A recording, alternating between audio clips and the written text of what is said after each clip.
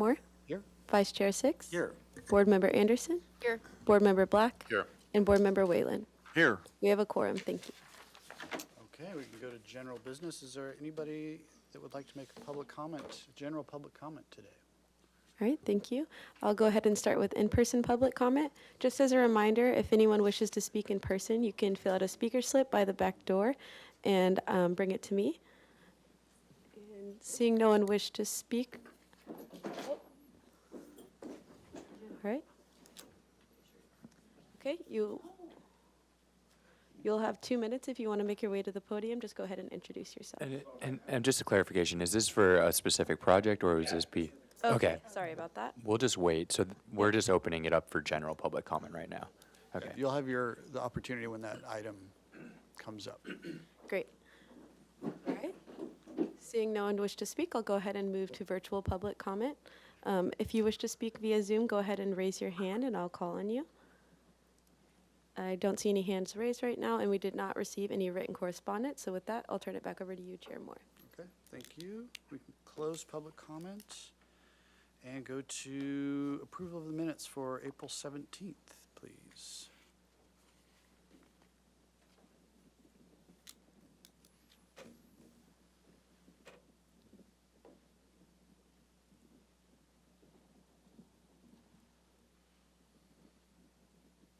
Does anyone have any edits or changes? Yes, one small note, Okay. word crafting on item number 1, comment number 2. I believe this is Los Niños. It says, my comment, Board Member Whalen, let's see, it says, with air roots or a mangrove. It should be air roots as a mangrove tree. More specific, that's all, thank you. Okay. I'll make a motion to approve the minutes. I'll second. Okay, and I guess that was our discussion, so. All right. Go to a I'll vote. proceed with roll call. Chair Moore, Here? or Vice yes? Chair Six. Abstain, I was absent. All right. Board Member Anderson, Yes. Board Member Black, Yes. and Board Member Whalen. Yes. Motion passes. Okay, and then the consent calendar for April 17th.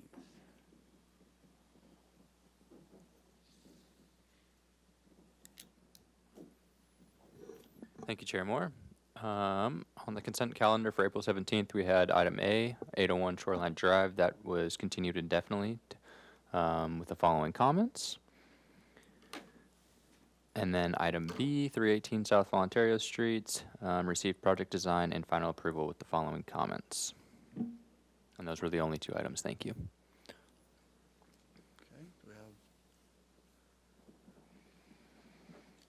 a board member that was here that day? Make a motion? I move for approval. Okay. I will second that. Any discussion? No? Okay, we can All vote. right. Chair Moore, Yes. Vice Chair Six. Abstain, I was absent. All right. Board Member Anderson, Yes. Board Member Black, Yes. and Board Member Whalen. Yes. Motion passes. Okay, and then May 1st, please.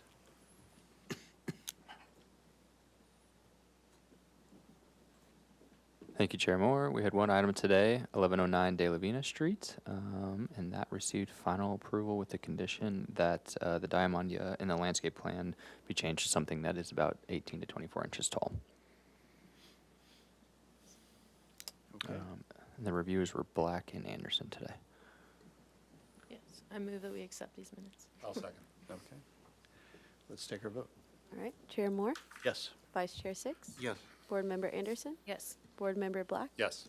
Board Member Whalen. Yes. Motion passes. Okay, any announcements, requests by applicants, future agenda items, appeals? Brief announcement today, City TV just notified us that YouTube TV is down today, so just wanted to let everyone know that is listening, and YouTube TV will most likely be down for the duration of this hearing, so. But it still will be recorded. Okay. And then, Mr. Chair, sent an email out earlier to the board, but we will be canceling the ABR consent meeting of July 3rd, given that the July 4th holiday is a Tuesday, and it might be to everyone's benefit to have that day off. Okay, thank you.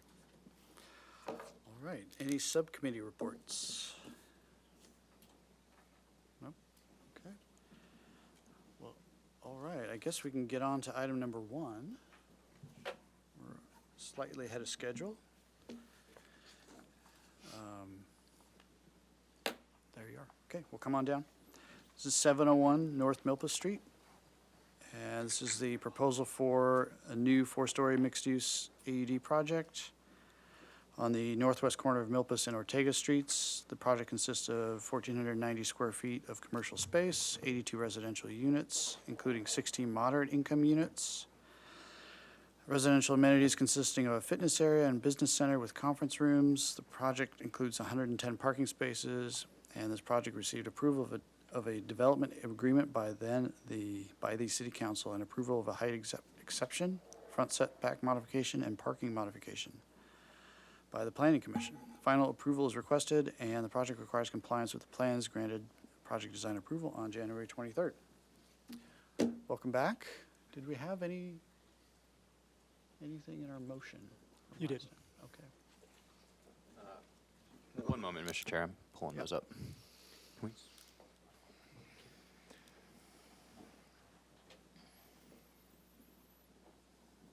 So this is from the January 23rd, 2023 hearing. And this is the following motion. If you'd like me to read it, I can as well. Yeah. Or at least zoom in a little bit. There we go. Yep. Okay. Enhance vertical planting along the south property line. Design the solar array carports, add additional detailing. Recess the tiles from the main window wall on the ground level. Provide stucco jamb at all window openings. Provide some finesse to the quarter-round corbels. Okay. Thank you. Can we see the vote on that? Sure. Oh, sorry. Yep. I think there were some additional comments at the bottom as well from board member 6. Thank you.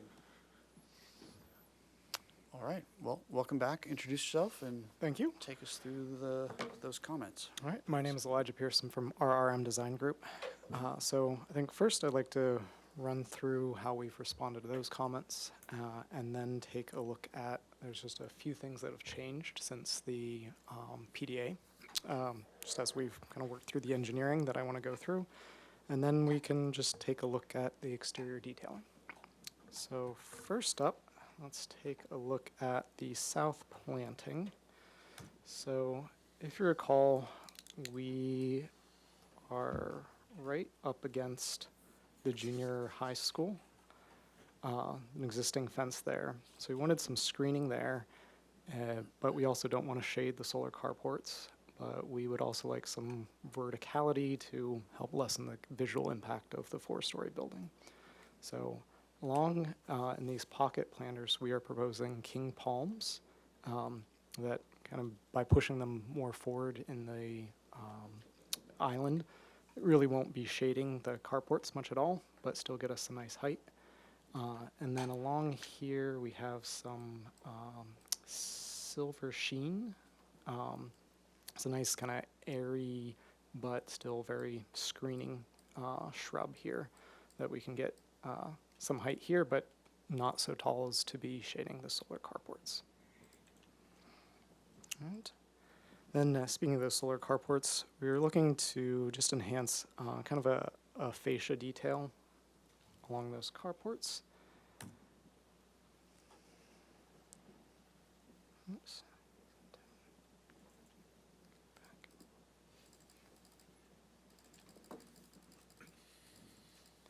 There we go. So something fairly simple, but get a little more than the purely utilitarian exposed edge that we get. So basically a built-up edge fascia beam gives us a little bit of a cornice there. Is there an elevation of that? There's not. The carports will be a deferred submittal. What we asked here is that we wanted to lock in at least some detailing that this wouldn't all be put off to the deferred. So it will be basically a design build contract. Right, but I think we'd like to see what it looks like. Okay. That's fairly important.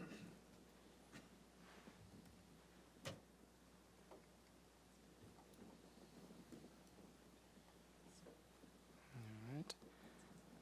So next, wanted to go to the elevations. Mhm.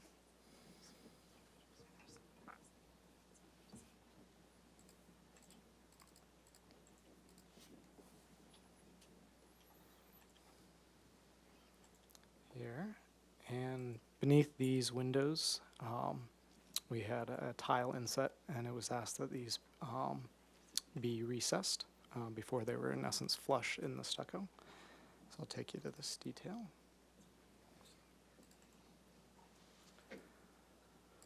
So we've pulled back the wall there. So it's recessed about 2.5 inches. This is the main wall, and then at this point it's stepped back. So we have a shorter framing there, and then that tile recess. It was also asked that we darken these tiles. Let me go back to this.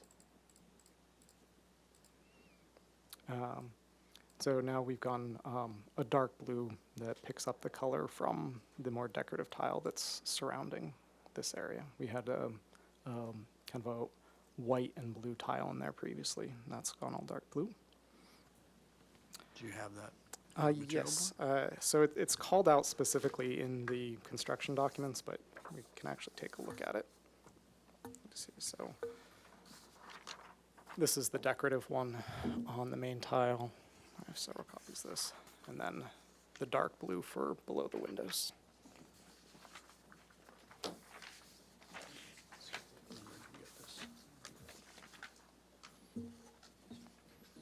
think everybody's got one there. Okay. So the dark blue is everywhere now? That is, if on the plans, the T2. So the dark blue is the T2. This is T1. Correct. Absolutely. All right, then here is also kind of the best place to see the stucco jams. So this was, main concern was right here. We had previously had a solid band of windows, kind of glass the whole way through. Well, we altered that to break it down into 3 separate windows, so you have jams on the edges, but also in between. Here. And then there was a 301. Asked for finesse at the quarter rounds. So previously we had a variety of different openings, but we had just a simple quarter round, and it was requested we study adding a little bit of finesse. So just a little bit of extra detail to that. And we have that detailed as well. Those were the quarter rounds. Go to the detail here.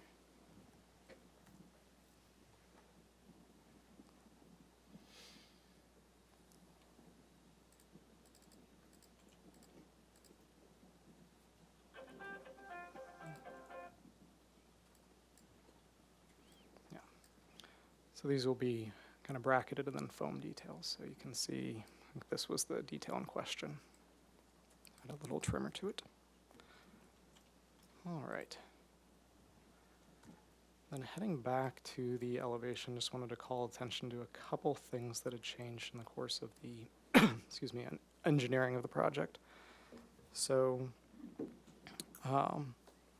the first elements here is, we provided corrals on the 4th floor to house a number of the condenser units for the project, and we always had sized it appropriately.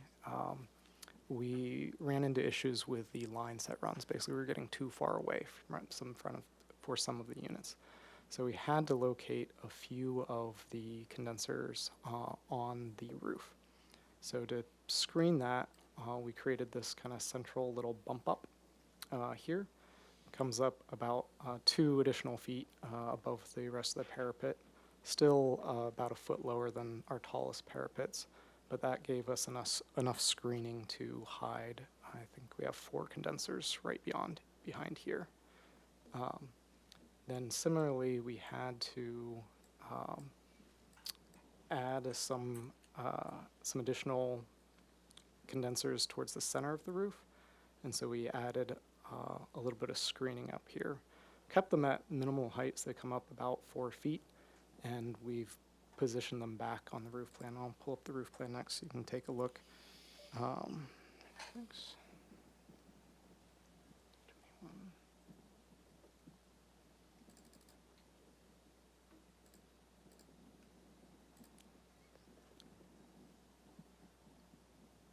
So they come up about 2 feet higher than the parapet, but are set back around 25 feet. So possibly coming down Milpas far, far away, you might be able to catch a little bit of the screening. But other than that, we don't think they will be visible. And they're also screened, but you wouldn't even be able to see the screening. So we have condensers here and here. And then the condense up front, where that raised parapet was right here to screen these 4 condensers. Again, this is set back about 25 feet from this face, maybe 28 feet from here. So it is set quite a ways back and screened. The other item that came up was here along the south elevation at the tuck under parking. We have a significant moment frame to handle the lateral loads here at the openings. And that steel beam wants to be picking up these vertical loads. And so, long story short, it was poking out. So we developed this kind of banding treatment that was able to obscure, kind of cover the steel that's wants to be a little proud of this face. So let me take you to that detail.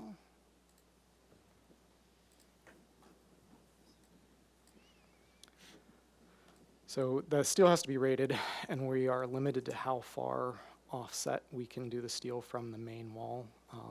This condition it's furred due to mechanical on the interior, but this is the load-bearing wall that goes up 3 stories, and so we can't asymmetrically load this steel too far, so we were not able to pull it back in as much as we would like, and so to deal with the extra width that is needed to wrap this beam for fire rating, we create this little furred strip here that basically covers up that extra steel.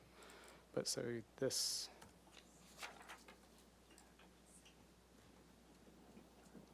kind of look here wasn't present in our previous set.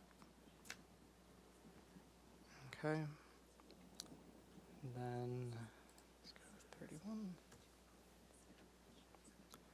And just a minor detail. I think this was a suggestion from Chair 6. We had a little vent vice chair. Yes. We had a shaft used for exhaust and wanted to celebrate that a little. So we're adding a little chimney with some decorative scalloped half-round tiles. All right, so those are the exterior changes since the ABR meeting. I also wanted to just jump into,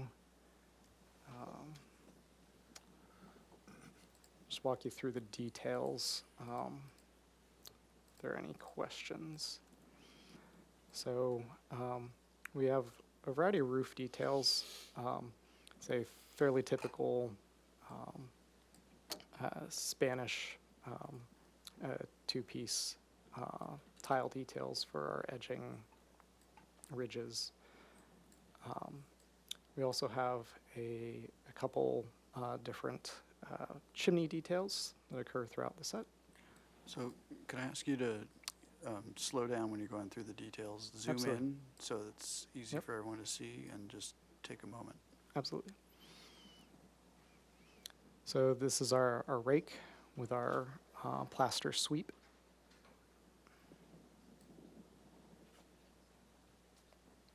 And a typical ridge detail.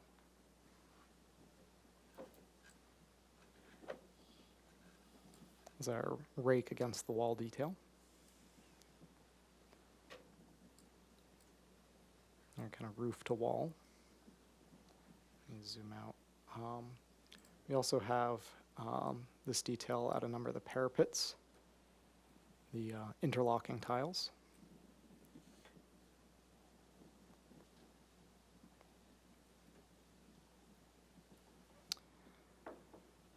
Decorative leader head box.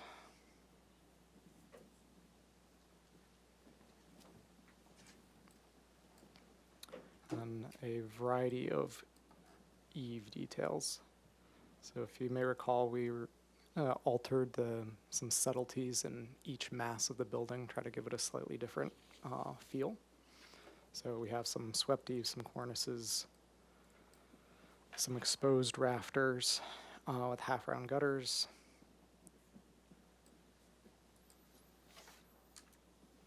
Which is typical gutter detail.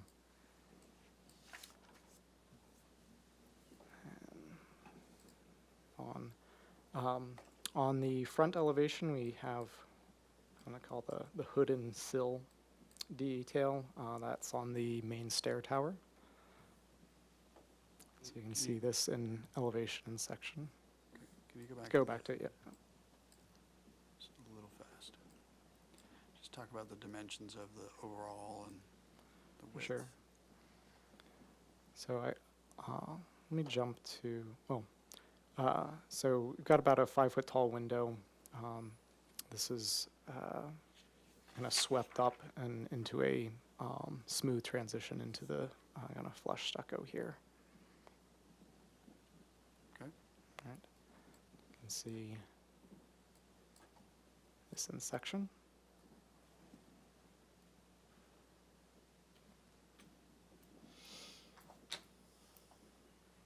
Okay.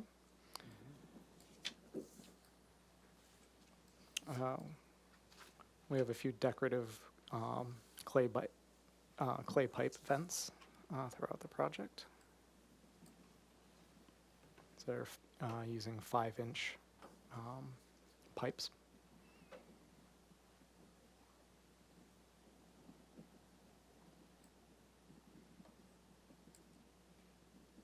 And Where's detail number 23 located? Is that this is the typical balcony detail. Their walls behind. This is more so for kind of get into the waterproofing layering, but I can show you real quick on. But there's either a railing. There would be a railing. Yes, yes. So that would be, for instance, right here.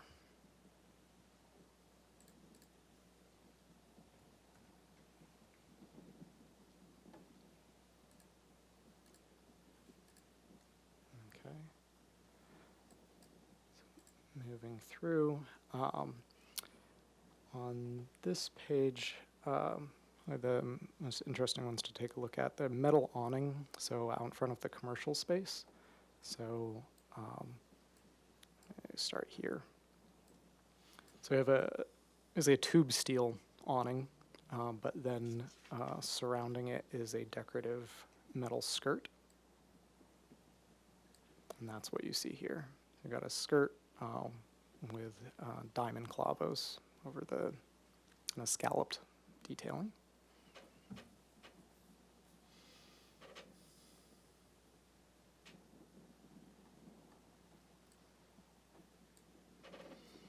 At the anchors, we also have a decorative anchor plate at the back of each anchor.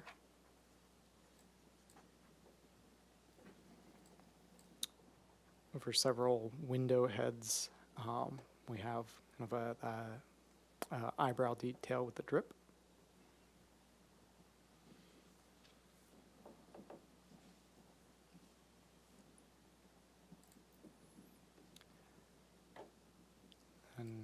we have a couple of the chimney details, and then we have our corbelled door surround.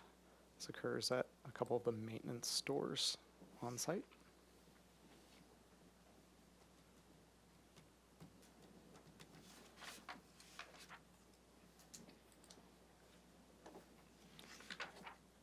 Then looking at the main entry gate, we have a custom kind of cast stone detail, medallion at the front.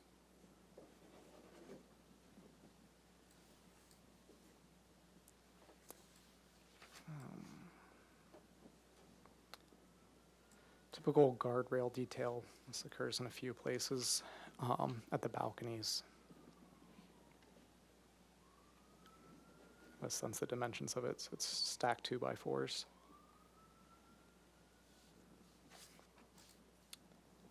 Right. Our scuppers, which we are doing a sheet metal scupper, but then mounting a tube clay tile over top. So our balcony, or not balcony, bridge details. So we have several bridges with guardrails on them.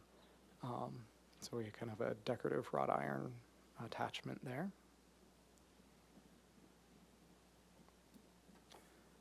This is the screen detail for the screening of the roof elements. It's fairly simple. It would be painted the same color as our lightest white stucco.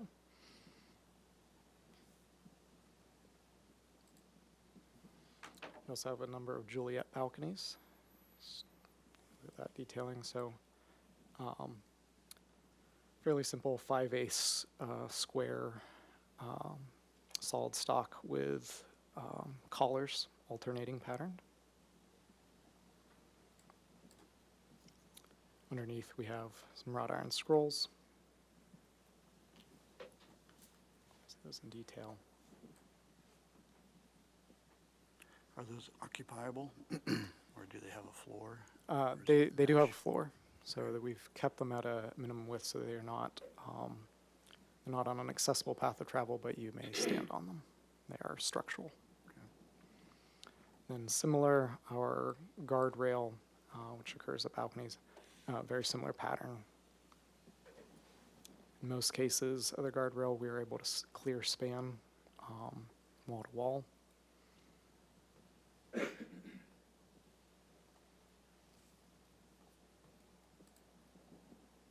So our interior storefronts. And for the gates,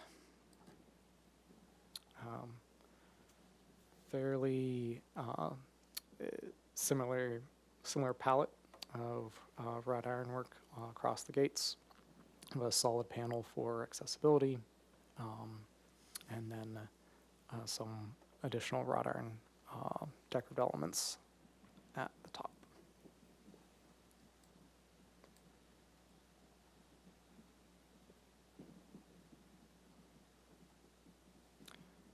It's also a vehicular gate, rolling vehicular gate, and again, a similar pattern.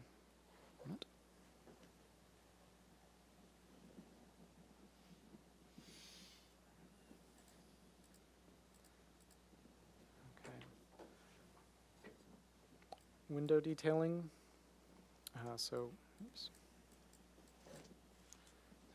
recessed windows, stepping back, and returning the stucco to them. They're flange type, so we have a kind of secondary wood buck there. Similar at the doors.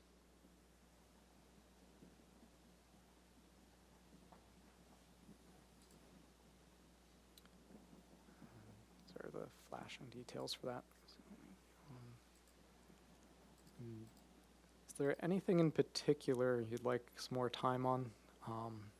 Those kind of covered my list of exterior details. Happy to circle back. Seems kind of like the biggest ones, but anything else?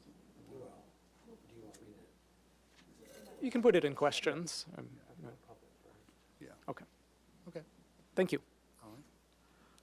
Okay, we can open public comment for this item. Is there anyone that would like to speak? All right, thank you, Chair Moore. I'll go ahead and start with in-person public comment. Just as a reminder, if anyone wishes to speak, please fill out a speaker slip by the back door. And at this time, I don't have any speaker slips, so I'll go ahead and move on to virtual public comment. If you wish to speak on Zoom, go ahead and raise your hand and I'll call on you. At this time, I don't see any hands raised on Zoom, but we did receive one written correspondence for this item. It was a letter from Ann Hefferman. So with that, I'll turn it back over to you, Chair Moore. Okay, we can close public comment and go to questions. Mr. Whalen, would you like to start? One small thing that Mr. Pierce offered, the condenser screen on the roof, that looked like a prefabricated metal vent system. You kind of zoom by that, but there's no transparency to it, right? It isn't a slat thing, it's a vent. Correct. So All right. The vents are angled back, so Back. as you view from the ground, it's even more solid. All right, I got a glimpse of that. Thank you, that's all I had. Mr. Black? No questions. Vice Chair Six? Yeah, so, so I didn't get any returns on the leasing office. You know, some of those asked for some returns, so the openings were separate from the, So yes, I'll show you how we interpreted the return. So I understand the question. Let me go to the floor plan for one moment.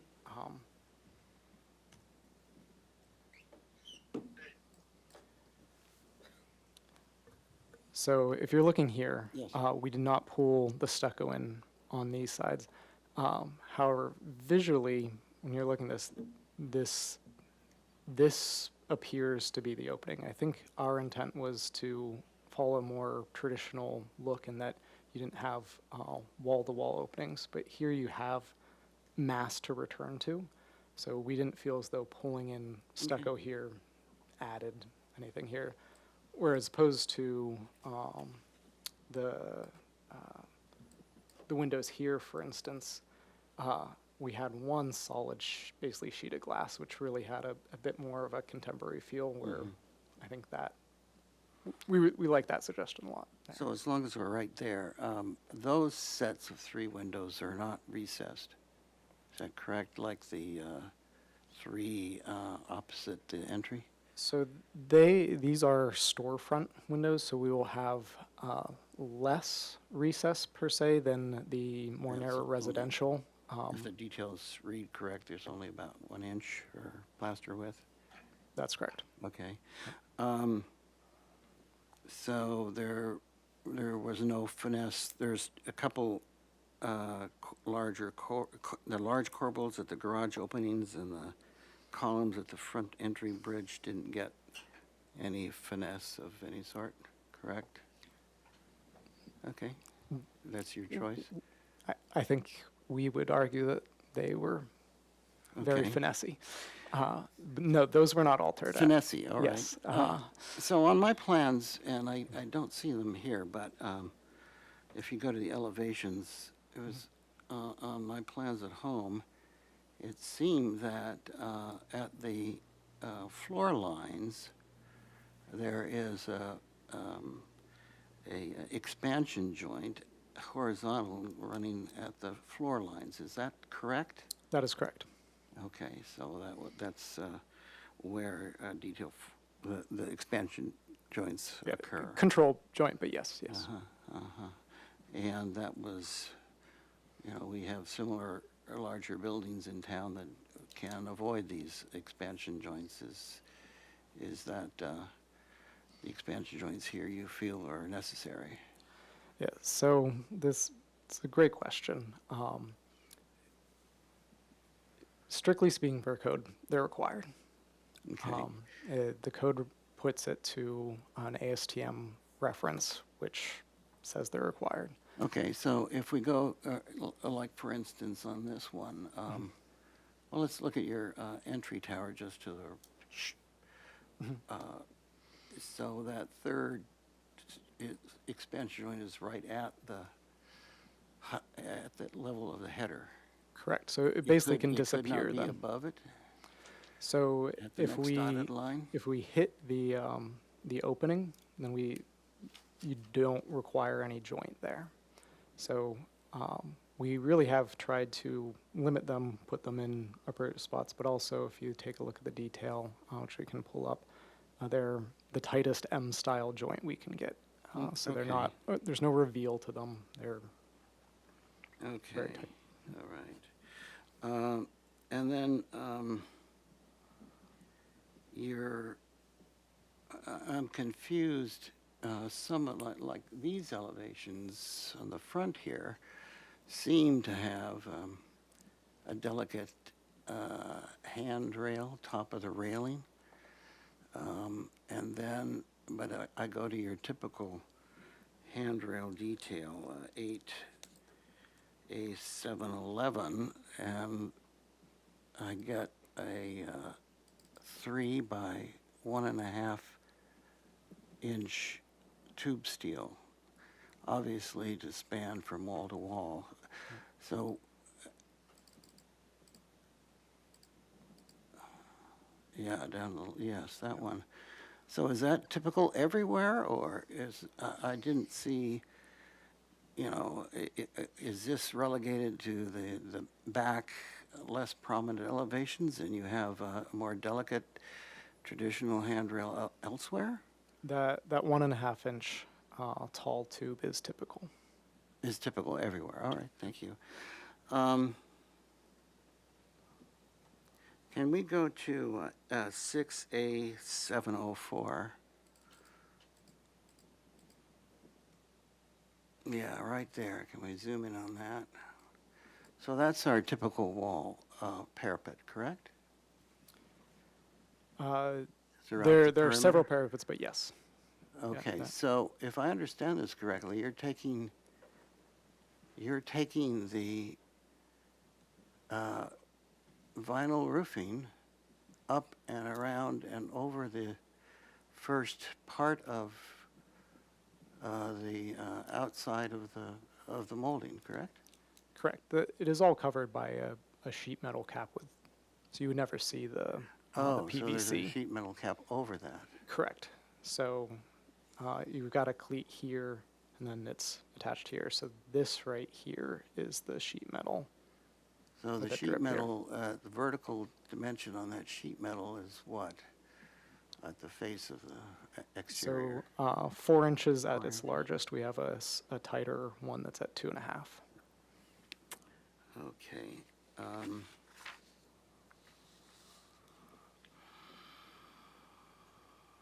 Just a minor thing that all of your mission tile eaves should be called out for mortar bird stop. Some of them didn't, Okay. some of them didn't. Thank you. Now, I went and struggled, you have on the,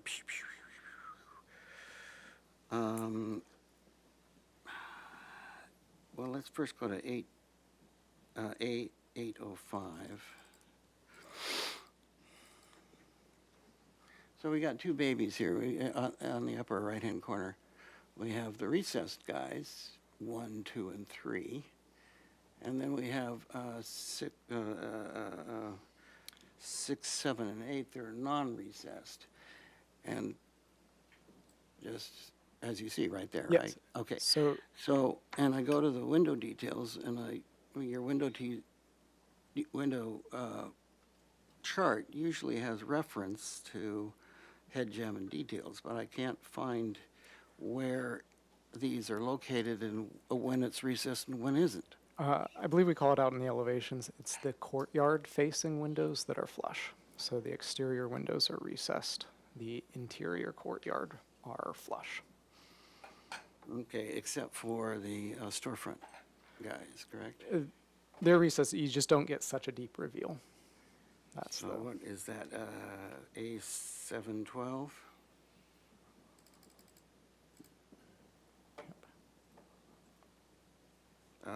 Detail H and D? yeah. Yes. There you go. Yeah, Yeah, those are flush. I apologize. That's correct.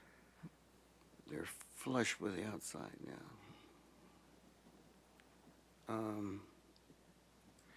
And we refer to, a blow-up plan referred to A601.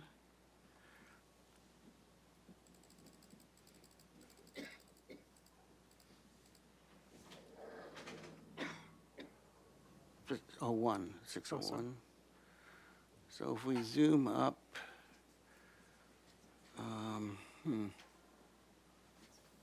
no, maybe it's 602. No, that was good. This is the Okay, leasing so- office. Yeah, down in the,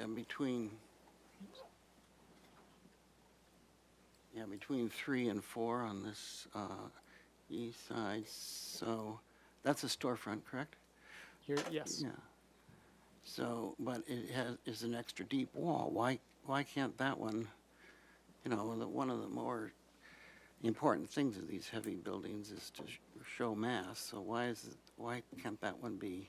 And I saw the one just down below it at the retail vestibule. Why can't those be, if they're extra thick walls, why can't those be recessed? They could be. I think that was the look that we were going for, but I think there's no technical reason we can't All right. pull those back. And would you go through the lighting fixtures for me? So There's pull it up. there's a decorative one. There's a yeah. Go ahead. Yeah, let me grab those. I think we all would appreciate that. No.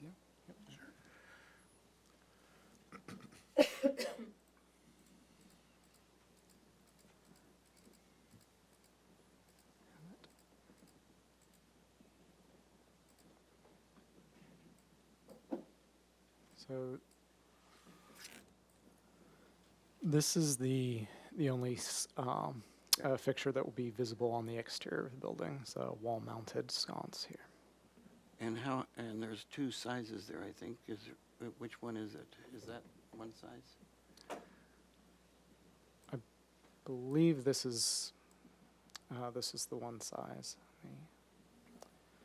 This detail does not show dimensions. I can add that for us. I think it does on the electrical plan. Okay. That. But it had, the cut sheet had two sizes, but neither was indicated. Okay. Do you know what the dimensions will be? Let me pull up the electrical sheet, and I think I can tell us.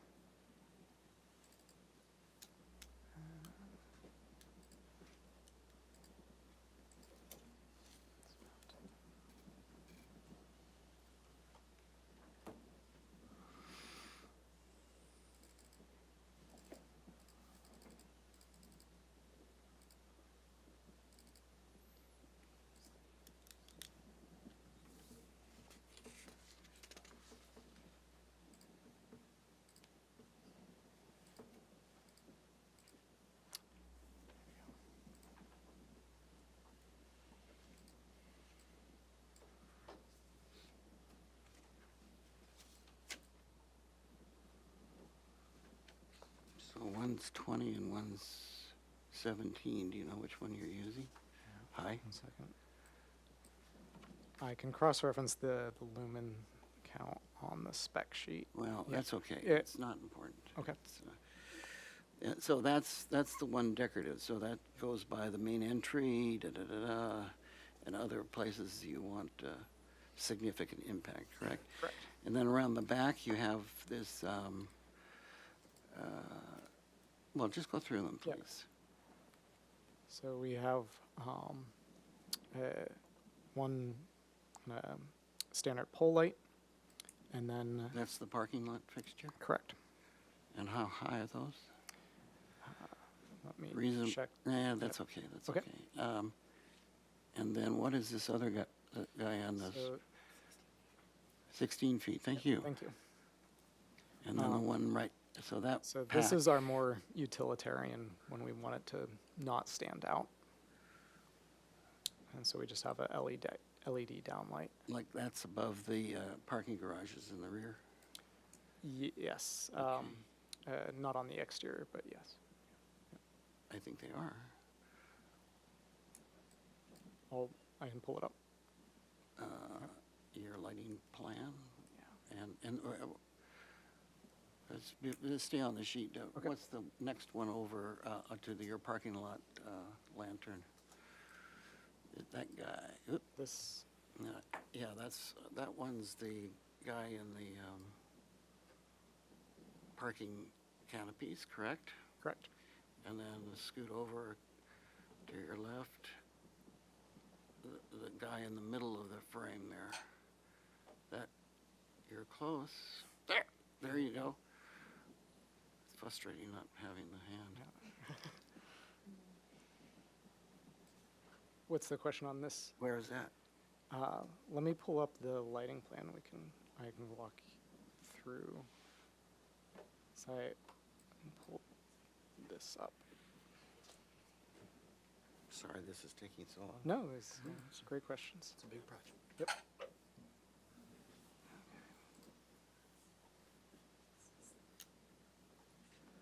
Just wanna pull that up. So there is a complete lighting plan, which I appreciate. Yep. There we go. Nope. So those are kind of those more utilitarian lights. Oh, they're also in the garage, okay. Though right here, so this inside of the courtyard, those are the ones in the middle that we were just speaking of. Oh, okay. Yeah. In the courtyard. And then there was another plan that shows more, and there's your Cosmels. Yep. Yes, so what are those others over underneath your iron canopy? To- Right Yeah, the round ones. To your right, here. yeah. Let me check on those. I believe those are the kind of more utilitarian downlights, little wedge-shaped LEDs. And so they're also your metal canopy, cantilever canopy at the very corner of the building? Yes, right there. So those are also exterior to the building, correct? Yep. Okay. Here, I want to find one where we call it the types, because these are the decorative sconce from Evergreen. Here and here.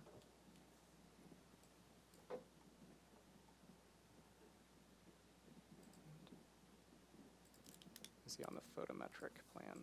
There we go.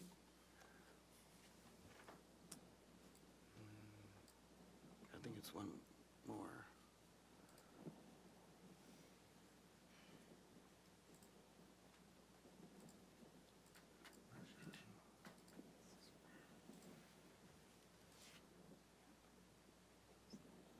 Okay. Yeah, so that's the S9.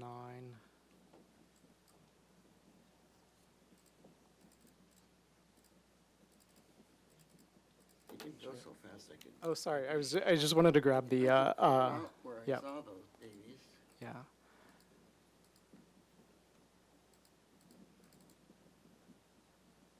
One more? Nope. Oh, one more? Nope. Here. Up, up. One more up. Nope. Okay. So sorry, right here, this is where they will call out the type. So we were looking at S9 before. This is what I was looking for you. Okay. So S9 are these. Those are the ones that are listed on the exterior. Okay, well, I saw the packs at the face of the garage. So Okay. we'll just leave it with that. Okay. And then, sorry to be so. The landscape plan shows that there are probably 5 or 6 trees on Milpas that will be existing to remain, correct? In the parkway. Correct. And one of them is a very huge fig. And the others, I don't know if we have Google Maps to show these, but the others are either struggling species of some sort. Is that correct? I just wanted the board to see those. Existing tree to remain. William, can you get Google up? I guess while we're waiting, Yep. isn't the fig that is so healthy going to be quartered in the back in order to fit the building? So we would expect some trimming, but here we the, are. the building is set back from that tree. The intent really is to try to keep that nice and healthy during construction. Okay, William, so can you get that streetscape again? Thank you. Drop the little man. There you go. And then, so the tree to your left is, so that's the big fig, obviously. Then the tree to the left is another guy that you're going to save, correct? That's correct. And if we spin around, there's two more down there. Can you travel up Milpas, William? So that's another one we're gonna keep, and that's, those two others are gonna, keep. Okay, very good, thank you. Okay, thank you. Ms. Anderson, any questions? I'll be quick. Can we just go to the building section and can you point out where the parapet increased for the mechanical? Yes, let's see if we have a section right through it, but I'll find something where we can see it for sure.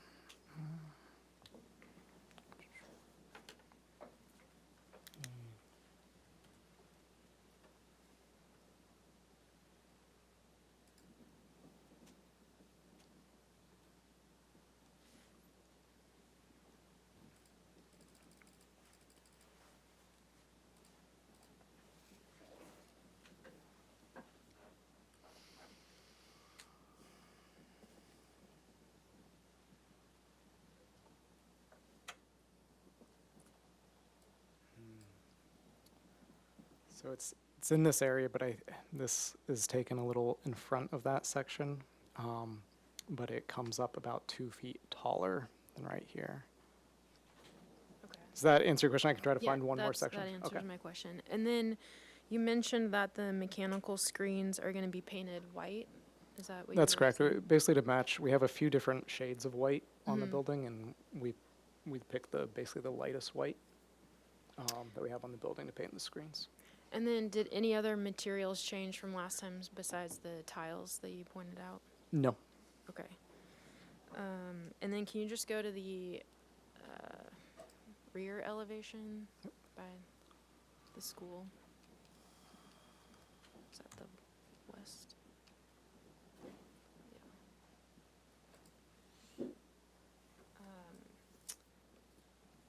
And so the new addition above the garage openings that you're referring out, that sill it looks like it doesn't,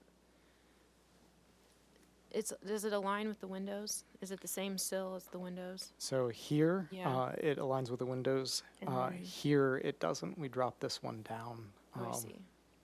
Had kind of a different configuration there. Okay, and then the windows are the windows on the left and the right are about 6 inches lower than your balcony walls, correct? That's correct. So they're Okay. at 36 inches, but Yeah. balconies are 42-ish. Yeah, exactly 6 inches. Yeah. Okay, those are my questions. Okay, thank you. Couple questions from me. I was wondering about what is the height of the planted screening along the junior high school line? What do you estimate it will be when it's planted? So the silver screen, that's between 4 and 6 feet, is the estimation.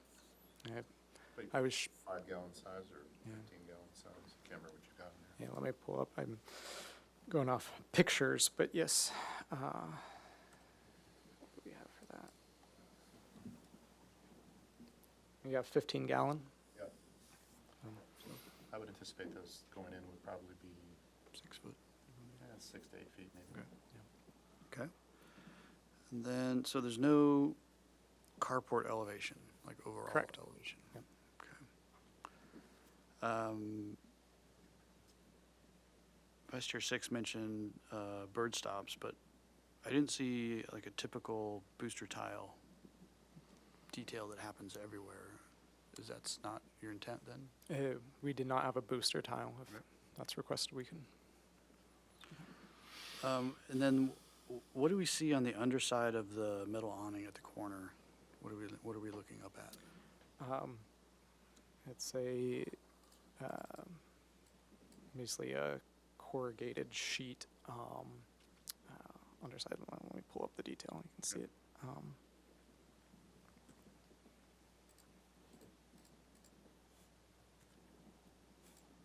Try to pull up the detail for you.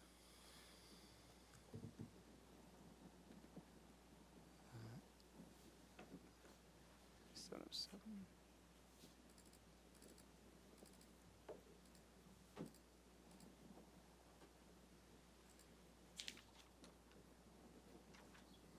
So you'll see the underside of this, there's a few kind of purlins that hold it up, but this is, for the most part, what you would see. Okay. Is it Painted metal. painted? Correct, yep. Is it a galvanized originally, or is it just a painted steel Uh, pan deck? I believe this is all galvanized. This sheet metal is, yep, Okay. And it's meant to be waterproof. correct. Yep. And then I saw, I think it was the bridge detail. There's a pretty large section of flashing lapping over the edge. Okay. Where is that on the elevations? Is that interior or is that on the street side? You will see it some here. So you have like a membrane walking surface, Correct. and that And then, then a sheet metal Sheet metal. cap on this edge. is that like an 8-inch? Let me pull it up. I believe it's less than that. But I'll tell you, I think that's just 4. But one moment. 710.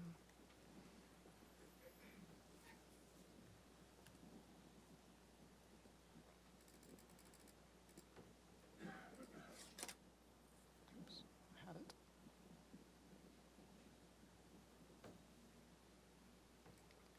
Yeah, it's actually less. The main thing we're trying to do is we have to slope these in for drainage. So really, we trying to cover up this kind of built-up area. So the max slope is 2 inches. So this would be less than 3, but more than 2. Okay. Did you consider maybe a plastic curb or something like that to capture the edge and allow you to dye your waterproofing into that, as opposed to having the flashing be visible? We could study it. The I mean, the point is that right. obviously this is street Right. facing. Right. We want to try and dial back Okay. the metal edge Yeah. as much as we can. Okay. And then to kind of get a little bit more into where Vice Chair Six left off is, you've got storefront windows at the leasing office, like around that commercial space. Like, is that wraps all the way around the corner, right? Correct. So every single one of those windows is a storefront system. Be sure I'm saying this, yes, but yes. Okay.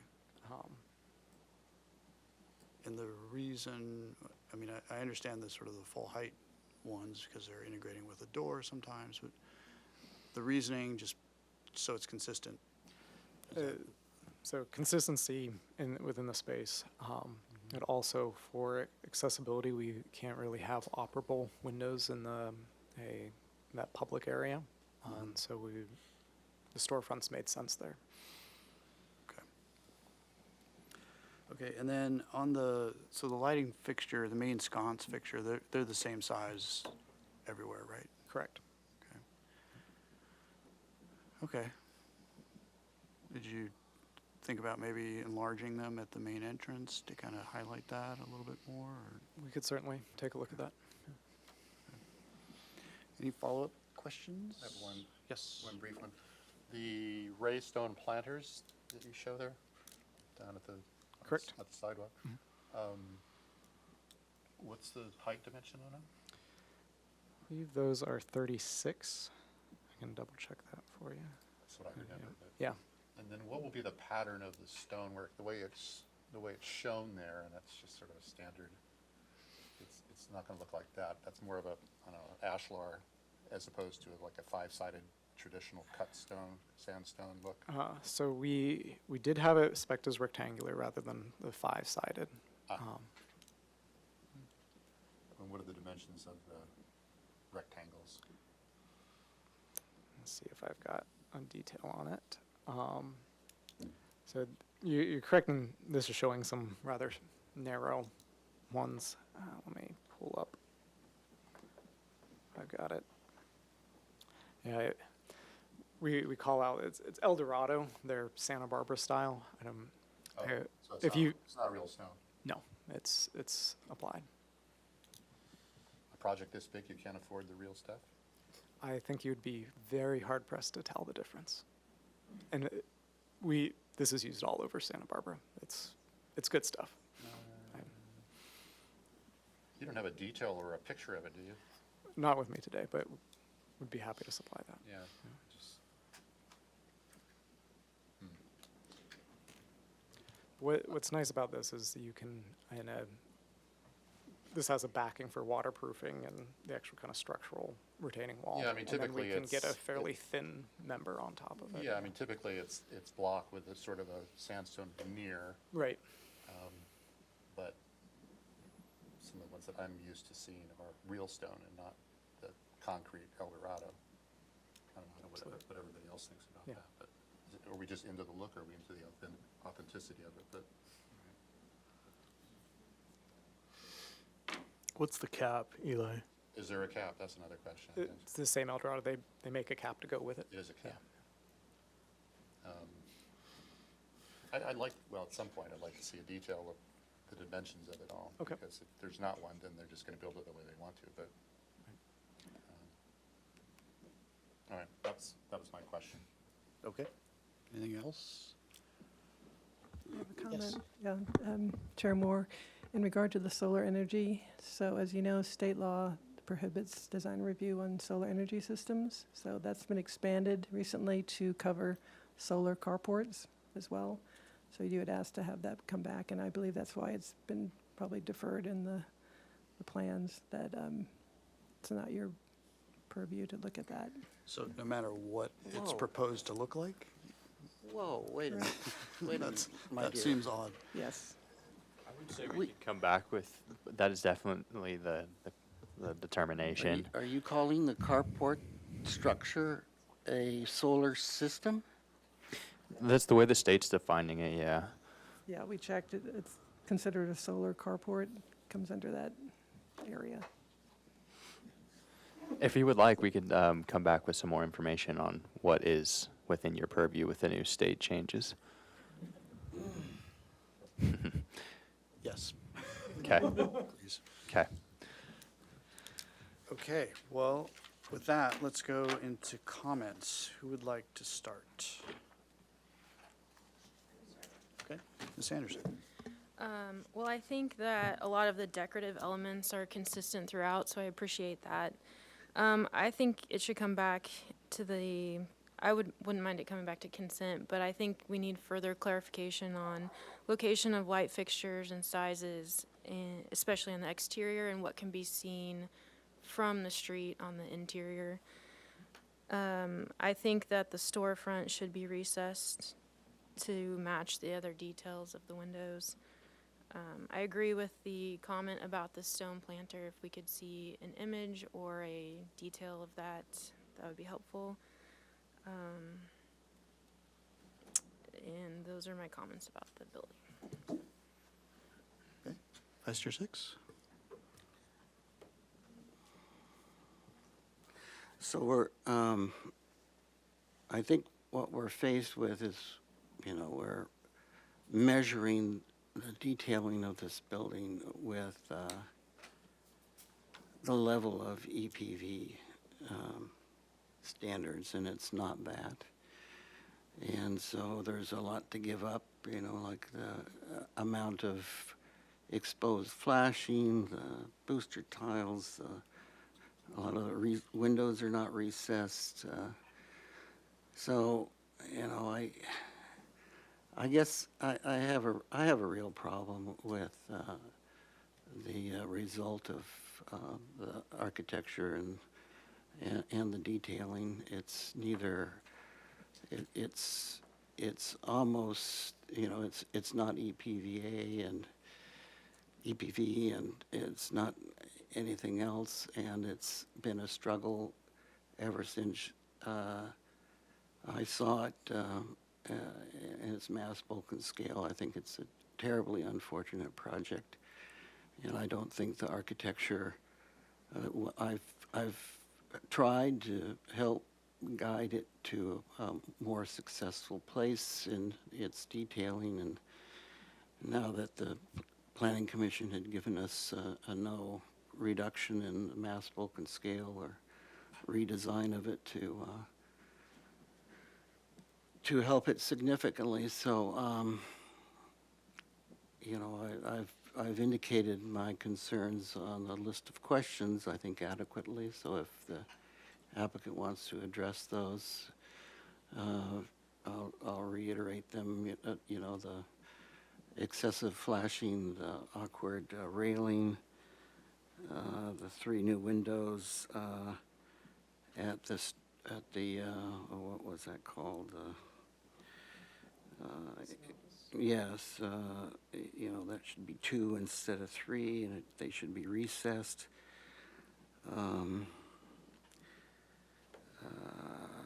You know, I've mentioned that, and you know, the amount of flashing on the parapet.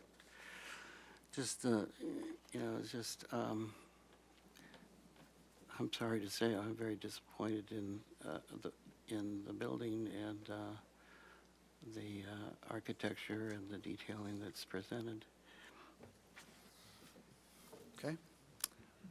Mr. Black, any comments? I don't have any comments right now. Mr. Whalen? Well, I'd have to agree with member 6. I've always been generally troubled and conflicted about the size, bulk, and scale, and massing, and general disposition. Where I depart from member 6's, I think the details are quite rich. I don't have quite as exact knowledge of the El Pueblo Viejo standards, but it does seem to me that the level of detail that you've shown us today, Mr. Pierce, mitigates some of my apprehensions about the larger disposition of the building. Okay, thank you. And I would agree with you, Mr. Whalen. I think that the applicant has shown that they're willing to go to a level of detail that's commendable. I think by doing that, though, they've chosen to the choice that they've made kind of means they need to take it all the way there. And I would think that the ownership and the applicant would be equally concerned about the appearance of the carport that's in the building, that's part of the building design, and would want that to be in keeping with the rest of the project and not just stick on a couple of little bits of metal here and there to produce some shadow lines. So I think it would be to everybody's benefit to produce an elevation, so that's, you can demonstrate that. Whether or not we have the ability to make comments one way or the other about it would be, I think, it'd be good to see it. My comments, I agree with Ms. Anderson. I think it needs to come back with some additional detailing that was kind of hinted at it in the questions. A little bit more information on the materials board, especially, you know, the stone, faux stone, real stone, what is it?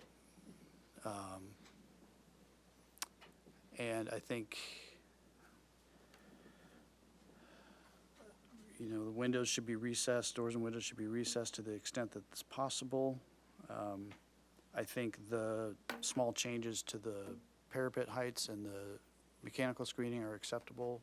I think they're going to be in a location where they're not really visible from nearby, so I think that's fine. Anything else? Any other comments? Anyone? I'll just brief comment. I think the landscape is more than acceptable. I mean, it's well planted. I think the sizing is right and appropriate, particularly as it relates to screening. I'm a little disappointed using palms on that, what is it, west elevation next to the school, but I understand the issue around solar.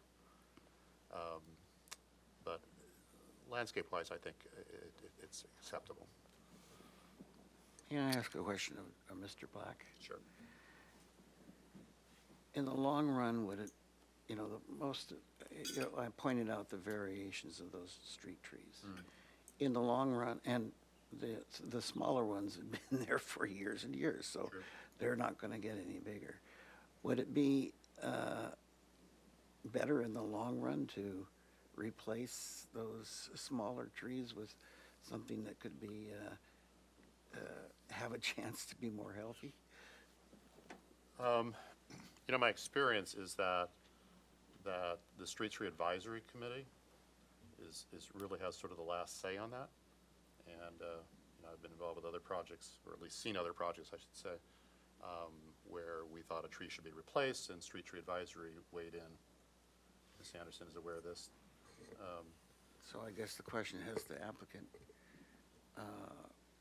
approached the street tree? That would be the direction, I think. And if not, could we mold that into our motion?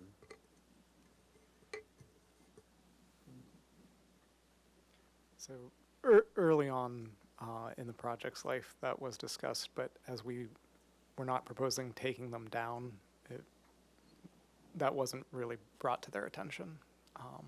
So while we've looked at the street trees in general with the city landscape architect, we have not proposed anything.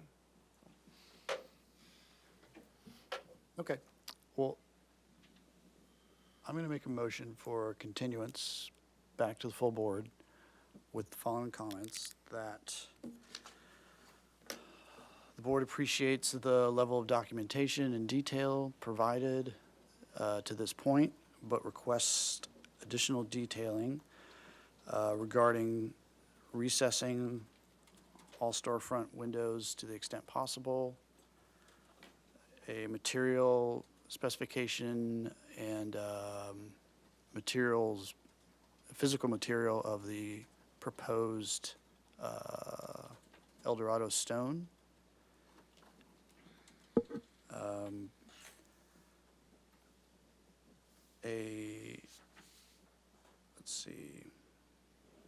A study of the hierarchy of the lighting layout. Consider increasing the sconce size at locations where it makes sense for entries, et cetera.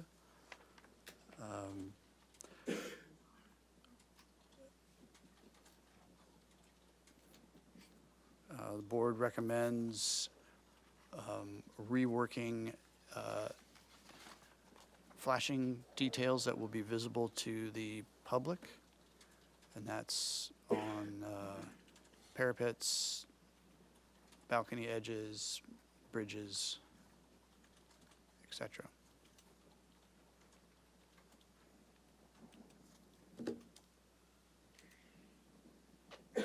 That's my motion. Do I have a seconder? Second. Okay.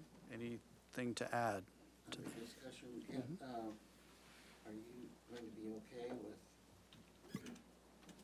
are you going to be okay with, the strip lighting, fluorescent strip lighting underneath canopies and in the parking garages, that light fixture, or can we add that that fixture should be upgraded to something more handsome? Well, I imagine those are on a sensor of some sort. They're a motion generally, right? Sensor, It would be, I think. yeah, It's mandated now. yeah. So just, and they're recessed up, yeah. So just, I would add that applicant shall verify that all lighting within the carports and garages are on a motion sensor and are recessed at the ceiling. Anything else? Chair Moore, I had a question regarding Ms. Kennedy's comment that the carport is not really a carport, it's a PV and exempt from architectural review. That's correct. All right, with that in mind, I would ask the applicant to return with a site section that shows the building, the carport, and the adjacent playfield so that we have a better idea of its visibility and disposition. Okay, we can add that. Anything else? Okay, can we read that back, please? Yes. So point number 1, the board appreciates the amount of documentation and detailing up to this point, but requests additional detailing on material specification and physical material of the proposed Alvarado stone. Point 2, a study of the hierarchy of the lighting layout. Consider increasing the sconce size where it makes sense for entries and etc. Point 3, the board recommends reworking the flashing details that would be visible to the public, the parapets, balcony edges, ridges, etc. Point 4, applicant shall verify that all lighting within the carports and garages are motion censored and recessed. And point 5, return with a site section that shows the building, the carport, and the adjacent playfield so that we have a better idea of its visibility and disposition. Okay, sounds accurate to me. Anything else before we take our vote? No? All right, thank Okay, you. let's take our vote. Chair Moore, Yes. Vice Chair Six, No. Board Member Anderson, Yes. Board Member Black, Yes. Board Member Whalen, Yes. motion passes. Okay, thank you. Thanks. And then for the record, Vice Chair Six, may you state your reason for a no vote? Yes, I think that the limited amount of corrections noted in the motion are not enough to help this building. Okay.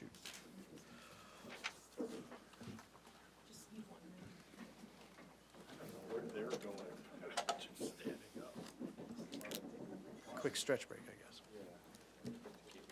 Yeah, there's a lot going on.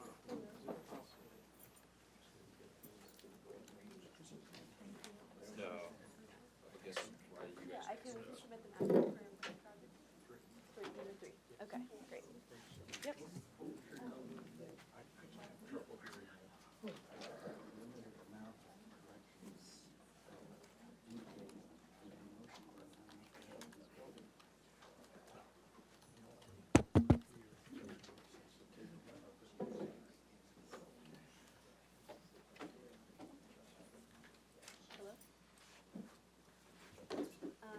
Right. Yeah, it seems unofficial, but I think we're sorry about that.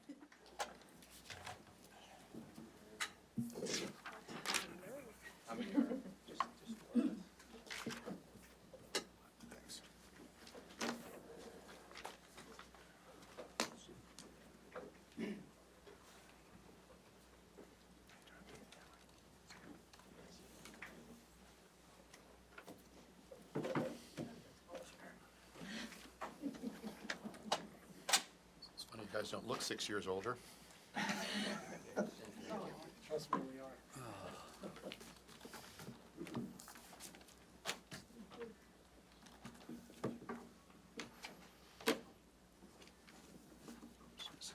Mr. Six. I think we can get started I right can here. start reading, yes. Okay, this is item number 2. This is 401 and 409 East Haley.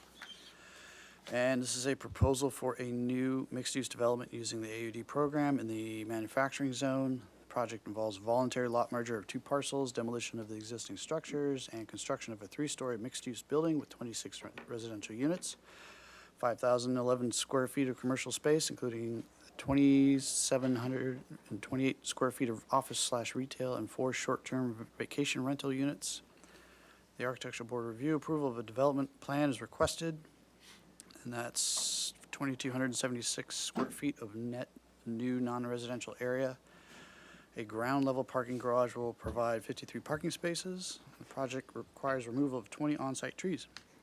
Project design approval is requested and requires approval of a development plan in compliance with the project compatibility analysis, the urban design guidelines, infill design guidelines, outdoor lighting design guidelines, and the Haley-Milpas design guidelines.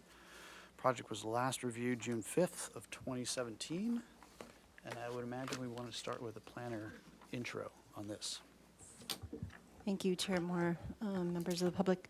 My name is Megan Arciniega. I'm the project planner on 401-409 East Haley.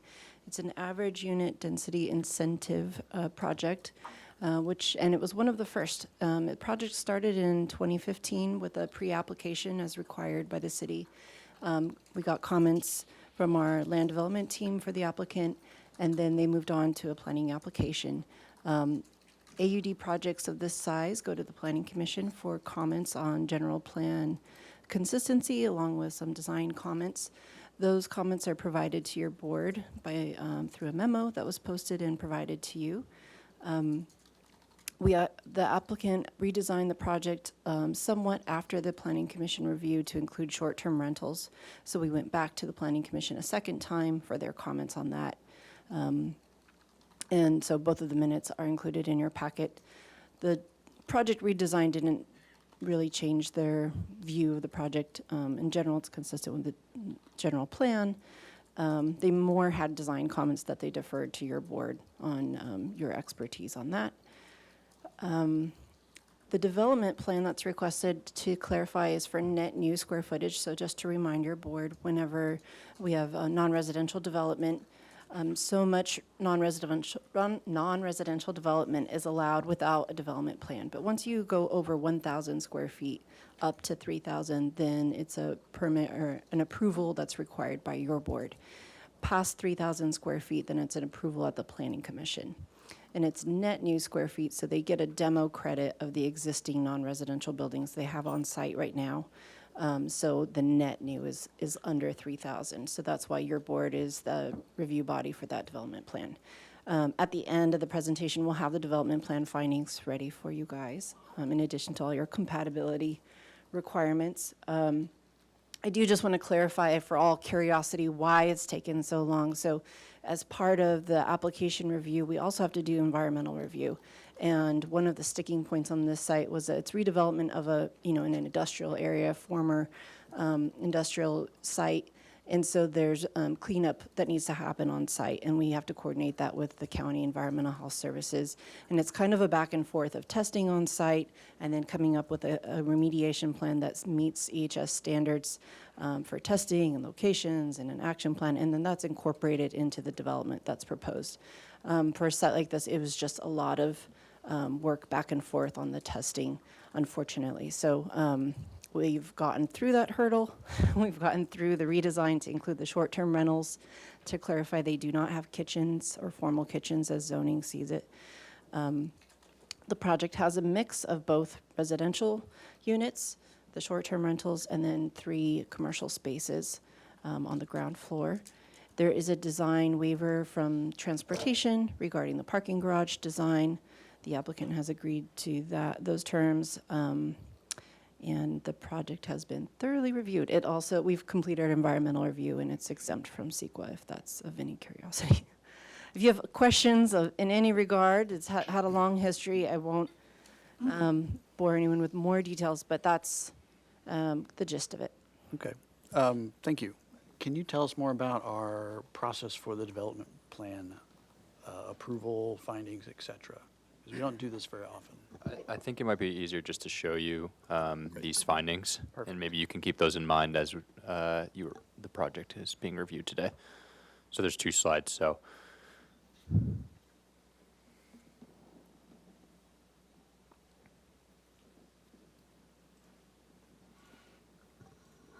it's really the same as the PC's findings. yeah, and then there's one more slide as well that I want you to make aware of as well.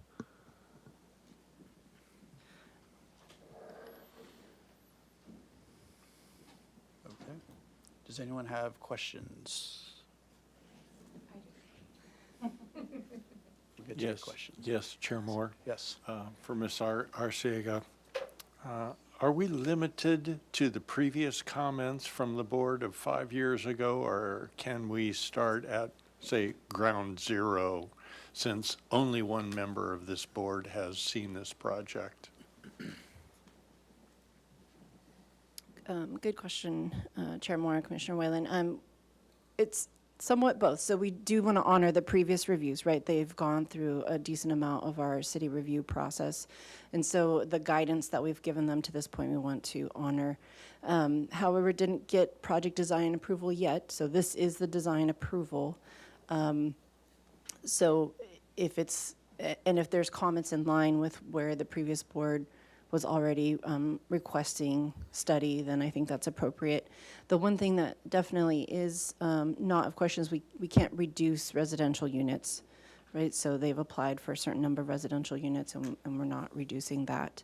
If there are concerns with the, bulk or elements, certain elements of the project from an architectural standpoint, that's one thing, but reducing units would be problematic. Hope that clarifies. Thank you, very helpful. I also have a question. Well, not a question, but a comment.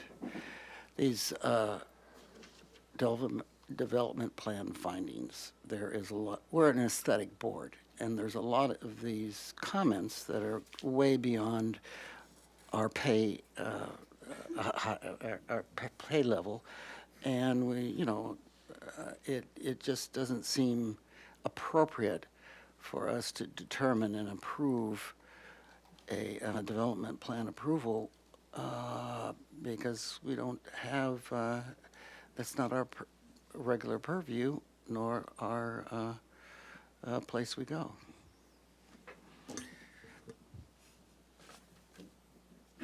Understood. That was a I statement. can understand, yeah. Okay. For staff, it's been a while, but do we have the motion from the last? We do. We'll put it up on the screen. I think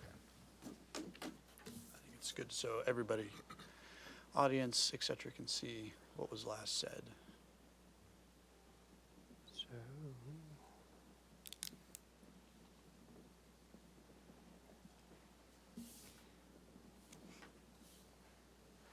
I do have a comment regarding if it might help ease your concern of development. Just to give a little background on the development plan and the non-residential growth management program. So it's a program to overall cap non-residential development in the city, right? To kind of keep it tapered and keep it concentrated in areas where we find it appropriate for non-residential development, not have it flow into, residential neighborhoods. So the idea is kind of like a cap and trade system. Every, places where it's zoned for non-residential development's allowed, and you're allowed so much, but if you're going to kind of go beyond that, it requires a special approval and consideration that that's appropriate. And you're allowed to actually have not only demo credit or transfer your non-residential development to another part of the city where it's allowed to be. So the idea is that we're kind of looking at, is this an appropriate place to have non-residential development? It's zoned for it. The uses, the zoning is appropriate, I can tell you that, and it's, the land use designation is as well. So as far as, is it appropriate, it's kind of how it's working on site, or is it overdone or not meeting one of the findings? Does that clarify? Yes, and it also helps that we wouldn't be voting to approve a development plan if staff hadn't carefully reviewed and manipulated it and so forth before our naive hands took over. Yeah, it's just to, it's an ask. The idea is it's not a given to just go up beyond 1,000 square feet of residence. That's where consideration is needed. Okay, with that, we can get to it now. If you could introduce yourselves. Hi, Daryl Becker. I'm the project applicant for Laguna Haley Studios. And then just a reminder for both the board and the applicants, just please make sure the mic is turned green and just pull it close. Sorry, how's that? There you go. Okay, great. Daryl Becker with Laguna Haley Studios. I'm the project applicant. Jason Greer with Design Arc. Melissa Turner, Senior Project Manager for Design Arc. I'm Nicole Horn, landscape architect with CGMLA. Okay, welcome back. Thank you. Where would you like to start? Well, I want to first thank staff because Ms. Osternico did a really good job kind of describing where we were, where we left off, and where we've been. We've been to this board 3 times. The last time was prior to the change to the short-term rentals, but overall, including the 2 planning commission hearing, the project has received a lot of positive support. I think the last ABR minutes kind of speak for themselves, but I think we were near getting a PDA then if it wasn't for our completeness items, environmental review, an outstanding parking agreement with the mill. The project currently has 11 off-site parking spaces that we had to coordinate with. And then finally, the planning commission hearing that we had to go to for the short-term rental, this minor kind of change in our project description. I heard some of your comments that not everybody has seen this project. We can certainly do a more thorough presentation today, or I can kind of give a brief overview of what we designed and what changes we did make for today's, what we hope was the project design approval. Well, I believe everybody went back and watched what was available online. I spent most of yesterday watching, yeah. If we can actually, my apologies, Chair Moore, to the rest of the board as well. We need to confirm. So if each one of you could just confirm that you watched and reviewed the minutes for this item so you're eligible to vote today, that'd be appreciated. So if we could start with Board Member Whalen. I'll start. Yes, I reviewed all the minutes and presentations, and I read the design guidelines for Milpas Haley. And I have reviewed them, all the minutes in the video as well. I was actually here for all of these. Yes, I've reviewed all. Same, I've also reviewed them. Thank you. Okay, so I don't think we need to start from 0. I would ask you to focus on the relevant changes for our board. And then probably backtrack a little bit and show us heights, things like that, that, you know, we want to confirm where we are now and where we were back then and any changes to those. Okay? Give me a sec, and I'll just go straight to the, maybe just real quickly for everybody's orientation. You know, our project takes access off of Laguna and East Haley. We've had to do some machinations of parking in order to meet transportation design standards, as well as the off-site parking spaces, which are primarily located along the eastern wall. And then I think since the last time you had seen it, we had to make some revisions along the East Haley pedestrian master plan design and push the building back another 1 6 inches for that frontage zone, and I think there's a small token of right-of-way dedication that was required. It's kind of the summary of what I think changed since the last time you've seen it. And then really no changes in the architecture, just internal programming, but the units highlighted in purple indicate the short-term rentals. The unit mix is a pretty good variety, about 40% 2-bedroom, and then the rest are ones and studios. Most of them are 2-story townhomes, and then a few flats.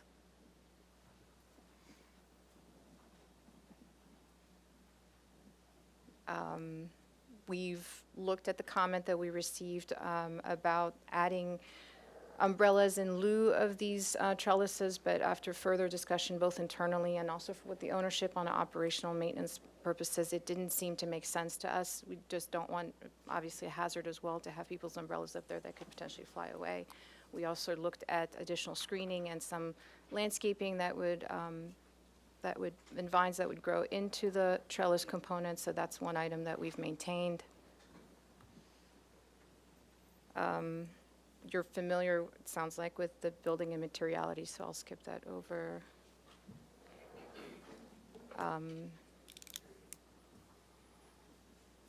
Really, the only other change on the architecture from a programming standpoint is that we were required, since the project is as old as it is to provide moderate housing for the 15% or 10% affordable housing requirements. So we now have 3 units highlighted for that on the project. And then, like I said, all the off-site parking that had to be updated. I can turn it over to Nicole. She can talk a little bit more about some of the landscaping updates that happened. Sure, can you just go to the landscape plans? So, actually, can you show the ground floor plan? Yeah. Chair Moore, board members, there's no real change to the proposed project except for the street trees along East Haley. We previously had them as Washingtonia's Mexican fan palms. That was 5 years ago. Since then, we've gotten comments from the city's urban forest superintendent that they would prefer stenocarpus. So that's what we're showing now in the parkway. And in the renderings, you'll see sometimes palms still in the elevations, but they're going to be a canopy tree that's shown there. And then on the second floor, again, no changes. I just wanted to remind the board of the concept, which is we're trying to bring the Santa Ynez Mountains, those beautiful sandstone views, onto that second floor courtyard, and we're proposing boulders and some Palo Verde. So it's going to be kind of a real contemporary, interesting courtyard. You know, we want to keep it sunny to the extent that we can. And then we're showing this sort of like campfire area in the center. And again, it was a long time ago, so that was proposed to be natural gas. We can't do that anymore. It'll be propane. And I think maybe one other just reminder about the landscape concept on that ground floor is we're taking some inspiration from the mill across the street. So we've got vine plantings on the walls and on the trellises. It's a little bit hard to see here in plan, but you can see it in the renderings. I think we also added some bike parking. That's it for revisions. Melissa, did you want to add about the solar and the trellises that we're doing? Yeah, as Daryl pointed out, one other topic we've been studying, one of the other reasons we'd like to keep the trellises on that corner is the possibility of doing solar on those trellises. We've been proposing that on another project, and it's been well received. It's not shown here, but obviously we're in a new code cycle, so we would potentially also enhance other solar areas, roof areas, since we do have some room, and try to maximize our potential. That pretty much concludes the changes from the last time that we've presented. I'm happy to answer any questions you have in more detail. Okay, thank you. And we'll open public comment for this item. All right, thank you, Chair Moore and board members. I'll go ahead and start with in-person public comment. At this time, I do have 4 requests to speak, so I'll go ahead and start with Channing Grant. If you'd like to make your way up to the podium, you can introduce yourself, and then you'll have 2 minutes to speak. Hello. I'm a longtime Santa Barbara resident and a young professional working in this city. I've been following this project for quite some time, and overall, I'm very much in support of it. I think it's a beautiful project, but also I think it will address the severe lack of available housing in this city, or at least, move towards that. So overall, very much in support of it. I don't have much more to say than that. Thank you. Okay, thank you. Okay, up next, we have Jeremy Patterson. If you would like to make your way up to the podium, just go ahead and introduce yourself, and then you'll have 2 minutes to speak. Hi, my name is Jeremy Patterson. I'm also a longtime resident of the city as well as Santa Barbara County. And I've been following the project as well. And I feel like housing, obviously, has been an issue. But I also live in the area as well. So I feel like it would be a great contribution architecturally and also to the business in the area. So thank you. Okay, up next, we have Mike Kelly. If you could make your way up to the podium, go ahead and introduce yourself, and you'll have 2 minutes to speak. Mike Kelly. I have a business down on Haley Street. I've followed the project for the 7 or so years, and I just would like to voice my support for the project. I think it's a great project. Okay, lastly, we have Madeline Jacobson. If you would like to make your way up to the podium. Good afternoon. My name is Madeline Jacobson. I'm a resident of Santa Barbara. And I would just like to say that I've also been following this project for all these years and hoping it's going to come to fruition. Architecturally, I think it is a beautiful addition to the area. And as a board member of the Santa Barbara City College Foundation, our students need housing. So it is really wonderful to hear about any projects that are coming up that would offer that. So I'm very much in favor of this project, and I hope you approve it as it's being presented to you. Thank you. Okay, that's all the speaker slips I have for now, so I'll go ahead and move to virtual public comment. If you would like to speak on Zoom, go ahead and raise your hand, and I'll call on you. At this time, we don't have any hands raised on Zoom, and we did not receive any written correspondence for this item, so I'll turn it back over to you, Chair Moore. Okay, let's close public comment and go to questions. Ms. Anderson, do you want to start? Okay, so I just wanted to confirm from the last time that you did add some commercial seating outdoors on the Haley side. I believe that was like a comment on the ground floor.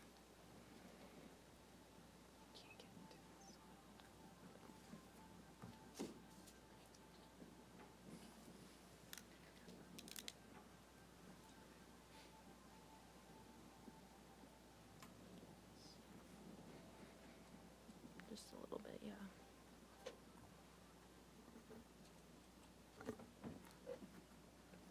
It's a question. Yeah, What it was was a- the question? You did add it from the last time, is that correct? I think we always had a little. I don't Oh, okay. remember exactly how many compared Okay, to okay. previous. The cafe and coffee shop was always in the workings. Maybe we had a little bit less, I'm thinking along the Haley side, I don't recall. Okay. I believe those were always there. Okay. Yeah, it's been there for quite a while. Okay. And then the metal siding on the last one was core 10, or at least was that a comment? And then it's now painted gray. Am I confused?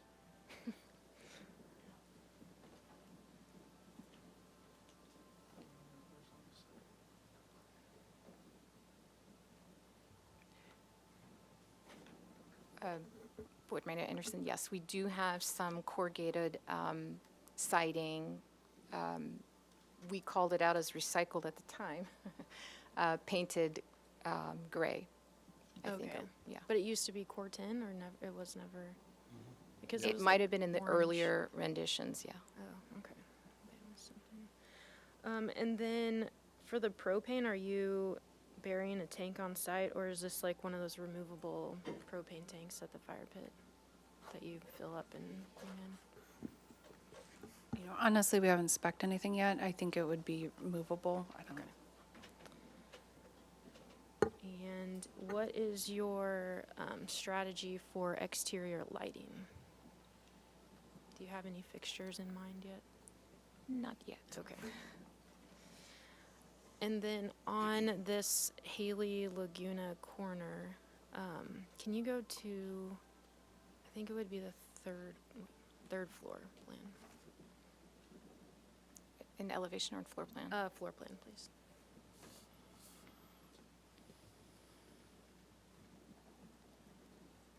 And then can you zoom into the corner of Haley and Laguna?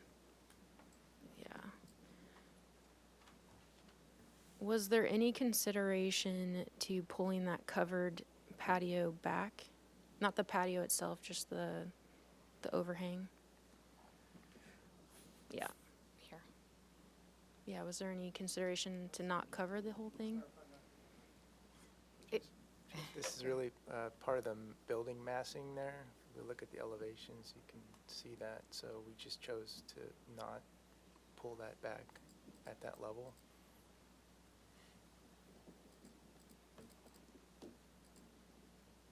Okay. Zoom in on that. Yeah. Yeah. Right top there. Yeah.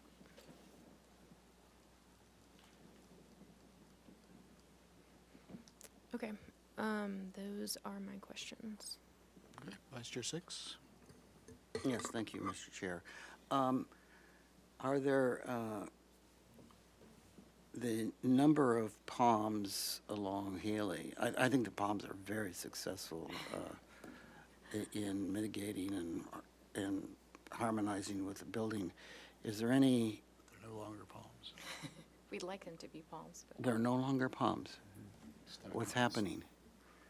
They're visioned as palms. Sorry, yes, there was a change in the staffing. So when we first proposed it, it was palms, Washingtonias, like you're seeing, and now, in the last year, we changed them to stenocarpus, which is like a narrow columnar canopy type tree, but more narrow. Can you clarify that this was a request from the city? Yes, city staff requested it. Too bad. We had proposed to reuse and put reuse the trees on site, the Washingtonians. How, I don't know what that beast will, how high those will get. I mean, maybe 30 feet. And they're very narrow. They're a columnar tree, yeah. You know, I guess my. But it's the Haley designated street tree. Okay. That's why they wanted us to change I it. think my question still is appropriate. Is the spacing limited by the tree? Could there be introduce another one to mitigate with a tall landscape the front of that building? Sure, can you zoom in, sorry, on that so we can see the spacing? Have you studied perhaps introducing another one? It's possible, we could study that. Okay, so just a question for now. And then on the podium level, can you go there? I know there was discussion in regards to this, and you, I'm sorry, at second level, we're showing the yellow corridor. Not the landscape, but the floor plan. Yes, excuse me.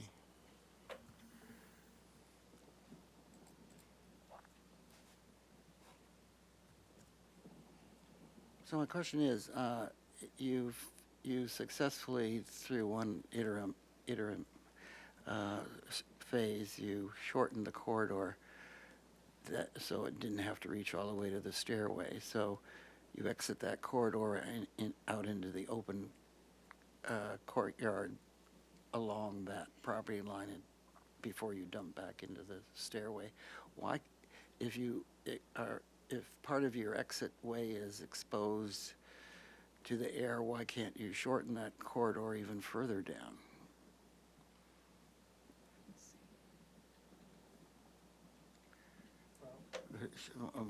We could study that. Perhaps we could look at the massing and see if that would be appropriate or not.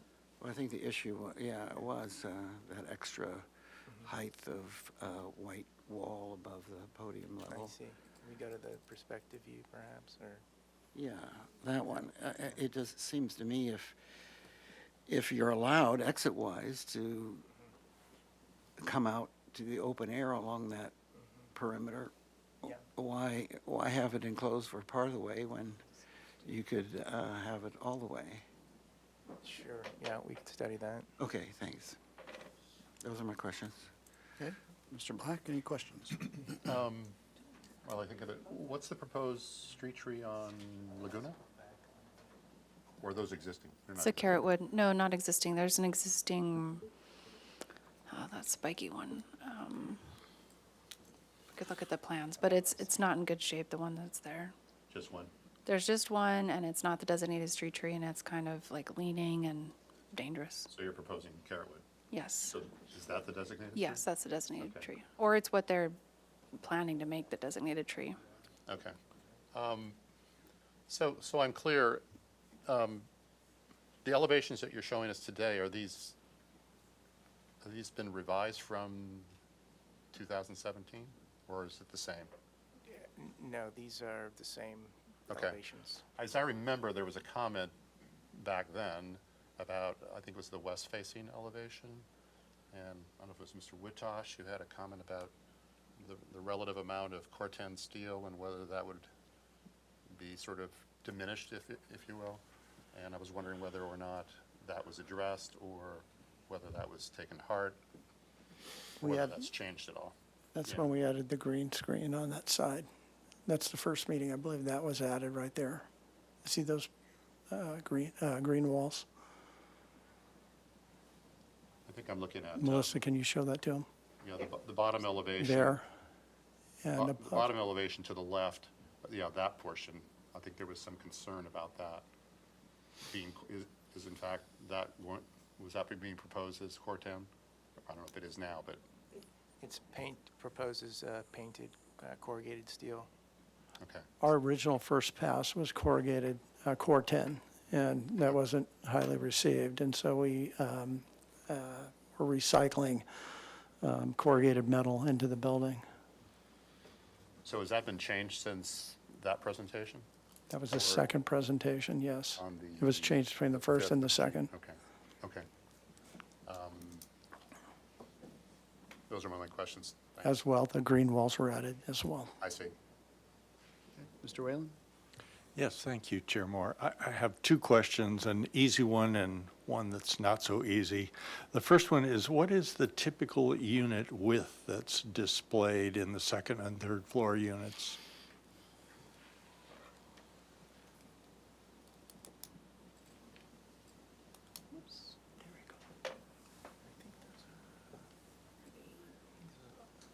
I believe those are about 18 feet wide. About. Yes. It should be it looks like it's a very standard dimension throughout, so 18 feet, all right. And then the not so easy one, when I read the Haley Milpas guidelines, this area is a Hispanic pueblo. Could you speak to how this design reflects the guidelines for that imagery?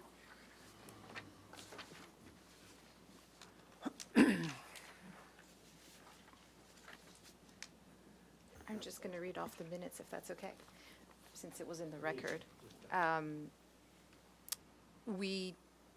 We definitely went with a slightly more industrial Pueblo look, as you can tell, with some of those details as well. The board agreed in our last meeting that the project was in keeping with the Haley Milpas design manual for the following reasons, including the design is contemporary interpretation of the Pueblo style of architecture. The design character is slightly different from the downtown Santa Barbara Spanish style and has the potential to be slightly less expensive. The project relates to the architectural character of its industrial surroundings, and the project implements the use of wall niche treatments by integrating planters in the pedestrian walkway, incorporating recessed windows and patios, the use of steel trowel plaster, and the inclusion of accent landscaping. Thank you. Okay. So kind of the remaining questions that you touched on it. We had asked for a study reducing the visual impacts of the building by reducing or eliminating the trellises on the third floor deck level. You mentioned that it's strictly just, we don't want umbrellas up there, so we want to have these built pieces. Is there another option to provide shade up there without having as much visibility at that level? think- Did you study that? Thank you, Chair Moore. I think it's a twofold thing. One is uniformity. These are all apartment rentals with some affordability component as well. Second is a maintenance issue, obviously, partly also the nuisance of possibly something falling. But we're studying really closely about the possibility of roofing them with solar. I know we talked a little bit about landscaping as well. Those were the primary reasons, and didn't really like the aesthetics of having dingy-looking possibly umbrellas either on that corner, to be honest. I may be overstating it maybe perhaps from what our principal would have said, Mark Kirkhart, but I think he has the same sentiment, and I'll let Daryl maybe chime in.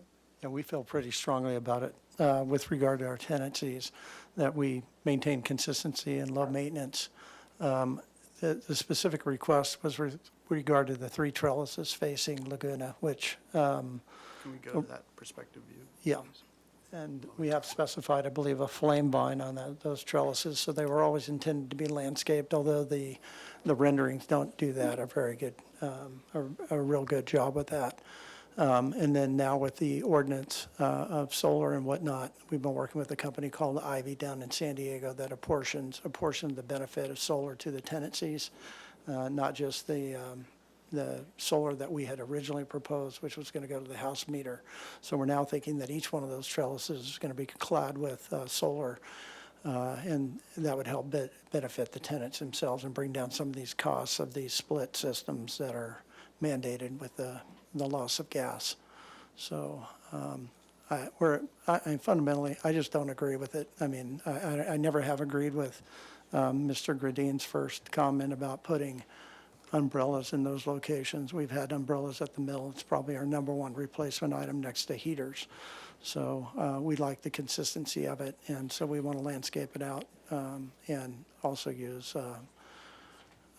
clear solar if we can up there. Okay, and then number 2, study adding vertical plant material to the planting areas which have been added to the setbacks adjacent to the building. Correct. We didn't really get into what that is or what the heights would be or. Should go to the landscape plan.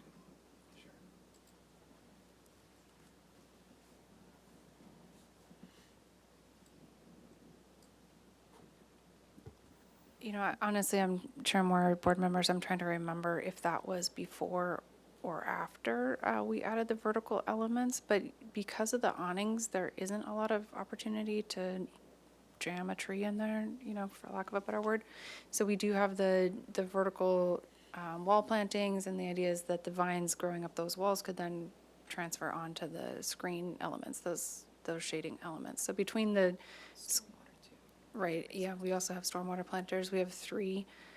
On the landscape plan, you only see 2. Unfortunately, again, it's a coordination issue with the age of the drawings, but there would be a 3rd one on the Laguna frontage in front of the stairwell. Well, not, it's right there. Right there. Next one. Yeah, that's the one currently we're proposing. That one would also have to be stormwater. So we have some larger material. We've called out like as kind of a small tree that we're proposing, and that's kind of that medium circle that you see. But it's pretty tight in there. Okay, and are you limited in your filtration locations to the plant type? That you couldn't specify something that has more volume and Yes, height? we're limited because of the filtration media, and trees take up too much of the planter box. I don't think the suggestion had trees. It wasn't tree related. It was more like what sort of normal planting could you provide that would have more verticality? We did add the green walls on each one of those elevations. And so that is what is there, and that is what's shown in the elevations. What's being indicated is that there's some cantilever on the second floor that this green wall would grow up to. And that's expressed at the the Laguna corner where it does extend into the second floor massing. If you'll go to the elevation of Yeah, if we the can see Haley that. corner. Yeah, it's there. It's not right there to the right. So right there, you see where it extends up above the first floor, massing into the second floor. And then there's a pocket of it right. Those were raised up to help screen that midsection, and then the tree canopy is supposed to be blocking the second floor level. And then we added the trees above in the third floor to help break it So, up. I'm a little confused. You mentioned that there's a green screen on each of those sections. It's a, I see 1, 2. there, and then 2, and then there's one additional one I think didn't get brought over. I think it's on, I thought it was on the, is it right there on the Haley side? Nicole?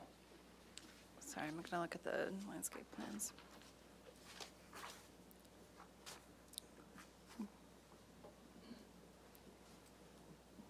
Yeah, that is the biofiltration planter on the Haley elevation. On that far corner on the opposite, right there, that's the biofiltration planter. So there's not an opportunity to add something there? Correct. Unless it's a taller plant. I'm not sure if that was the intent of the comment, you know, just a tall shrub. Mhm. That was We the could add intent. that. So can you zoom in on the west elevation, sort of in the center there?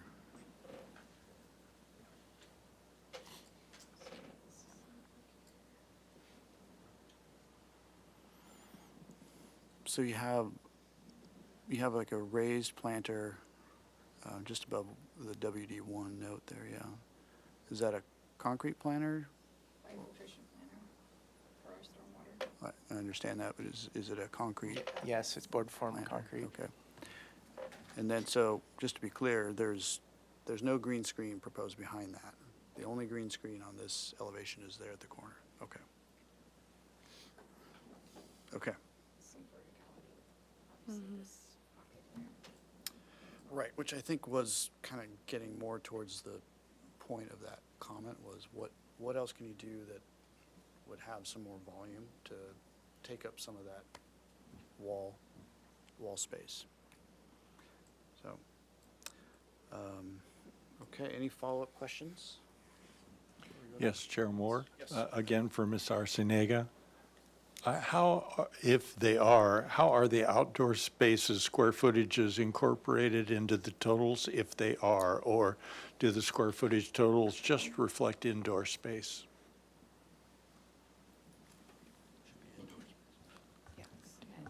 Regarding the residential or commercial spaces? The or- residential.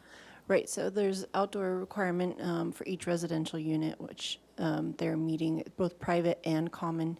So each of the units have an allotment of their own private outdoor space, and then on the second floor, you have the common courtyard area. So are those areas incorporated in our staff report as far as the square footages?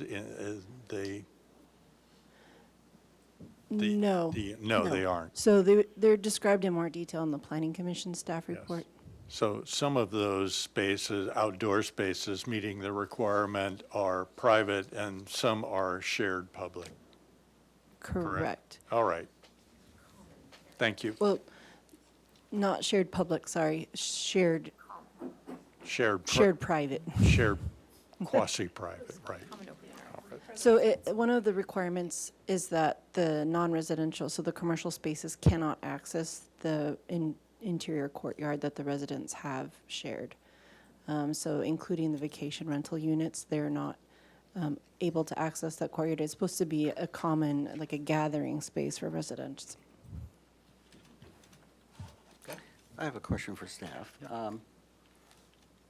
Are you aware of the last project we learned that solar apparatusi are completely out of our purview? And if they clad these trellises in solar, are we beating a mute point whether we eliminate them or not? I mean, can they, if they're clad with solar, then it's out of our purview, no? That would be my understanding. Okay, thank you. Okay. I had a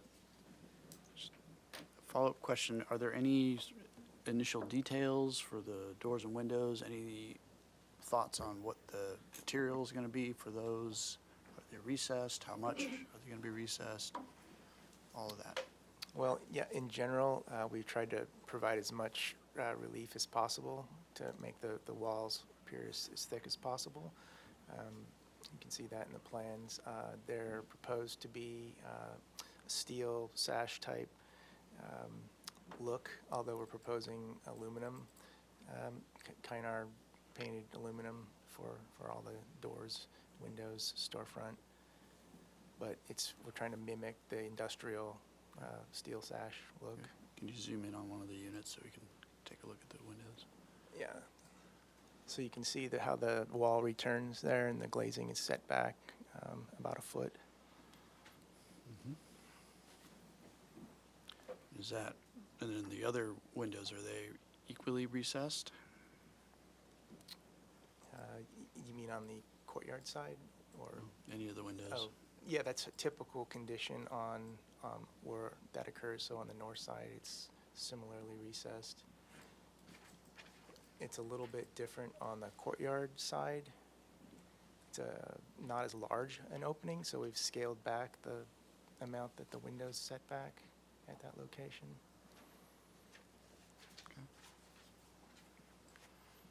Actually, Trying to you'll go see to a some of that in the perspective, perspective yeah. views of the courtyard.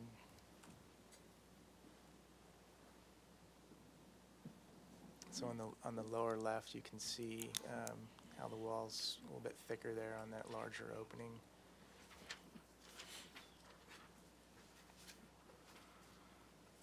Okay, and then And then than some of the other ones where we've got more of a recessed, overhanging condition. It's like a Fleetwood type sliding door system on those, opening up onto those patios with the wood walls around them. And then is there a concept at all at this point for the lighting? No, we haven't studied that yet, but it would be a pretty minimal lighting treatment to kind of keep it feeling residential. Low profile. Okay, well, I guess, is it like sconces? Is it downlighting? You know, is it just, what do you think the intent is going to be? Well, I think there'd be downlighting and sconces, both. I think there might be a little bit of lighting in that courtyard as well, just low-level path lighting, nothing too bright. I don't see a whole lot of added sconces on the building. There may be a few architectural articulations, but most of it would be downlighting and landscape lighting. The idea is that these are punched openings, deep set, recess. We're trying to emulate a quality building for, you know, within the intention of the AUD code, which seems to be so elusive. But the idea, there, like for example, this elevation here, we would be using soffit lighting on the commercial lower portions of the building, not applied sconces. But we may add an architectural light at some point, but we would need to come back and propose that. Okay, any other questions, comments? Okay, let's go to comments. Who would like to start? Excuse me, can I add one quick thing with regard to the commercial, because I was getting a little lost on that myself, the commercial square footage. The intention at the onset of this project is that we have 5,000 square feet of tenant space that's leased up right now, including a coffee cafe, a gym, and then another commercial use on site. And so we're basically trying to maintain the existing tenancies. Everybody that's there is happy with their tenancy there. We have two residential units that are behind the commercial building. And our intention would be to offer these spaces up to all of our tenants. So we've had tolling leases that offer that and have offered that in the past. So anyway, there is a need for the 5,000 square feet of commercial. Okay, Thank you. thank you.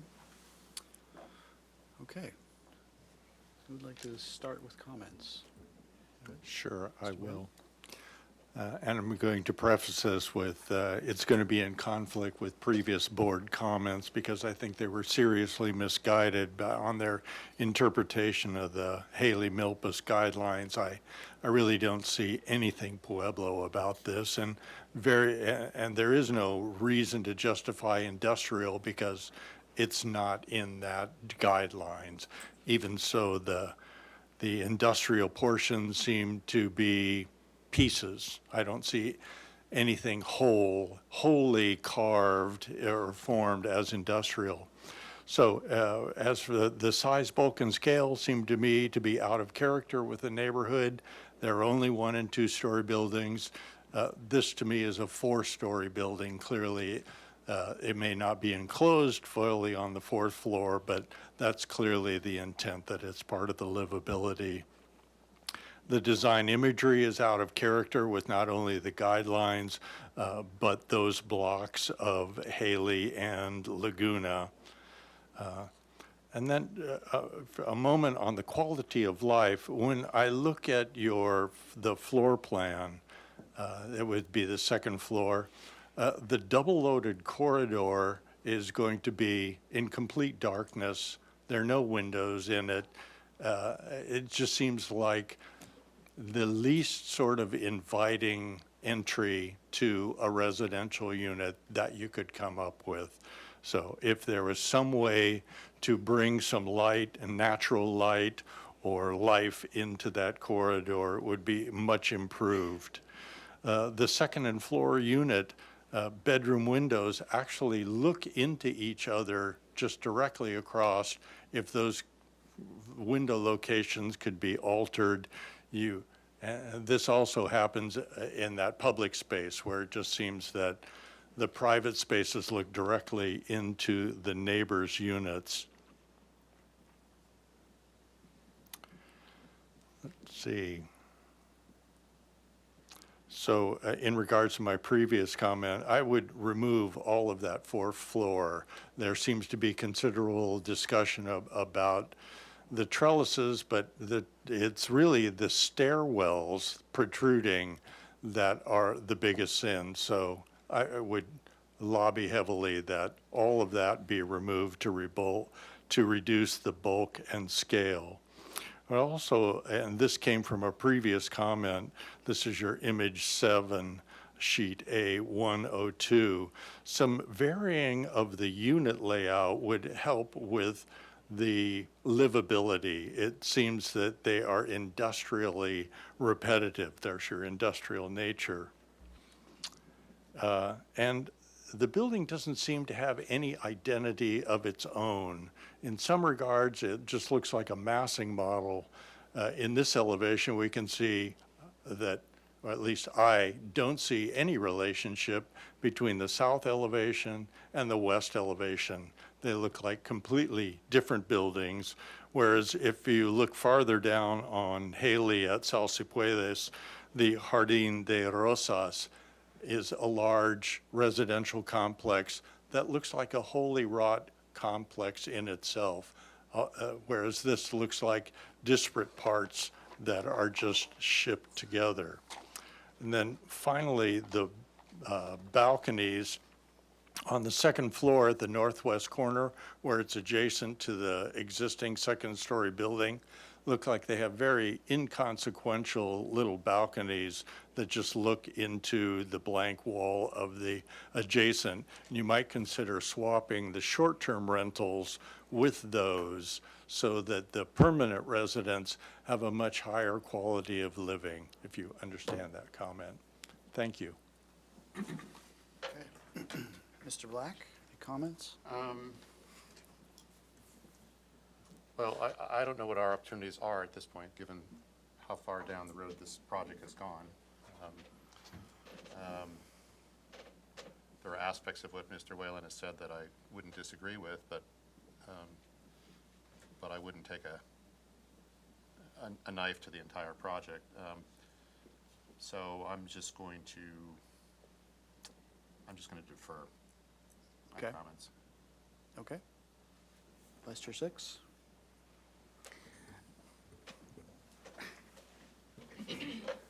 I respectfully disagree with most of your comments, Mr. Whalen. Wait. That's not appropriate. I'm Sorry, that's not. I'm not happy. So, I'm offended.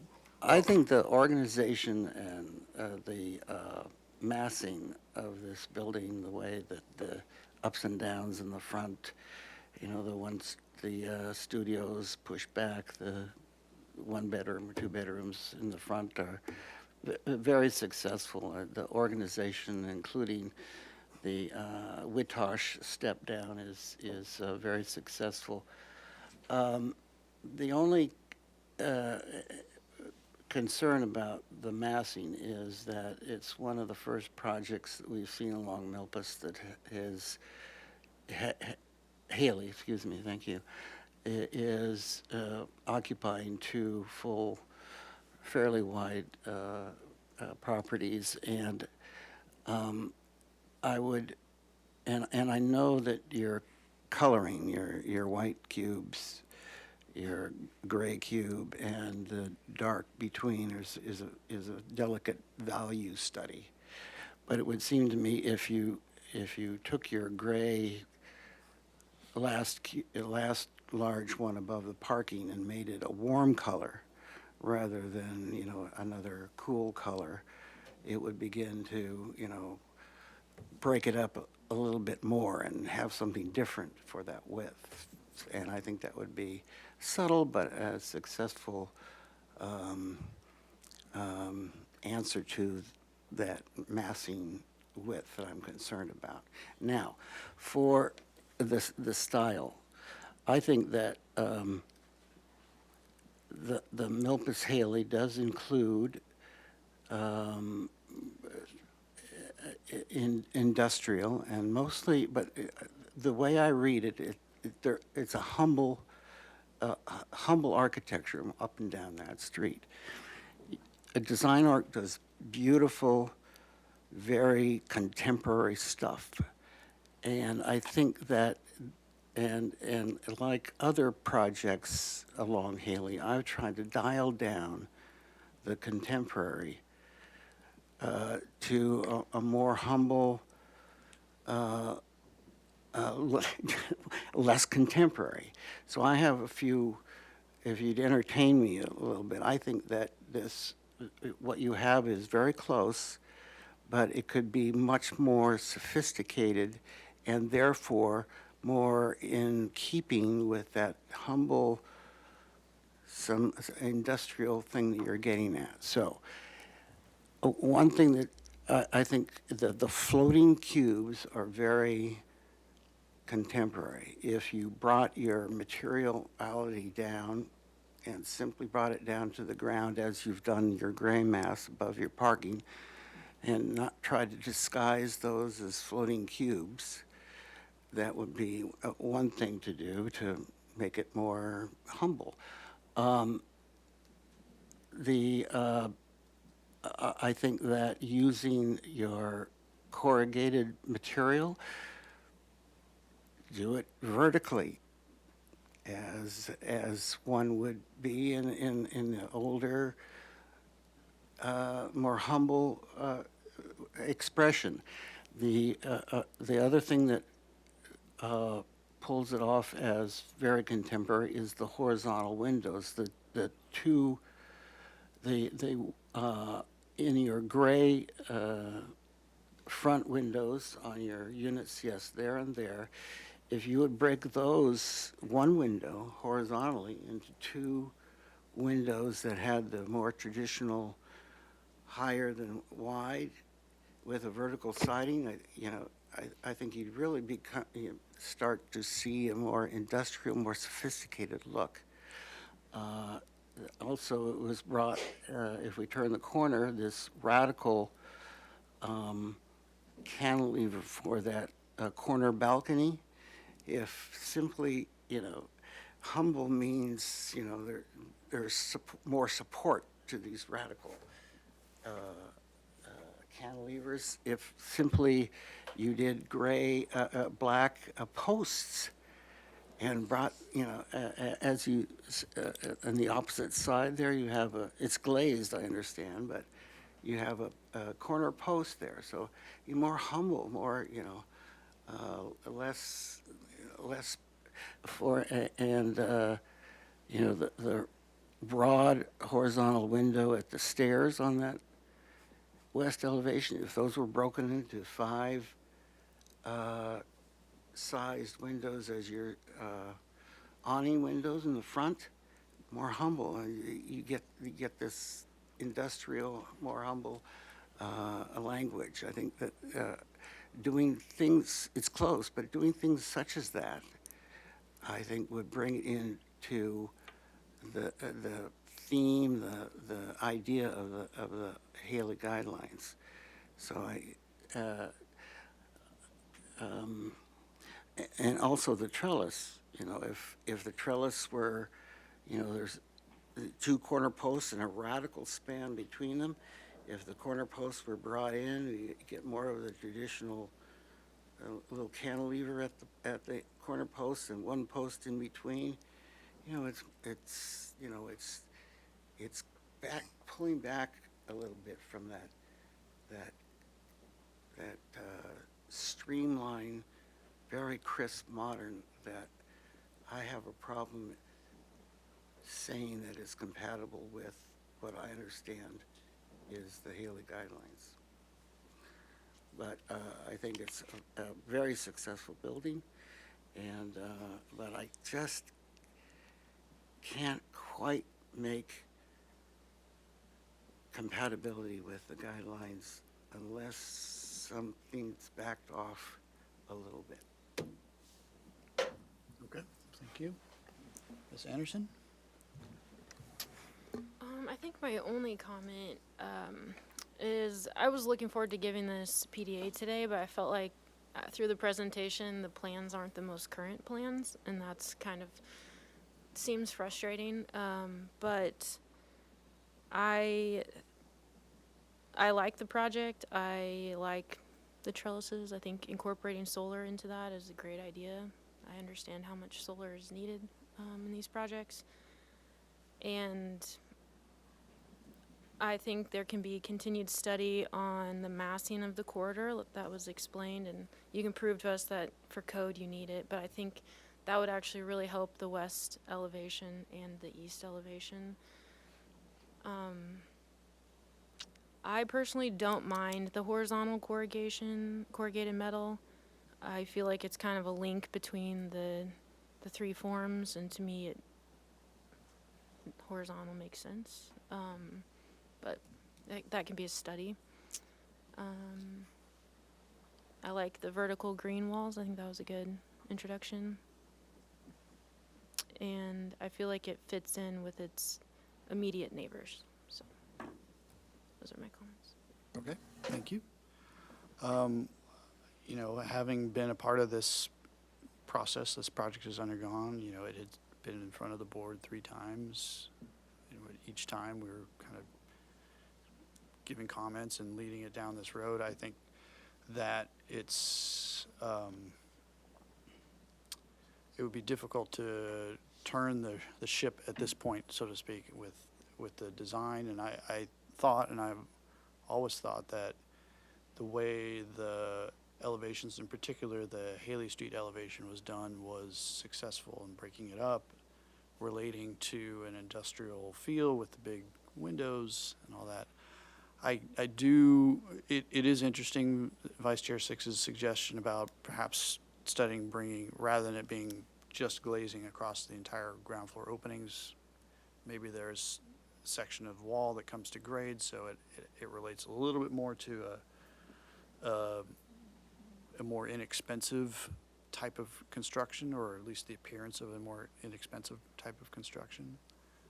Because that is what the Haley Milpas design guidelines talk about. This is not State Street, this is not downtown. These buildings should be considered less expensive to build. Detailing should be dialed back so it's not as expensive. More humble, as Vice Chair Six said. I think that's a good description. I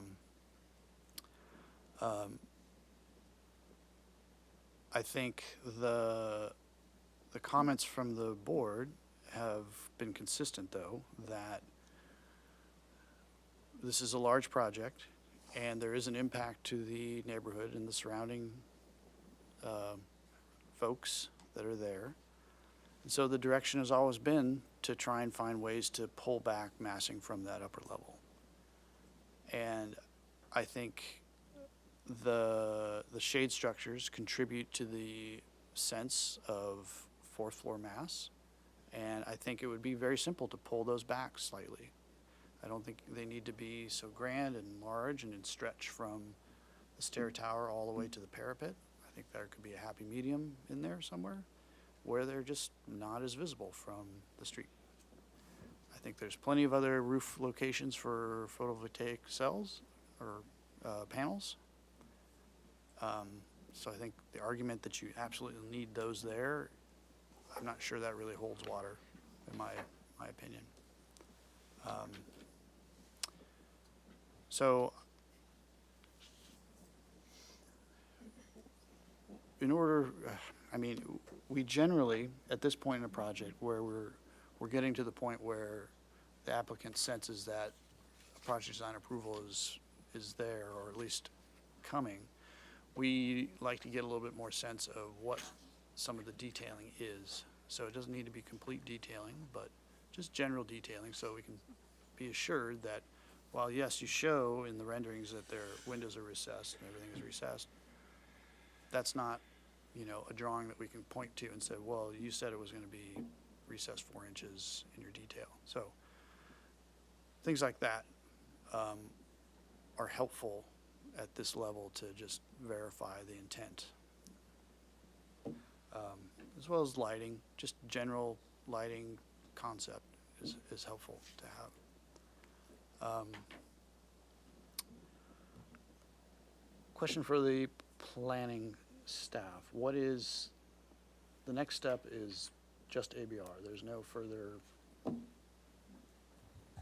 Chair Moore, that's correct. Yeah, just project design approval and development plan. Okay.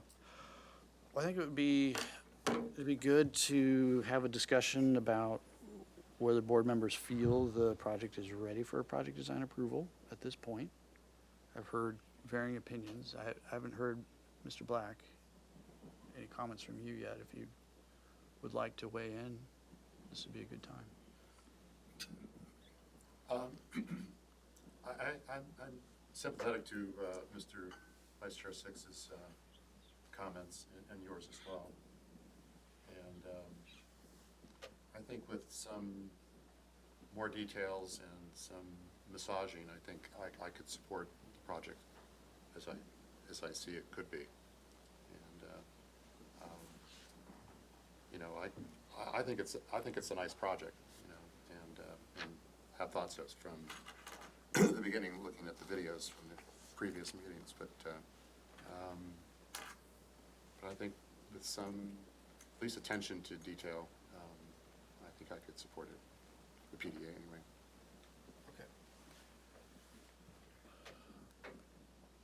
I guess we could do a straw vote. Do you have any, just to see who would support a PDA at this point?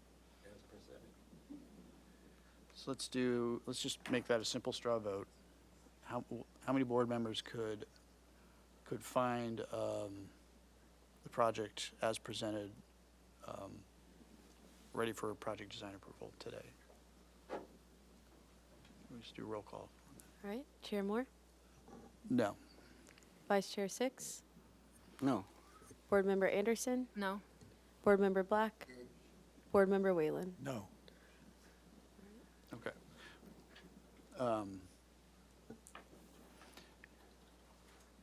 In my opinion, it feels like they're very close. I think some additional information and coordination would be helpful. I can understand this. You probably haven't had a lot of time with the drawings lately, and so that's my opinion. Anyone else want to chime in? Well, I know this is very, you know, I've witnessed the history of this, and I think it's, you know, the applicant has, you know, done a wonderful project, responded to a long history, but I think it's important just to go that, you know, massage those last little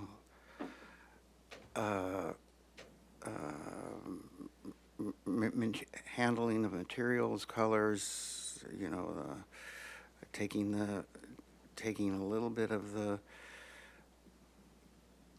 super modern, the super contemporary out of it, and I would hope that they would appreciate just that one more step to make this a very sophisticated project that also making it more successful and sophisticated also helps blend it in with the Haley guy. What I understand is the humble Haley theme. Okay. Well, let's, somebody like to craft a motion? May I ask a clarification and a question before you do that? Sure. Thank you for your comments. Something for consideration for Chair Moore and Board Member Six is I hear your desire to see more detailing. Some of those I think are perhaps what we would do for final approval. Would you be so kind to consider PDA based on the mass size bulk scale, the neighborhood compatibility, and the development plan agreement, which is kind of what we need for the technicality on getting our entitlement approved, and relinquish, trust us and Design Arc and our skill set to come back for final approval. We may need 2 rounds for final approval, which I think I'm fine with if we can't nail it in the first attempt. but we'll come back maybe as an in-progress before then and show you better detailing, maybe a spec sample for the windows. I'd like you, if possible, to reconsider your earlier straw vote, given that consideration. And the time and effort we've spent, in the last couple of years at least, and COVID, and working with staff and our environmental review and all the other technical documents that we've had to work with. Okay. Thank you. I have a question, I guess, for the applicant and for staff. Is there a deadline that is creeping up that is mandatory, that they have PDA as opposed to coming back for a second PDA review? No, not at this point in time. So the application's deemed complete, and we do have, I believe it's 60 days for the environmental review.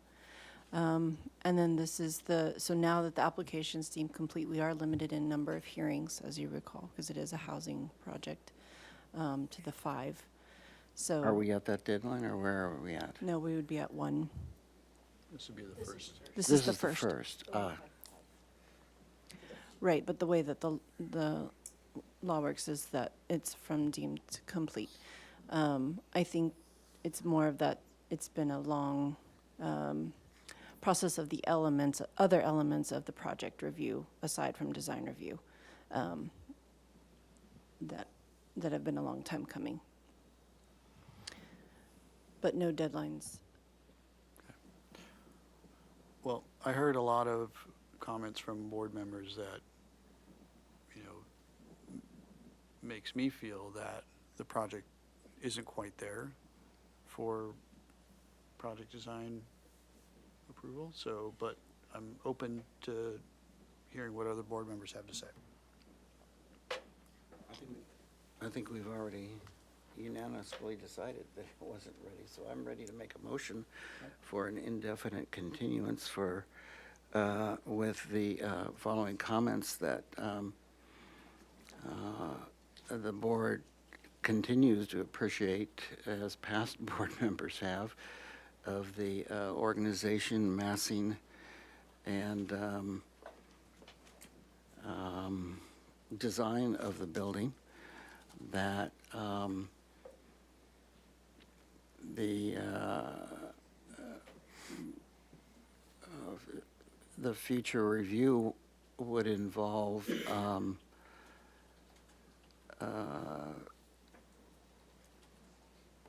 the following, to restudy or to study the code to see if the corridor at the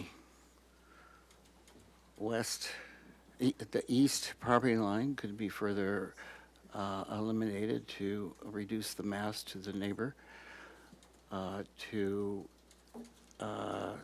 study perhaps introducing more parkway vertical planting elements, whatever tree is, the street tree is selected, to see if there could be more, one more of those tree plantings, that the applicant should finesse the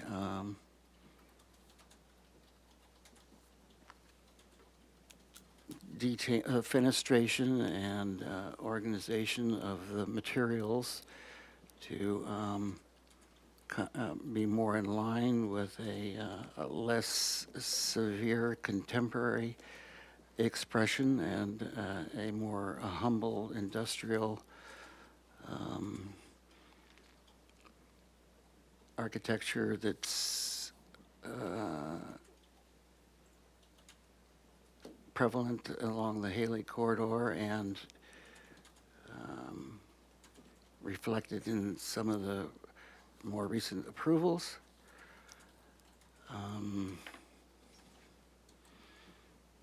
I don't have a problem with the trellises, so I'm not going to put that in my motion. It could be under further discussion.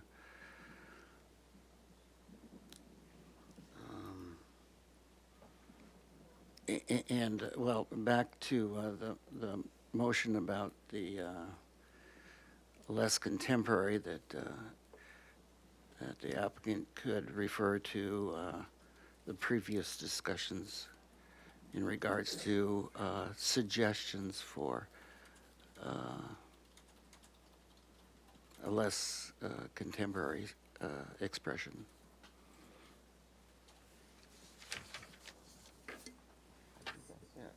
Okay, do we have a second for that motion? I'll second. Would you consider adding some, if the applicant could add details to give the intent of Oh, yeah. Go ahead. materiality and lighting?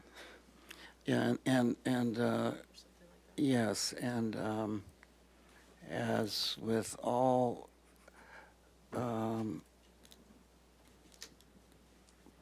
preliminary design approvals, we would like to see some ideas of the exterior lighting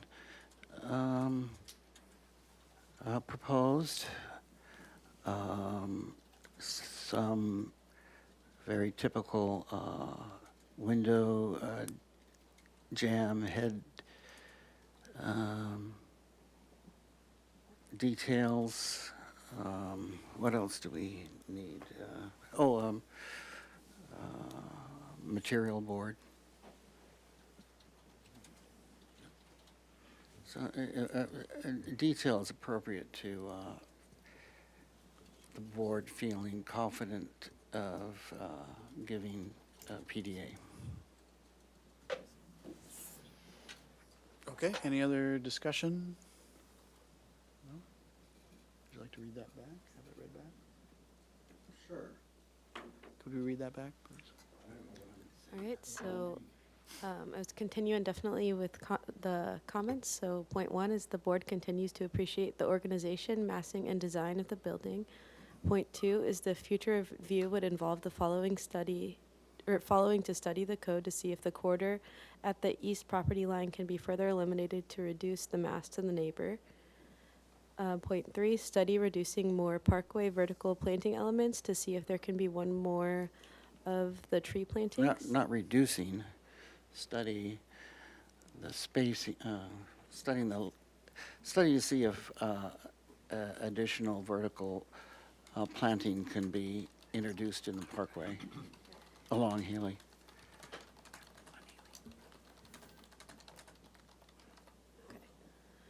Okay, so I have study to see if additional vertical planting can be introduced in the parkway.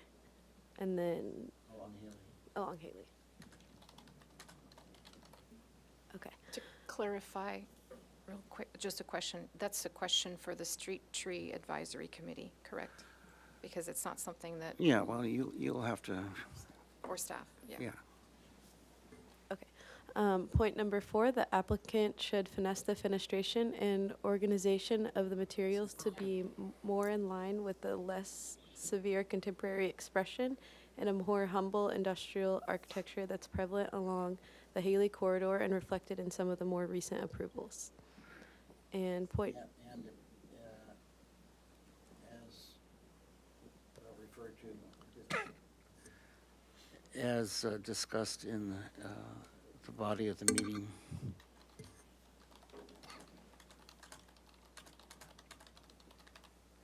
okay. Point number 5, the applicant could refer to previous discussion in regards to suggestions for less contemporary expression. And point number 6, as with all preliminary design approvals, we would like to see some ideas of the exterior lighting proposed, some very typical window jamb, head details, and material board. And that is all. That's the last one. Would you back up to the motion before that? I was spaced out. So which point are you referring to?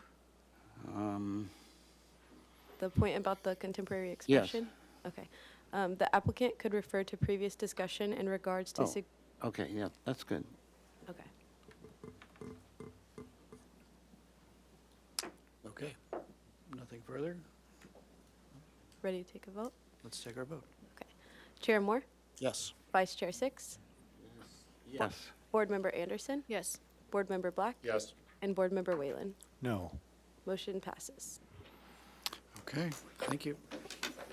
And for the record, before Mr. Board Member Whalen, can you state your reason for a no? Sure. I don't feel that the project is compatible with the neighborhood in size and scale, nor the Milpas Haley guidelines, and really doesn't reflect any of the special qualities that are Santa Barbara.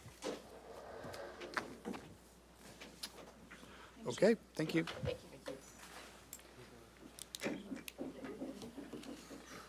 So staff would like to announce that we did have we would like to take a recess. It was originally supposed to be taken from 5:05 to 5:35 p.m. I think we should take about a 20-minute recess. I would look to you. Maybe we could do more. Maybe we could do less. We can do less, that's for sure, unless, is Sure. there a reason that it needs to be?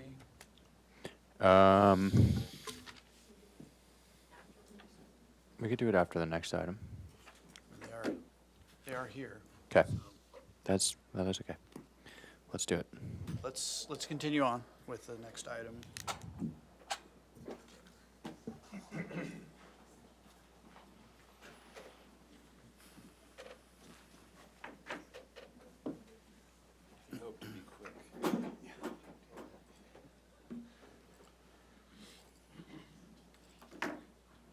Okay, this is item 3, 110 and 150 South Lacumba Road.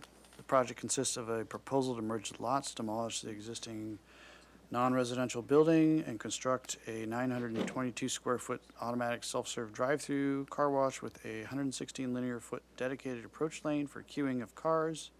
2 vacuum spaces will be provided adjacent to the existing mini mart located at 150 or on 150 South Lacumba Road.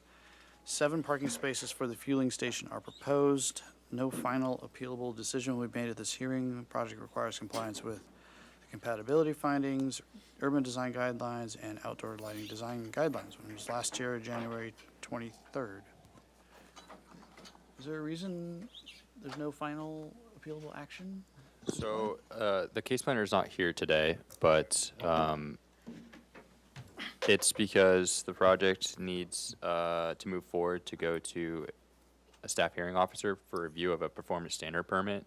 And then it could either return to full board or consent for PDA and final approvals. And so that's the reason why it's back today. It just needs to be continued to the staff hearing officer. Okay. Could you have our meeting or minutes? Yeah, one moment. Thanks.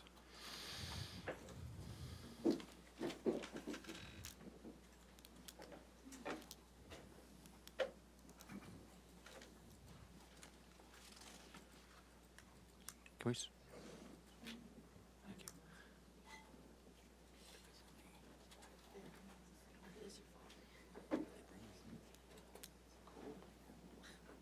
So what we have up on the board is the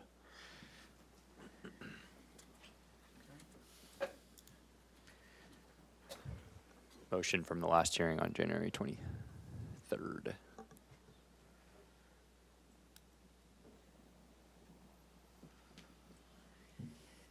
Okay. If you could introduce yourselves. Kent Mixon with Androlitis Mixon Architects. Robert Andrew Fowler, landscape architect. Okay. And take us through your updates.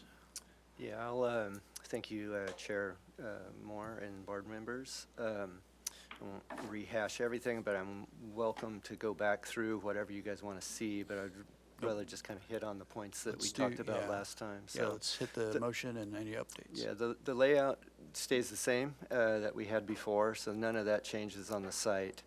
We did look at, took your comments to heart about the building and making it more Spanish style.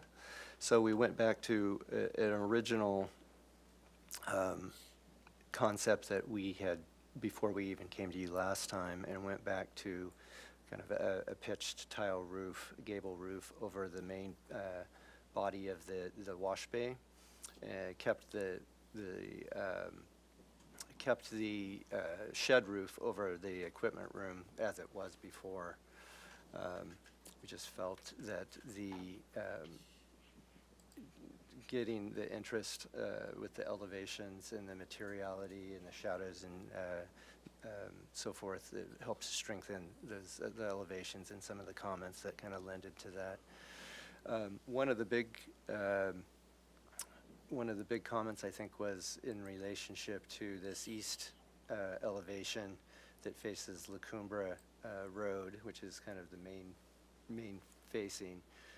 We removed there were some false windows in that bay to kind of create some interest there. We actually created this raised planter on this side, which kind of mimics what Robert has done with the landscape and some bioretention on that side in shape. It's kind of a little curvilinear, which you saw in the previous plan.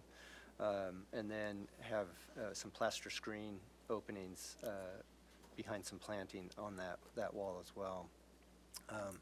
None of the walls really changed much out here in terms of what's kind of surrounding the queuing lane. That all stayed fairly close to what we had before. And Robert will talk to this, but we're kind of showing some trees. One of the big comments was that this coming from State Street, looking right into that bay. Robert added some more trees, and we have some kind of strategically placed that Robert will hit on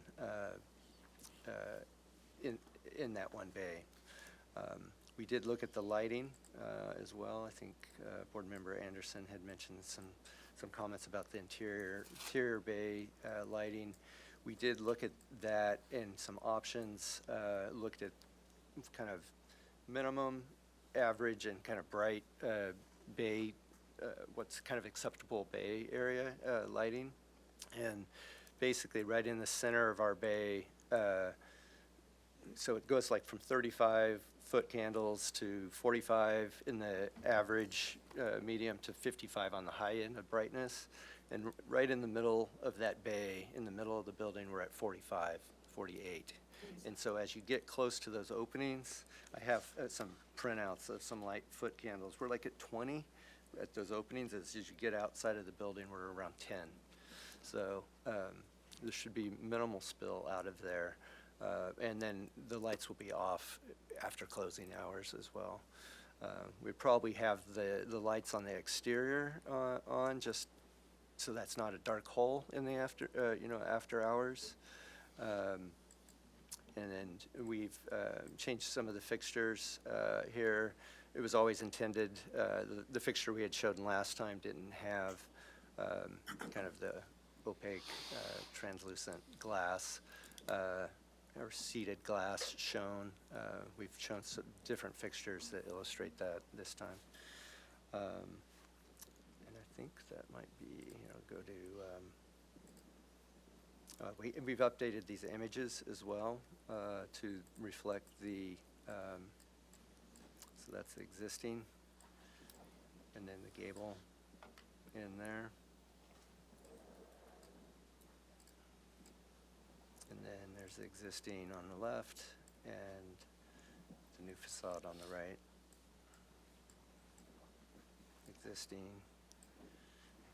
There is some kind of skewed views where there's not enough area behind this wall at the sidewalk between that wall and the queuing lane to get anything of screening trees in there. Robert has some planting at that opening, and then we have some trees out here from that straight shot from the intersection north. But Robert can talk to that a little bit more. I think. Do you want to drive? Or I can zoom in if you need me to. Yeah, I mean, I real simply, the tree I had before, and I still have one, is the Arbutus marina, but because we went to Spanish, and we were trying to get some more screening on that kind of head-on view from State Street, I went to the olive trees. So I have 3 olive trees that kind of flank that east end right there. and that will do a really great job of kind of hiding that straight-on shot. And then where it's kind of really thinned out, I kind of have a cluster of some tree aloes where you get more of an angled view in there. So at least I didn't want to get a big tree in there that will start hitting some of the vehicles passing in there. So I thought if I cluster some tree aloes in there, they'll kind of coincide with the look that I had. And as I mentioned before, there was some attempt to kind of play off what was done on the other corner there with more of a Scottsdale, Arizona look. I think we went more Santa Barbara here, is where we were going with it. So that's basically it. Some of the other landscaping features are, we have a lot of stormwater management. We've brought the civil engineers in, and so these plans reflect close coordination with where we need to go as far as stormwater management with the civil engineer. Yeah, just in conclusion, we are looking for positive comments today, so we can go to the staff hearing officer for the performance standard review with them. And if we come away with positive comments today and positive comments from the staff hearing officer, we'd like to come back for final with you guys and potentially consent. But that's our presentation. Okay, thank you. We open public comment for this item. All right, thank you, Chair Moore and board members. I'll go ahead and start with in-person public comment. At this time, I haven't received any speaker slips. Just as a reminder, if anyone does wish to speak, you can fill out a speaker slip by the back door for public comment. Seeing no one moving to speak, I'll go ahead and move to virtual public comment. Just as a reminder on Zoom, if you wish to speak, you can raise your hand and I'll call on you. I don't see any hands raised on Zoom, but we did receive one letter from Thomas Arnold. And with that, I'll turn it back over to you, Chair Moore. Okay, we'll close public comment, go to questions. Any questions? Ms. Anderson? Is the roof pitch the same as the gas station mart? Whatever it is. Board member Anderson, yes. Okay. And then my second question is, in the sketch elevations, it looked like you're putting in sandstone. Can you just point out in this plan where the sandstone walls are? Yeah, the one that are all sandstone are these, let me zoom in a little bit further here. There's these pockets that are kind of raised that anchor that arch at the end. Those and this arch are all sandstone. And then the rest of these are plaster with sandstone caps. Okay. And is it real sandstone? Yes. Okay. Those are Anyone else? Yes, the comment from the public was concerned about transportation. Has this been fully vetted by Transportation Department? Chair 6, yeah, or Board Member 6, yes, it has. Okay, and you can have a roll-up door at off hours on both ends? It has it's a metal screen that coils above that would be painted. So you can still see through and it would still breathe. Or it's a lattice type thing? Yeah, basically there's kind of rectangular still. Great, okay. And the plaster screen, is that, the divots in the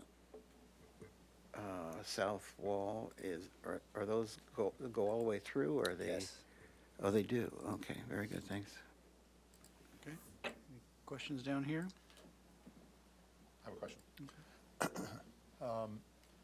So Rob, what size olives are you anticipating being able to use here? Can you go field grown or? I would have probably spec 36s, but I mean, are you thinking just not doing fruitless and doing field grown? Well, that's true. Fruitless, you're not going to get in field grown, so. Well, as big as you can get. Okay, I mean, the preference would be to do fruitless. Yeah, of course. You know, there's some decent sized Out fruitless there, that you can get, so. And then, just briefly, what is that plant material along the driveway? It looks this long, I mean, it looks like a hedge. What is that? What were you anticipating? Well, at one point it was iceberg roses, but I switched down because of the, the staff commented on the Wheelo not being Wheelo low. Yeah. Is it not on the plant list? I think I changed it to, I might be Wystringia. Frucosa. Is it not on my plant list over there on the left? See, it is there. It is there on understory Okay. planting, way over the Westringia? left. Does it say Oh, Westringia? over here. Yeah, down below in the middle of that bottom. Yeah, keep going down. It's kind of hidden. That's Okay. Westringia. Sorry, I lost it. Okay, and actually, and then there was some. Those are the alternates in there. There was, Escalonia was another one or something. But Okay, those are my only questions. yeah. Yes, Mr. Mixon, if you could go to the east elevation and talk about the changes that you made there a little more specifically. Those, I take it, are no longer windowing, is some kind of pattern indentation. Could you just identify that more specifically? Yes, Board Member Whalen, these are which is kind of obscured behind that planting, those are plaster opening grills, basically like a decorative grill that actually it is open. It's not plastered behind this. And then the other change that we made here was this wall that raised that planting up on the edge of that bioretention swell that's in front of this here. Thank you. Okay, any other questions, other comments? Who'd like to start? Well, what is the process now? It goes where, and can we give it PDA prior to its going to its next stop? So, No, we can't. Chair Moore to Vice Chair Six, good question. So it's going to have to be continued, and you can give it positive comments if you wish to staff hearing officer. And once it comes back from staff hearing officer, it could go for PDA and final approval on consent if need be as well. So you could factor that into the motion as well today. Would the rest of the board be willing for this to go to consent? Well, I think so, but as we discussed in the previous project, there's some details that we'd like to see and all that. I don't think there's All right. anything that they couldn't put together for preliminary and final all at one shot. All at one shot, okay. Yes, so I'll make a motion for indefinite continuance to the staff hearing officer with nothing but positive comments on this beautiful project, and expect to have it come back to full board with expectations for both PDA and final approval at that time. Okay, we have a seconder. I'll second that. Mr. Whalen, beat you to it. Okay, let's take a vote. All right, Chair Moore, Yes. Vice Chair Six? Yes. Board Member Anderson? Yes. Board Member Black? Yes. And Board Member Whalen? Yes. Motion passes. Okay, thank you. And now we're going to adjourn for 15 minutes. So we'll be back at 6:14, according to that clock. So the board will reconvene at 6:14. Thank you.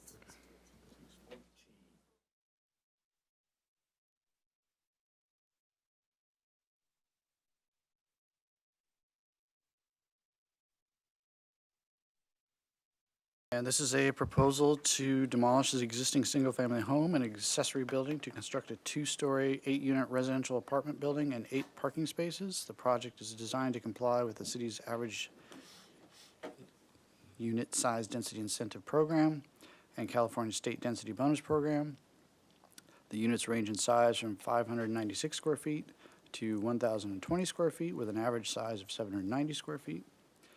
Under the State Density Bonus Program, the project proposes to the following concessions from city development standards to allow relief from parking design standards and stall/maneuvering dimensions, the relief from open and private yard requirements, and modification to allow parking within the required interior setback.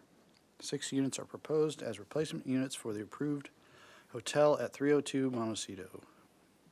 Project design approval is requested, and the project requires compliance with the project compatibility analysis. Is there anything from staff before we get in? Nope? No, I would just like to announce that this is its first time here as well, so. Okay, thank you. Welcome. If you could introduce yourself. Thank you, Chair Moore, board members. My name is Noah Greer. I'm here to represent this project for OnDesign Architects. And I'd like to start with that site context exhibit, if I can, Will. Yeah, I gotta pull that up. One moment. Okay. So we'll be looking at, for the first time, a new 8-unit AUD apartment project. It's also being proposed under the state bonus density program with associated concessions. And while we are proposing 8 parking spaces, as you mentioned, and as we'll see in the site plan, we are requesting some concessions to the design standards there. I can speak to the neighborhood while we're waiting for the images. We're on one of those 2 portions of FIG southwest of the freeway.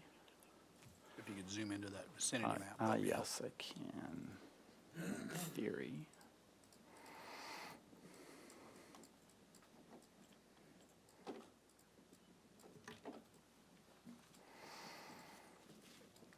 Okay. I'll speak to the neighborhood when I have the neighborhood photos, but I can speak to the site now.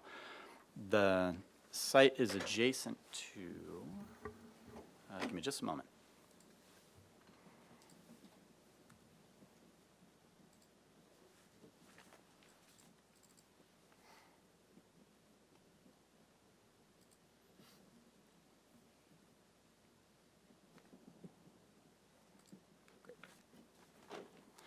Thank you, Will.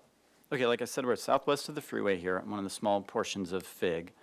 The site here is identified as 528 West FIG. It's adjacent to 118 San Pasqual Street. We're proposing to take access off the San Pasqual property. And the project is being proposed as a continuation of the San Pasqual project. Here you see the San Pasqual project on the left top of the screen, then the 528 West FIG project below it. Here you see the 2 properties. Okay, and we'll start with the site itself and a number of photos thereof. Looking here, view A on the left, the street elevation off FIG of the existing single-family home. Stepping inside the gravel driveway, you see view B of the existing home. To the left, view C is the adjacent 1-story home at the corner of San Pasqual and Figueroa. And then view D is really looking down that gravel driveway towards the San Pasqual project, from which we'd be gaining access and for which this is a brother-sister project. Okay, view E, we're looking back at the rear of the existing home. And then view F here on the right, you're seeing an existing accessory structure. The existing home and structure would be demolished as part of the proposal. View G here on the left, you're seeing the 2-story apartment project that's existing, adjacent. And then view H is turned around looking the other direction, 2-story apartments on the right, existing home on the left. Okay, view I, we're now on the San Pasqual property, and I'd like to zoom in here so you can see the fairly straightforward, but I would argue charming in its way, architecture of the existing 2-story apartments there. And the proposal we'll be looking at today is very much a continuation of this same styling. Okay, in view J here on the right, we've now turned 90 degrees where I'm standing in view I, and we're looking back at where the driveway would turn and enter the site with the rear of the existing home there. Okay? Our site is just over 1/5 of an acre, and the area in general, I'd say, is of a mixed character. It might be to a degree predominantly multifamily, certainly by number of residents, it's predominantly multifamily, but there are a number of single-family homes as well. You see the single-family homes in dark blue, and then lighter blue representing existing apartments or multifamily.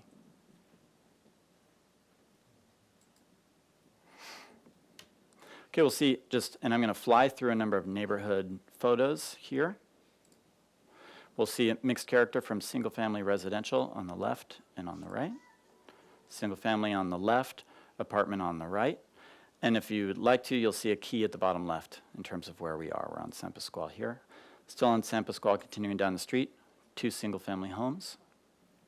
Turning the corner onto FIG, the single family that's adjacent to our property, southwest of it, and then to the north of our property here is a 2-story apartment complex. Okay, continuing up Fig, we're seeing single family on the left, apartments on the right. And now turning still on Fig, the newer 3-story apartment complex on the left, and then what I believe is a single family home here on the right. Okay, a few more single families on Figueroa. Walking down West Fig onto San Pasquale again, looking the other direction, you're seeing a number of multifamily apartments. And more apartments.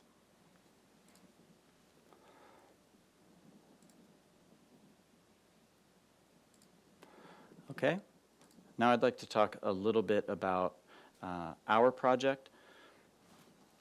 And I'll start with our site plan.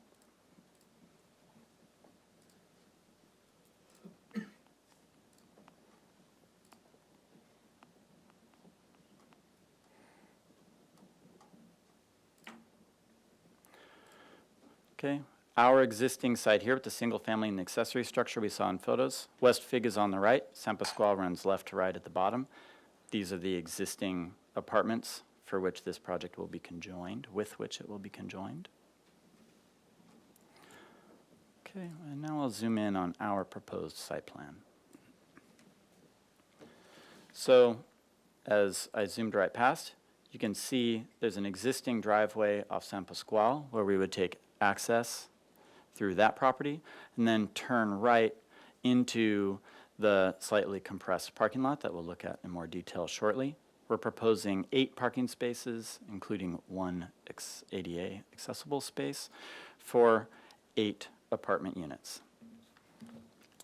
What I'd like to point out is the fact that we take access off an existing driveway at the rear of the site enables us to maintain a nice planted buffer, just over 11 feet 9 inches along West Fig.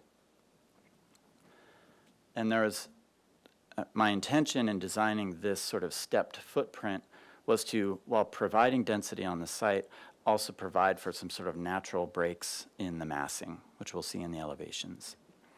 I've also incorporated into the building itself dedicated bike parking, and the trash enclosure as well is at the corner underneath the 2nd floor there. Okay. Now I'd like to talk about the parking for which we're requesting reliefs.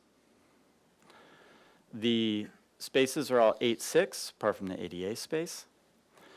They are, as dimensioned here, 15 feet deep with a 23-foot backup. Typically in the city, a 23-foot backup area would require spaces that are 17 feet 6 inches deep each. So that's a concession we're requesting.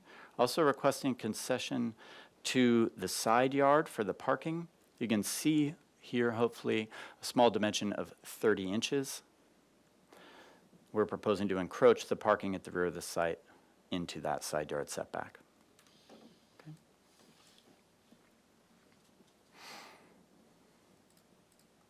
All right, jumping to the floor plans. Starting with site plan.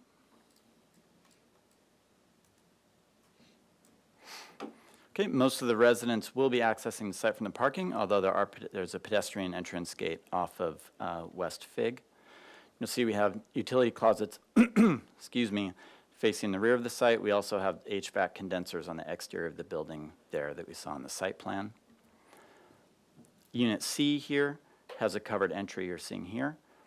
And then I just want to point out that the 2nd-story units are accessed, well, I should say, the 2nd-story unit above Unit C is accessed off a private stairway, whereas multiple units, as we'll see on the 2nd floor, are accessed off a shared open stairway that we're seeing here on the west side of the site, or east side, excuse me.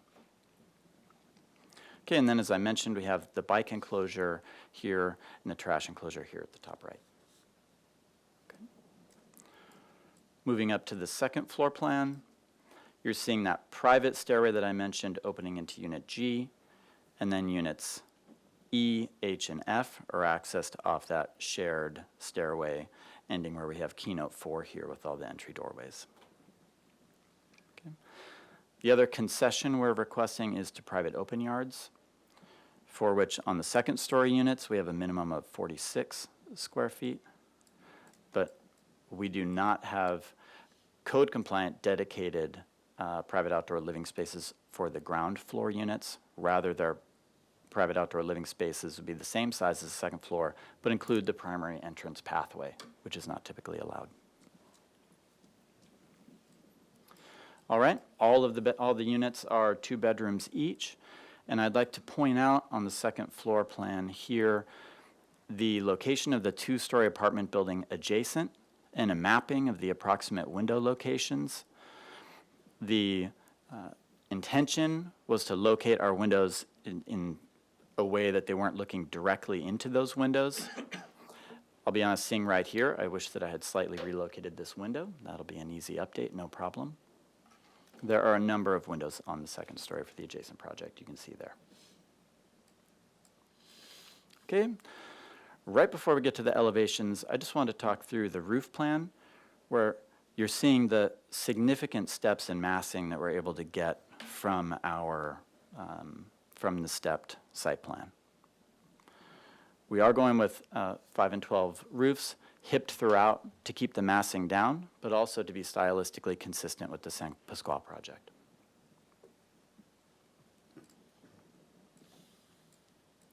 Okay, I'll start with the West Fig elevation.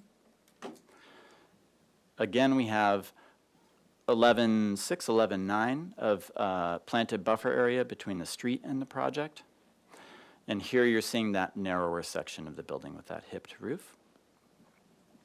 The detailing here from the horizontal siding to the vertically sided apron at the bottom is all pulling its cues from the San Pasqual project. Same for the guardrails at the second store patios. Okay. And now here on the west elevation, we're looking at the elevation that faces the parking interior to the site. You're seeing the water heater enclosure closets here on the bottom right. And each of these covered patios, this one on the right provides a private unit entry. This one on the left also a private unit entry, but to their staircase up to the second floor. All right. Now looking at the longer elevations, this is a north elevation that faces that 2-story apartment complex. You're seeing much of the same detailing. The architecture itself is very simple, utilitarian. The intention was to provide density while also providing some architectural relief and sticking with some sort of quainter detailing that I would argue is appropriate for the neighborhood. All right, on the south elevation, facing 1-story existing home, again, much of the similar detailing, exposed rafter tails, sort of a craftsman-inspired color scheme, I'd say. And the height of the structure maxes out at about 28 feet 3 inches. And we are consistent with the solar limitations. And I would like to point out that the maximum height allowed on the site is in fact 45 feet, as we see with the 3-story up the street on Figueroa. Okay, very quickly looking at the landscape plan.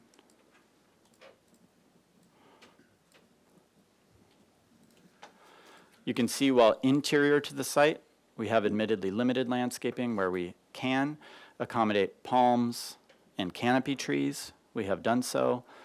And I think a nice benefit to the streetscape and to the project itself is this ample planted buffer along West Fig itself. All right, all that said, I hope your board will find we designed a site and neighborhood appropriate building. And if with your support, we'll continue to refine the detailing on the project, and I'm happy to answer any questions. Okay, let's open public comment for this item. All right, thank you, Chair Moore and board members. I'll go ahead and start with in-person public comment. At this time, I do have 3 requests to speak. So I'll go ahead and start with Terry Peterson. If you could make your way up to the podium. You can introduce yourself, and then you will have 2 minutes to speak.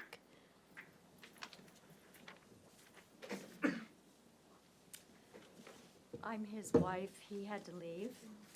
My name's Becky Mitchell. Could you turn your mic on? Sorry about that. I'm sorry. My name's Becky Mitchell. My husband had to leave.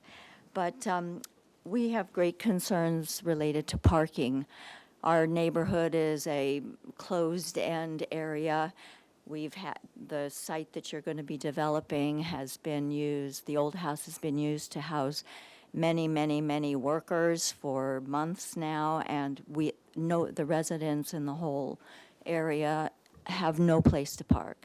They're parking on the corners, and you can't get your car through the street sometimes. And so you're talking about 8 units and 8 parking places. And we all know that 8 units are not going to be enough parking for 8 parking spaces are not going to be enough parking for 8 units. And I don't know what the answer is, but, you know, nobody there has a place to park. We're parking blocks away sometimes. These are my neighbors, same thing, another neighbor here. We're all on West Figueroa Street and the end of San Pascual. So, you know, I appreciate the design and everything. I'm glad to hear that you'll be using a driveway coming from San Pascual as opposed to Figueroa. That's great. But I don't know what we're going to do about the parking. There's just no possible way we can deal with parking. And we're all very concerned about that, number one. The other problem for us is that we're the corner house, and we're very concerned. I have an elderly father living there and a young grandchild, and I know how dusty and everything a construction site is, and the demolition, and we're just concerned about all of that. And I don't know what your time frame is looking like, and also what you plan to do in terms of separating the 2 properties. Right now, we have a falling down wood fence, which we've been planning to do something with. I would really appreciate being able to have a conversation about that with whoever is concerned, so that we could maybe come up with the best of whatever we can come up with. Okay. So, Thank you. anyway, thank you. So, All right. just as a reminder for the public, the Architectural Board of Review, our scope of review is limited to what the building looks like, the mass, the bulk, some privacy concerns between neighbors. Unfortunately, we have no authority to tell an applicant that they need more parking or that less parking or anything to do with parking, really. That's a land use type of question and comment.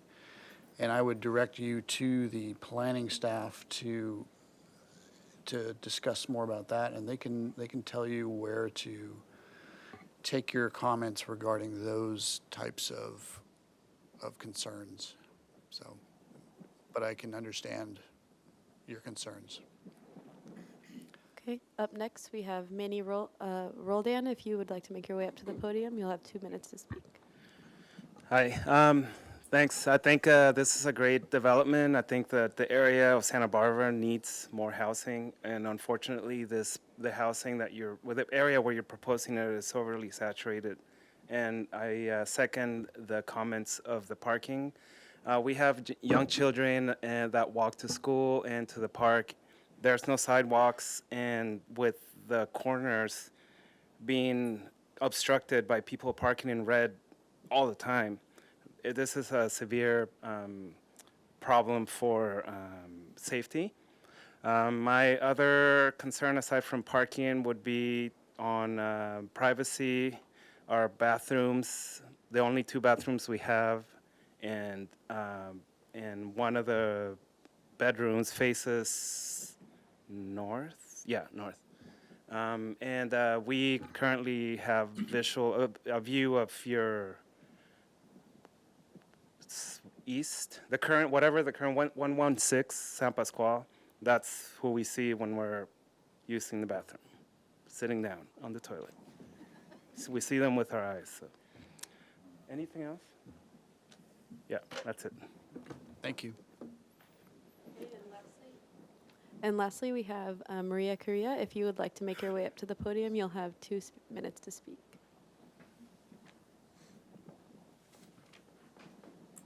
First of all, I don't speak English well, so I'm trying to explain myself. I've been living in there for many years, and as everybody said, we experience parking. And my biggest concern is the parking. But the biggest thing is, lately we're having problem in the rail trucks, fires. And the fire trucks cannot come in to help. And my biggest concern is this, what are we going to do if we're going to have a big fire in one of the houses and we are in danger in there because there's no enough parking in the street. And as he said, they park in red and double and yes. And it's horrible. And please take consideration. And as you say, it's a beautiful project, but take a consideration about the parking. Maybe, I don't know, he can make less apartments and more parkings. I don't know. Thank you. Thank you. And again, our purview, unfortunately, does not cover number of parking spaces and those sorts of concerns. Please feel free to come to the planning counter and have a conversation with us. It's kind of out of some of planning's concerns as well. So be happy to, point you in the right direction as who you can talk to as well. So unfortunately, this board just does not have purview over some of those issues. It's more of state and other such factors, but would be happy to point you in the right direction. So the planning counter is open, so you can feel free to come on in, and it's open Monday through Thursday, 8:30 a.m. to 12. And you can also email or call. So we'll love to give that information. I believe it's 630 Garden Street is the official address. Where the It's, entrance- it's here, yeah. Yeah, my apologies. Yeah. I'm on autopilot. Okay. Continuing on, that's all the speaker slips that I have, so I'll go ahead and move to virtual public comment. If you wish to speak on Zoom, just raise your hand and I will call on you. I do have one hand raised right now, so I'm going to go ahead and unmute you, and then you'll have 2 minutes to speak.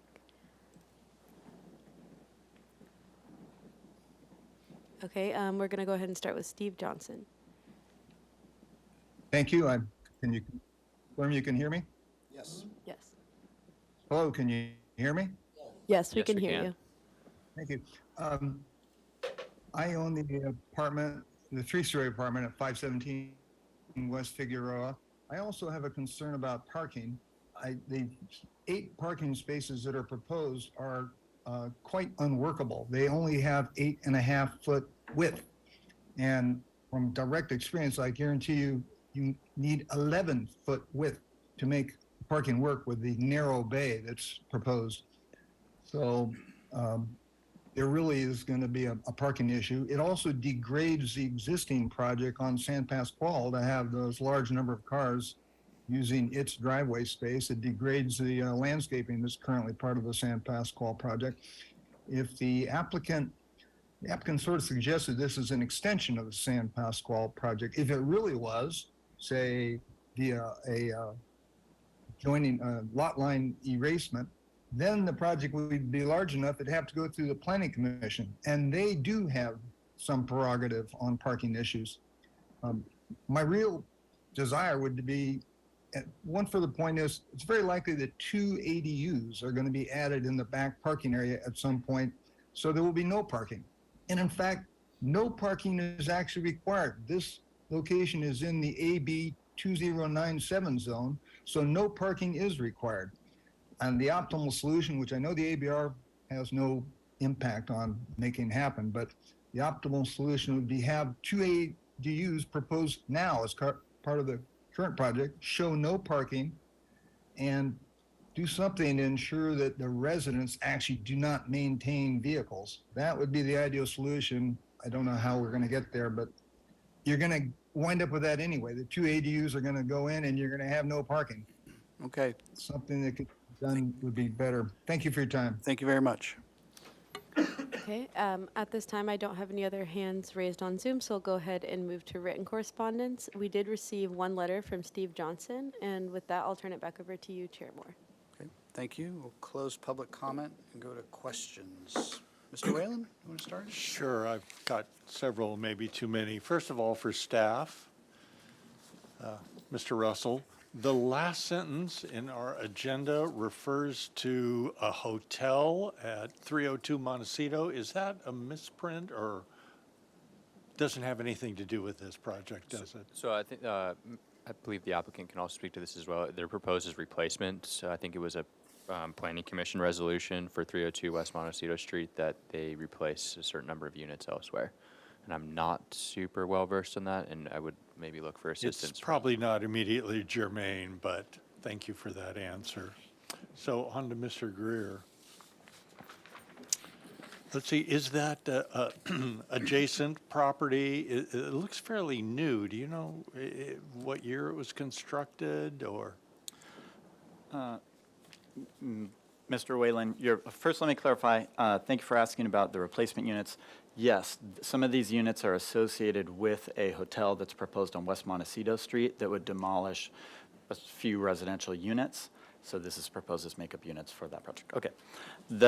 No, if you're asking about either the single family to the south or the apartments to the north, I do not know when they were built. Right. My guesstimate, just from stylistically and having looked around them a little bit, is probably the 2000s, They maybe look late fairly 90s. recent, yeah.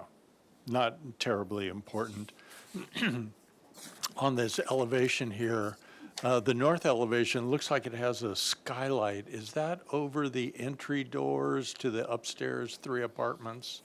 That's correct. The skylight opens to the open stairway good. and is located above the landing. Very good. And then, I don't have the sheet on here, but on the proposed plan, maybe you can get to that sheet. The legend for the wall structures indicates, the second one, walls to remain as is. Well, there are none, right? This is all being scraped away. Mr. Whalen, that's correct. And we don't Okay. have any walls shown with that hatching, but I should Okay. update that legend. That was a Thank you. curveball. Thank you. And then are any of the existing trees being retained? There's a particularly mature Washingtonia on the north border. So any of those being retained? Mr. Whalen, along West Fig, there are a number of existing trees.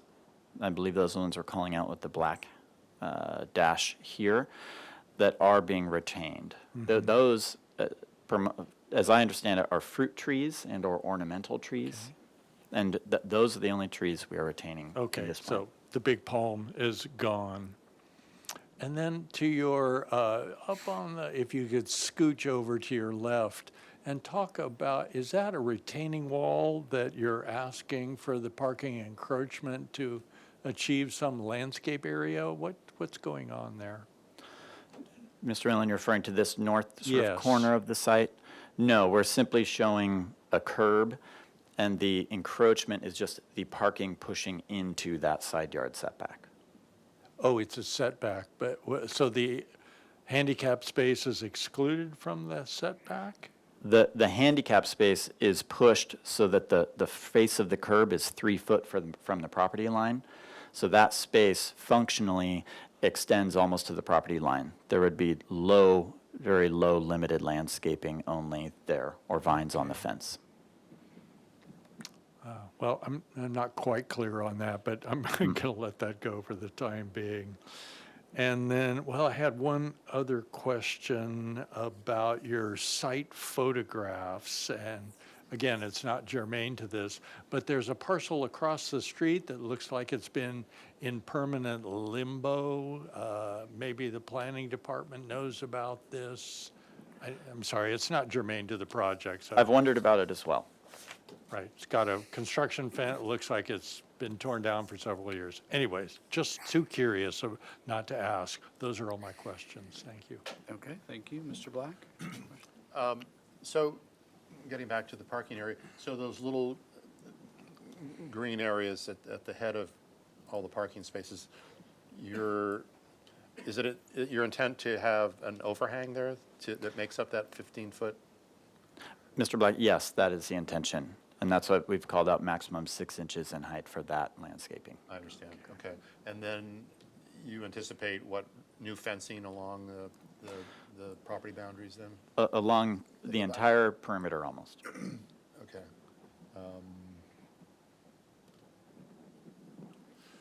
Is there anything out front? There's no fencing out front, or is there? We do have fence. On the sidewalk? Yes, and it does not extend in front of the building as currently shown.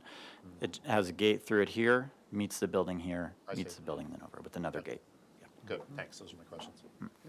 Vice Chair Six? So do you have a graphic on the solar access? I do, Board Member 6, thank you for asking. So we're seeing it here on the east-west fig elevation, the north property line here, and here is our solar access line. So you're just going right there, okay? And you one of the public mentioned the undeveloped condition of the roadway. You're required to put in a full curb, sidewalk, and so forth? That is correct, and that's what we're seeing here, the new sidewalk. There's probably... And Parkway. And you'll be the first sidewalk in the whole neighborhood? I believe there might be a portion in front of those apartments. It's No. escaping me at the moment. No, we may well be the first. Okay. Now, I don't know whether this is for, I don't know, Mr. Russell, if you can answer this, but they're asking for concessions for relief of the parking. Are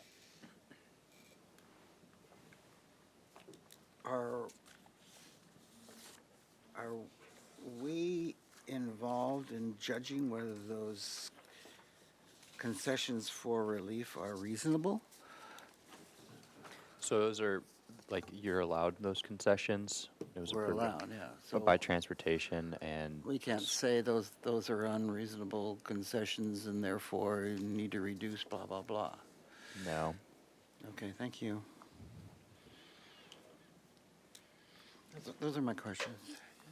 Ms. Anderson? I have quite a bit.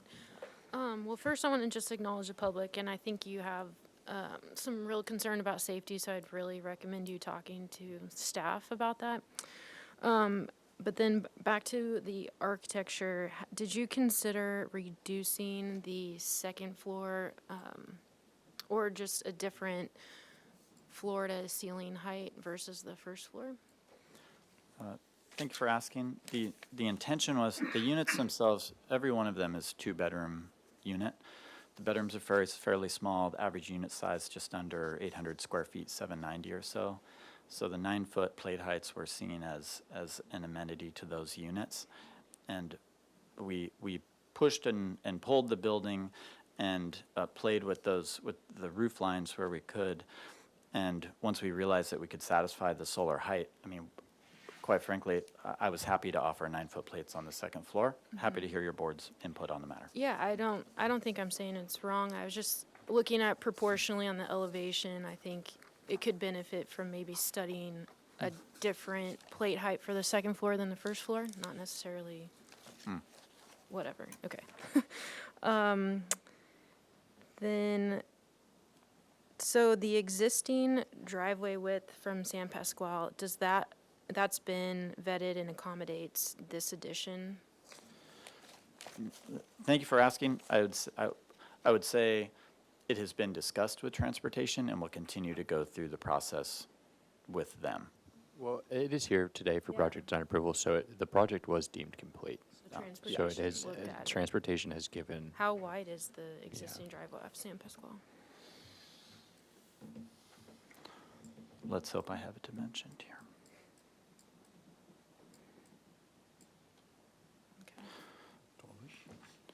12.1, and it was designed with sort of overlapping pedestrian path at grade, as I recall. Okay, and then back to our elevations, the window and door head heights look different. Can you kind of walk me through what you were thinking for that? Yes.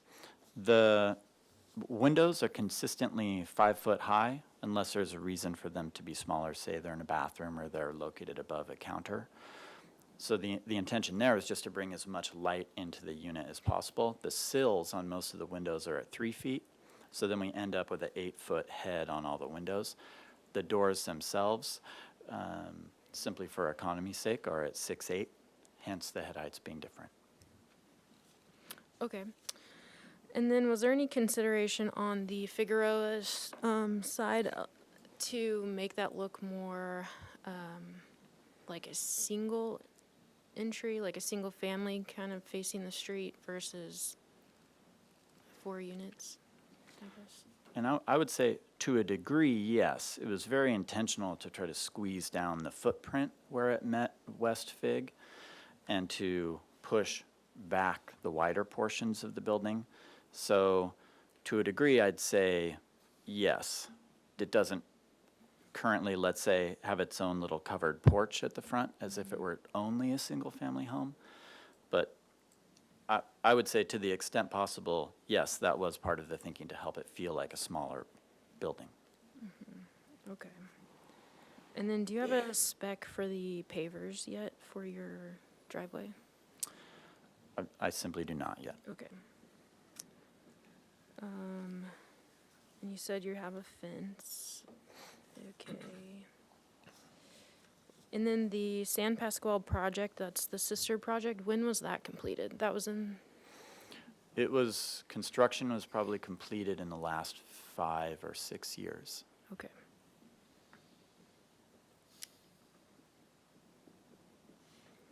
Okay, I guess that's all my questions.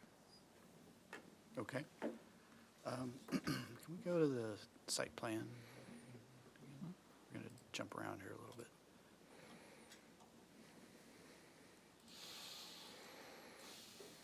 Zoom out. Okay. Is there, what, you've got 11 foot 9.5 as a setback from something. Is that from the edge of the sidewalk?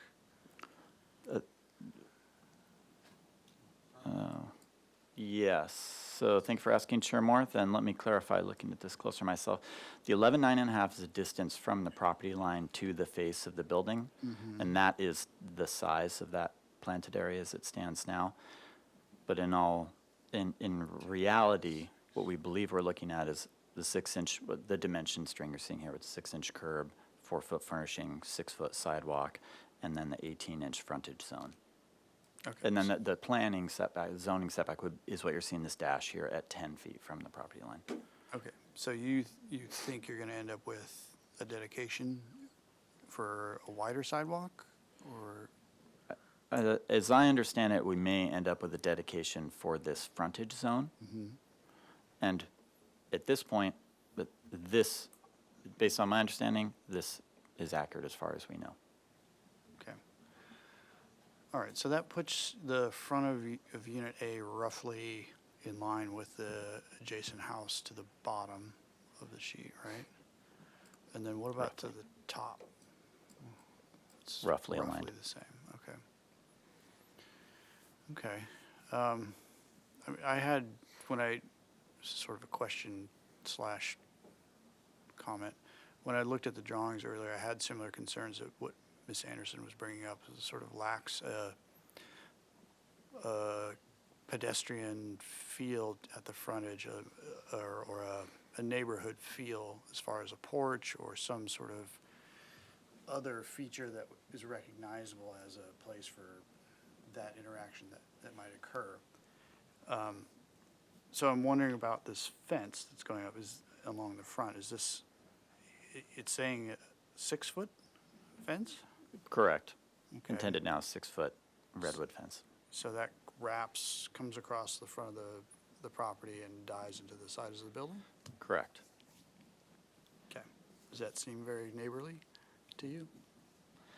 What I liked about that is that it brought the smaller facade of the building forward in my mind. And it helped bring some of that, bring some of the windows sort of more to the street rather than hiding them behind the 6-foot fence. I understand that maybe having the fence all the way across maybe feels more typical. I live in a neighborhood where we are not allowed to have fences along the front of the property whatsoever. And we have a very similar the layouts across my whole neighborhood. And there's something that I appreciate, I guess, about seeing those windows right through the landscape to the sidewalk. That's how I ended up here. Okay. Is there opportunity to reconfigure the project to provide some sort of street-facing porch or transition or more friendly appearance? I will study it. Okay. Is there also an opportunity to restudy the notches in the buildings between units C and D and then C and B to somehow stretch those out so they're a little bit more, they're not so tight? I will be happy to look into it, and it is a challenge to achieve with the space we have available, usable interior spaces. So there absolutely was a trade-off between interior space and the width of those planted areas. And it's something that I'll happily come back to your board having taken a closer look at. Okay, but there's, other than your own choice, there's nothing stopping you from putting the building on the 10-foot setback line? There's not. Okay, any follow-up questions? Yeah, one follow-up. We were focusing on the relative distance setback from Figueroa of the proposal and the building to the north. That building to the north has a significant one-story element to it first, correct? It does. And in fact, even in looking at this, I believe that one-story element extends closer to the street than I'm showing the footprint here. But it's something I'll be taking a closer look at when I come back here. And do you have any idea what that one-story element in depth is? Look at the photos. 10. Yeah, we can look at the photos.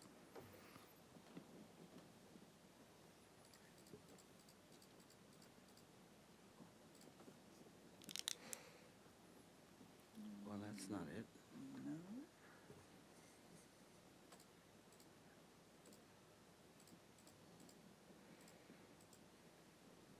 I don't know that it will be captured in any of these. Yeah. Well, I saw it on Sort of Google, over so there. it was probably 10 feet. There's a little chunk. Let's see if we can see it in our. It's shadowed, which is probably why I missed it in the first place. That's all right. I sense that there's about a 8 to 10 foot one-story element. Okay, thank you. Okay, anything else before we go to comments? Sure. Oh, yes. I'll start, and it sort of starts with a question and comment and ties into some points made by Member Anderson and Chair Moore. Mr. Greer, can you consider swapping the trash and the bikes? And this would provide an opportunity for a window into the bike room, making for a symmetrical facade, because as the other board members have mentioned, the design lacks kind of a street character, a friendliness, an invitation that many of the other houses in the neighborhood have. And however you accomplish it is up to you, but I suggest if you look at the facade now, it looks like it's missing a window. So continuing on with that, as we've gone over, and when I drove through the neighborhood, I did not see any sidewalks, and it does look like you're proposing one here. So if you, let's see, I think if you go to your sheet number 14, which is the landscape, I would encourage you to make a connection for the bikes from the street so they aren't going through your proposed landscape. If that even gets built, it seems kind of superfluous. Maybe you're being required to do the sidewalk, parkway and curb, but I would make an allowance for that bicycle traffic moving in to the site. And then as Chair Moore pointed out, the fence, I think, would be a lot more successful to the facade if it were moved back, say, 3 feet, allow the house to protrude and the fence recede. But that being said, I think it's a handsome design in character with the neighborhood. I think tying it into the adjacent building is a good idea. I would encourage you to standardize your windows and eliminate the horizontal sliders and make them all, would that be double hung casement type of windows? And that would certainly enhance the character of the house. That's all of my comments. Thank you. Okay. Mr. Black, anything? Any comments? Yeah, I'd agree with most of Mr. Whalen's comments. I mean, stylistically, I think it's a handsome building, and I think it would be a nice improvement to the neighborhood.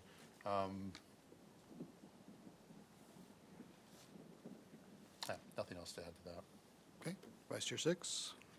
Yeah, I concur with the lack of street presence that needs to happen, and I would suggest, and I forgot to ask you, if there would be, well, let me back up. I think that the rear access to the parking and so forth affords you to fill this front of this property with a building that I'm a little uncomfortable with, mass, bulk, and scale to the rest of the diminutive buildings surrounding it. And when we say front entry, you know, does that mean a porch? And you know, are much more developed than just a flat elevation of that front.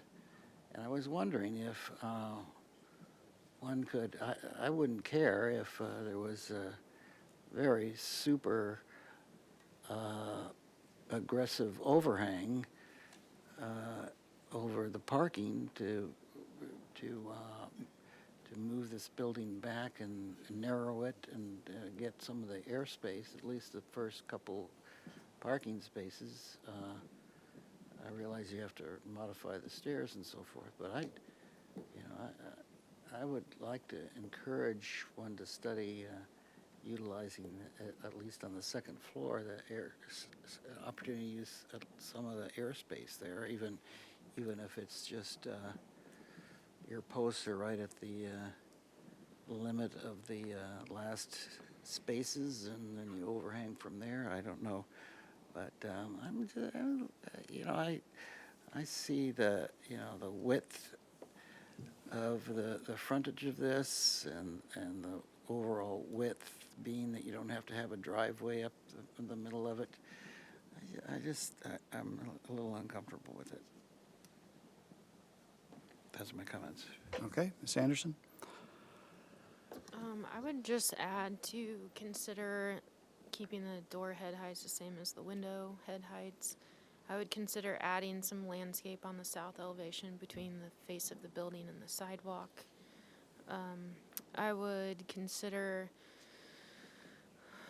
studying the the plate heights of the first and second story and just the proportions of the building.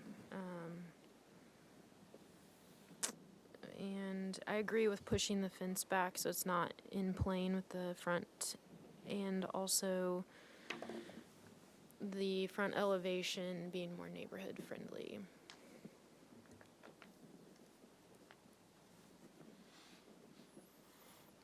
Okay.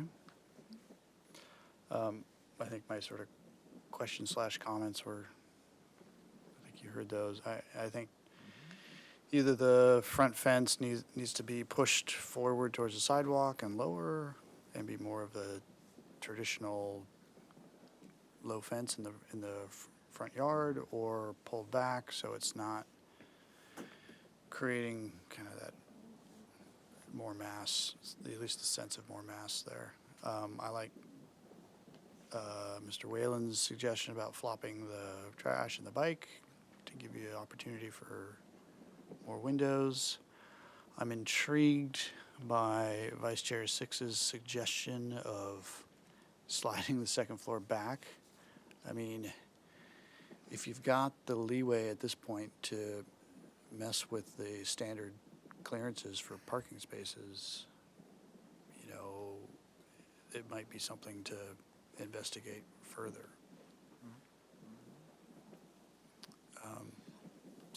And I think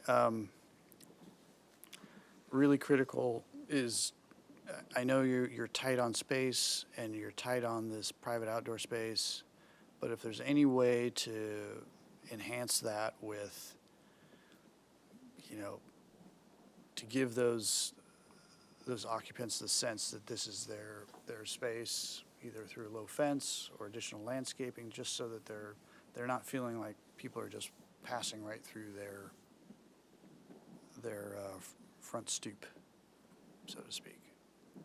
And I think there's a lot of opportunity on the front of the building to create with some, you know, some little design element to create something, some roof element. Doesn't need to be the entire width of it, but some roof element to at least suggest that there's a porch element, and as a nod to the charming little house that's on there right now. Those are my comments. So it sounds like there's some more studying to be done. So I'm going to make a motion for a continuance back to the full board with the following comments: that the board appreciates the applicant's approach to provide the parking at the rear of the property and share the driveway with the adjacent lot. That the board feels that affords the applicant a lot of design options with the remaining parcel, and that the applicant shall study ways of providing a more friendly traditional street presence vis-a-vis with architecture, landscaping, fencing. The applicant could also study moving the second floor away from the front property line and extending out over the parking area, if that's feasible. And that the applicant should study ways to enhance these smallish private outdoor open spaces with fencing or some sort of change of paver or some other enhancement that signifies that this is that tenant's space. I second that beautifully articulated motion.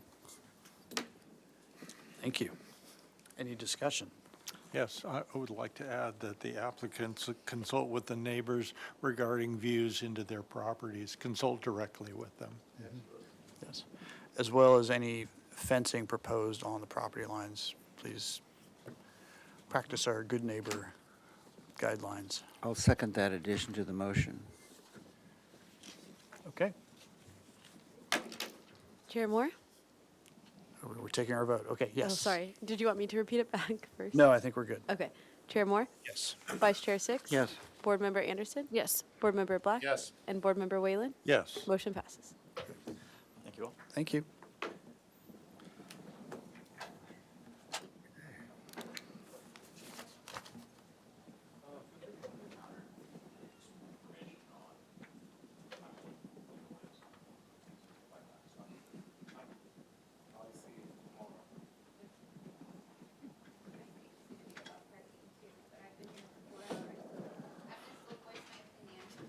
But thank you for letting us know that it's not something you guys could do. Okay, we're on to item number 5. And this is 523 West Gutierrez Street.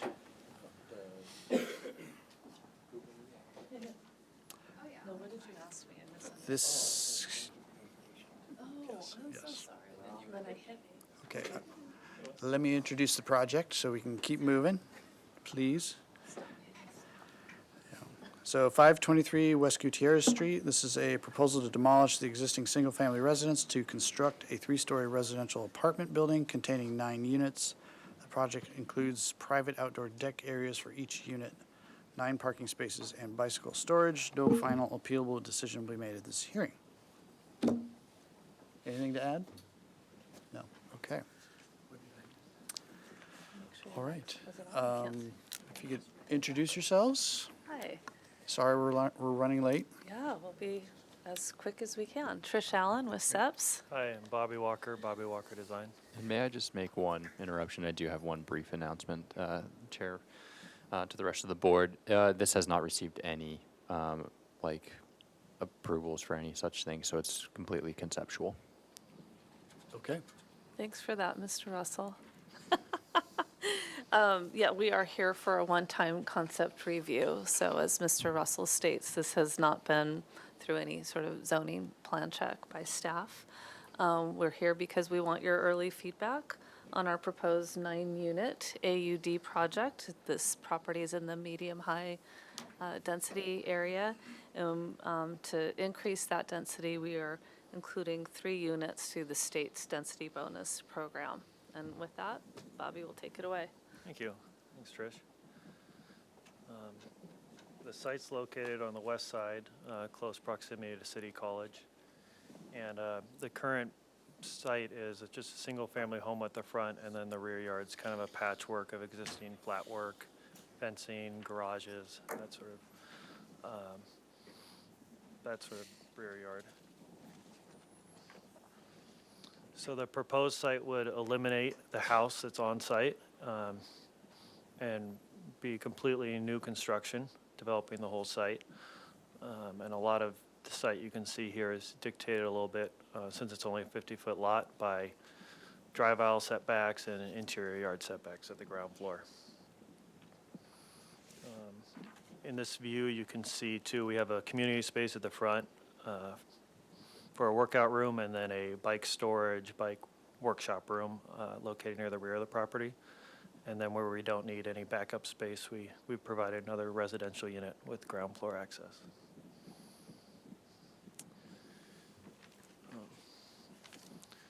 Here on the massing, you can see we step back the front elevation, and then the ground floor again is, the footprint is dictated a little bit by that drive aisle setback and the interior setback, and we use cantilevers on the second floor to provide the walkway. And then the third floor has drastically increased setbacks, which we then utilize for deck space on the third floor.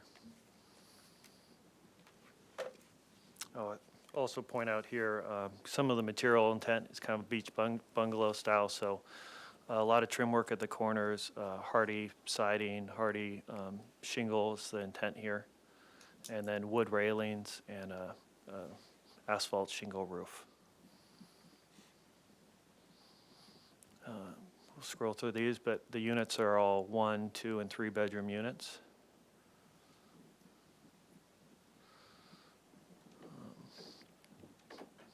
Here I talked about these a little bit in the site plan, but I zoom in a little bit here so you can see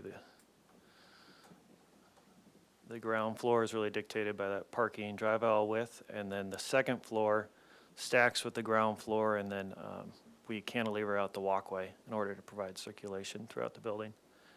And on the ground floor, as you enter from the front, we propose kind of a clear separation of the pedestrian and vehicular access. So the vehicles enter where this existing curb cut is, and then the pedestrians would enter along this south side of the building and circulate up through kind of a central core with a staircase and an elevator.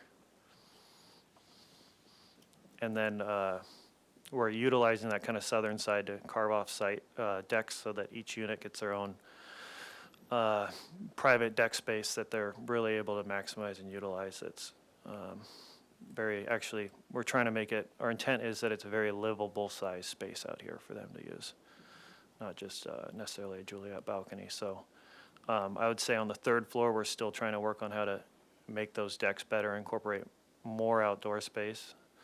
But the increased setback kind of helps us to add to that deck space within the original footprint.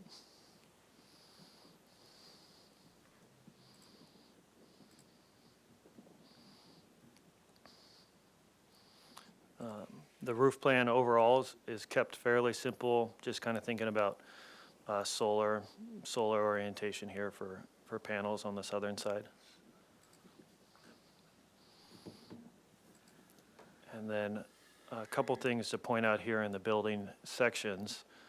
We have what we would consider, I think, pretty typical residential plates, so 9-1. And what that helps us do is we're proposing a 3-story building in this kind of already multifamily neighborhood. Our max height limit here allowable is 45 feet. And at our top ridge here, we're at about 34 feet at the moment, at the very topmost ridge. So we're doing what we can to maximize the amount of space we have for these units, but also cognizant of the fact that there's a lot of 3-story buildings in this neighborhood, and we don't want to necessarily max out the height limit.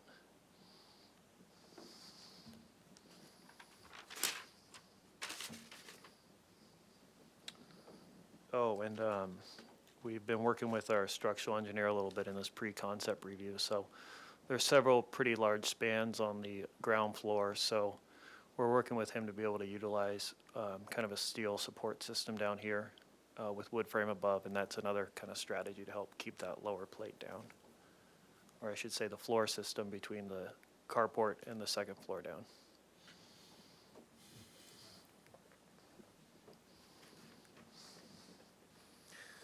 We're currently we're trying to continue to develop the articulation of the building so that the materials I discussed about in that perspective really have a natural place to end rather than just having two materials change in plane like you see right here. So still kind of trying to develop that concept, but that would be the angle of what you're going to see in PDA.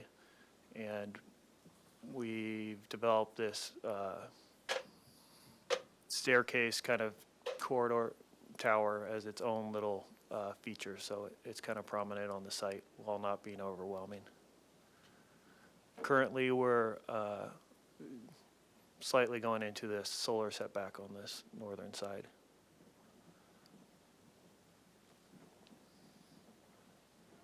And I think it's shown best here and in this northeast elevation, but we're pushing most of the massing to the rear of the site to try to maintain that 2-story presence at the front yard to match a lot of what's already on the existing Gutierrez Street there. And that's everything we have for you today. Thanks. Is there any context photos or any information about what's next door? Or yeah. Images?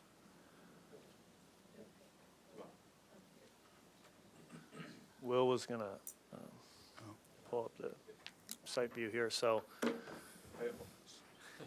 our system's glitching out, so just one moment. It looks pretty dark.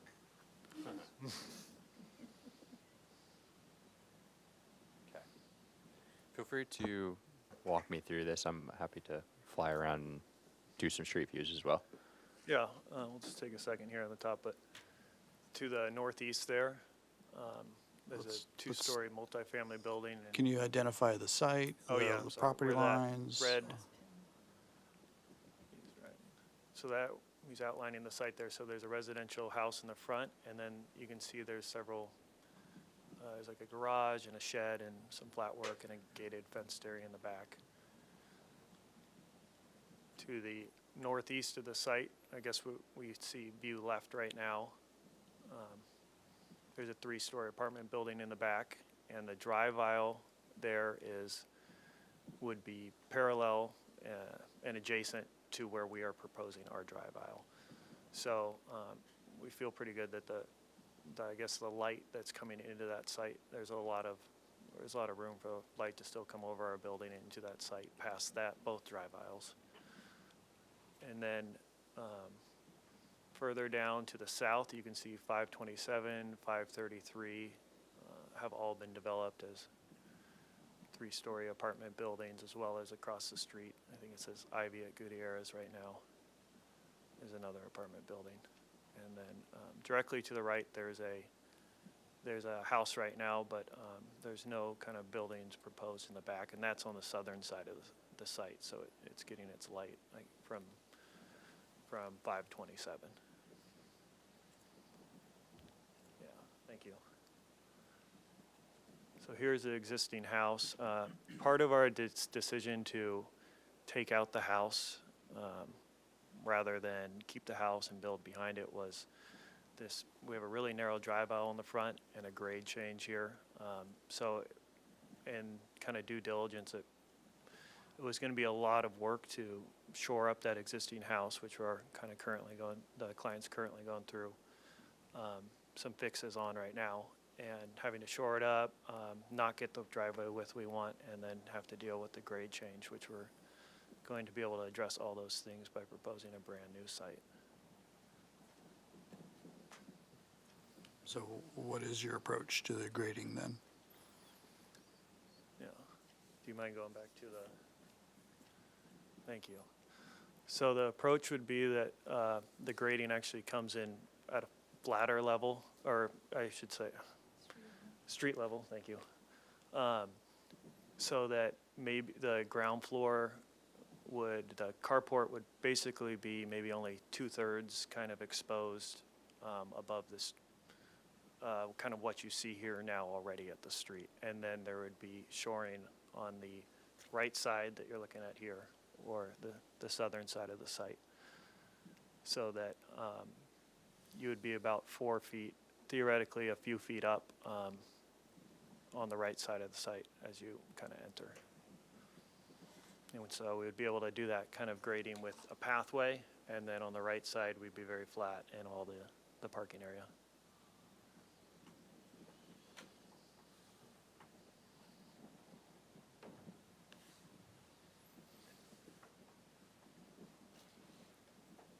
Everyone clear? No. Yeah. It's really hard when we don't have like photos and things in the package to really look at. So,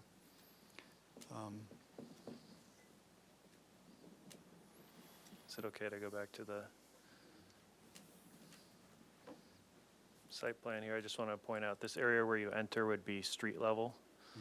And then we would slope up a pathway to this side, and we would be a higher grade on this side of the building. okay. Okay. Let's open public comment. Thank you, Chair Moore and board members. I'll go ahead and start with in-person public comment. At this time, I do have one request to speak, so I'll start with Teodora Gonzalez, if you'd like to make your way to the podium. Go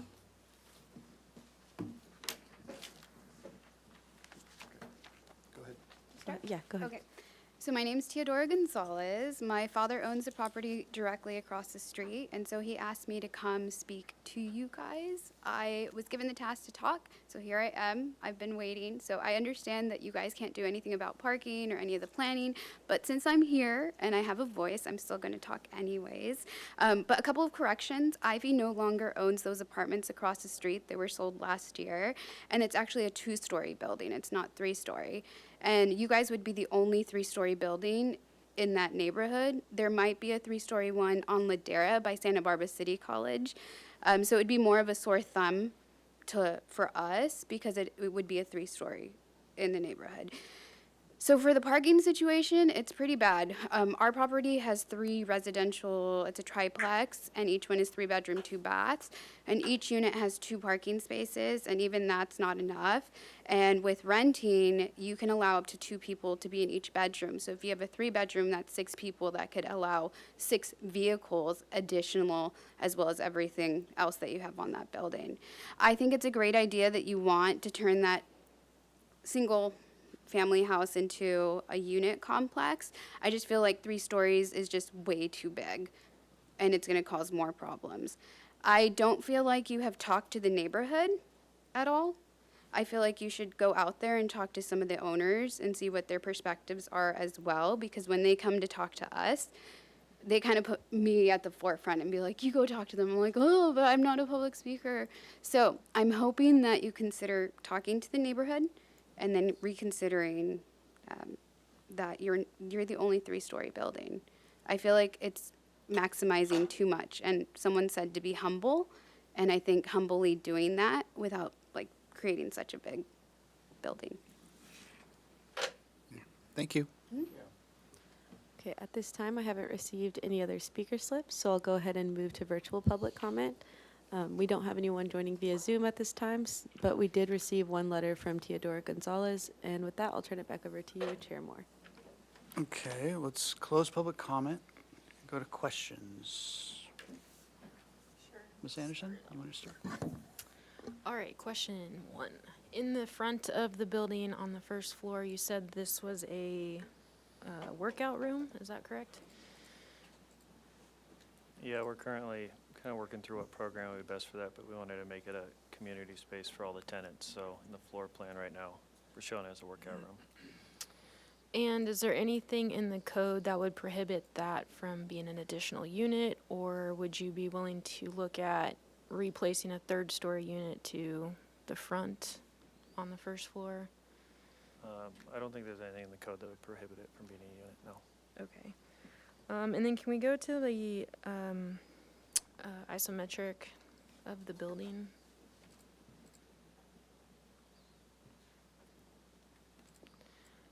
So the 3rd-story railing, is there a reason why it continues around the entire front of the building? Up here? Mm-hmm. Yeah, we intend this to be more of a, like a, potentially a public deck for the whole building and then a private deck for the unit. And they're connected? Yeah, in theory, there'd probably be a planter or some sort of break here. Okay. Okay. And then, sorry, can we go back to the site plan? Yeah.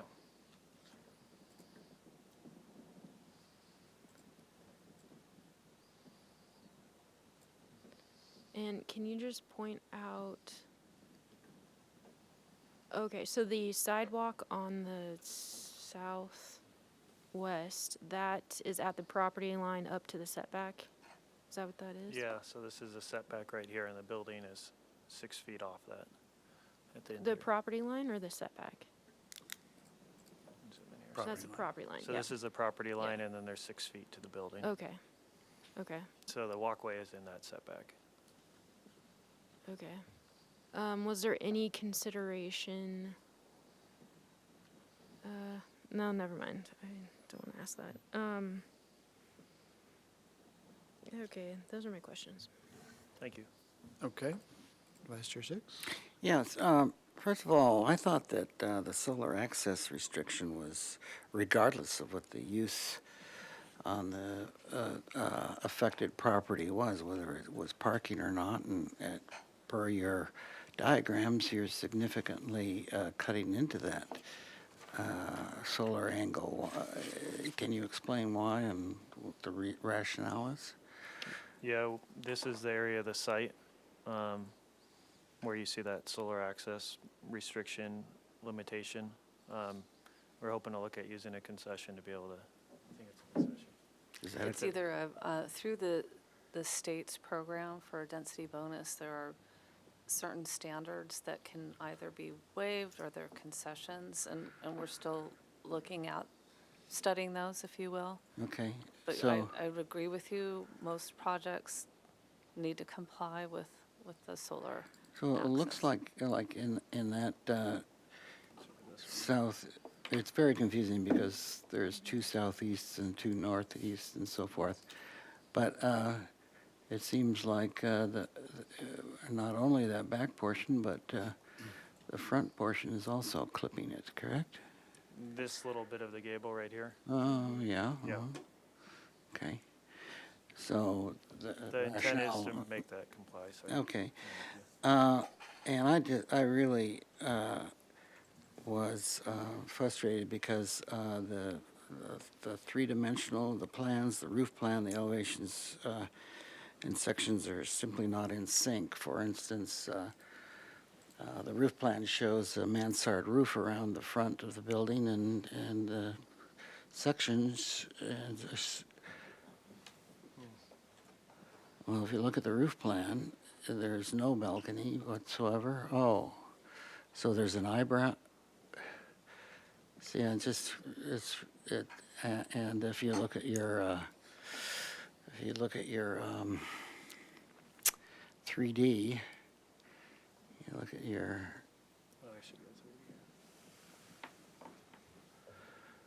so it appears like the top story balcony cantilevers beyond, along the front of the garage, above the garages. You have brackets holding out supporting the third floor balcony, but yet those brackets are supported by a wall in line with the balcony face below. So I don't get it, and so it's very difficult for me to. Do you understand what I'm saying? It's yeah, kind I think there's this portion of the balcony on the second floor has a header. I guess it's tough to see from this perspective because it's just hidden. But the sections show that balcony is directly above the balcony below. But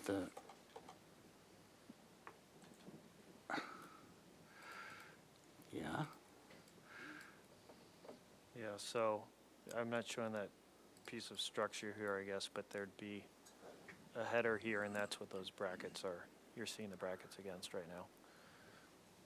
So it would indicate that the third floor balcony is even further out than the second floor balcony, which does not show in this section. So why would you need the brackets if, anyway, it's just a point of confusion. So on your site plan, you're showing, it's a very narrow site, but you've shown what I assume are some nice those circles on the, what would be that, the northwest. What are those circles? Those nice plantings? Usually the drive-out maneuverability of a car just wipes any opportunity for any dimensional landscaping at that point. Have you studied that closely?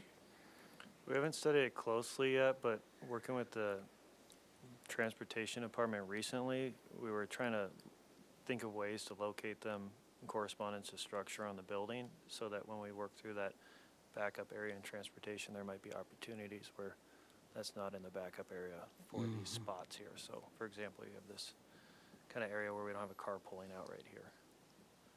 Maybe more problematic in this area right yeah, I'm talking about the property line. Okay.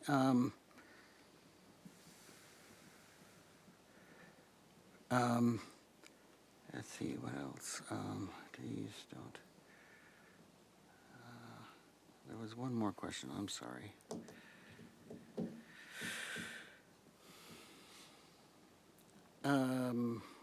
Let's go to the roof plan.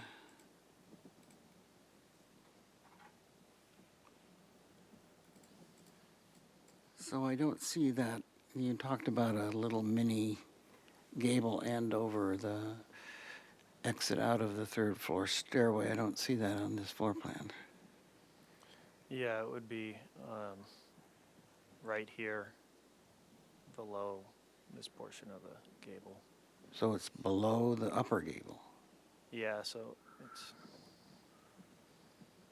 yeah, it would be as part of this upper gable, but we haven't kind of explored whether we wanted to express out even further or just Okay, and then need articulation. I think your 3Ds show that the gable on the opposite side of the building, down sheet, extends quite a bit out beyond the Here? standard eave. Is that correct? Yeah, I apologize for the line work. I guess the intent here, it's not showing that join line, but the intent here is that this is. No, I'm talking down sheet there. You've got your gable, right, your ridge, and your 3Ds show that that gable is proud of the eave lines either side of it.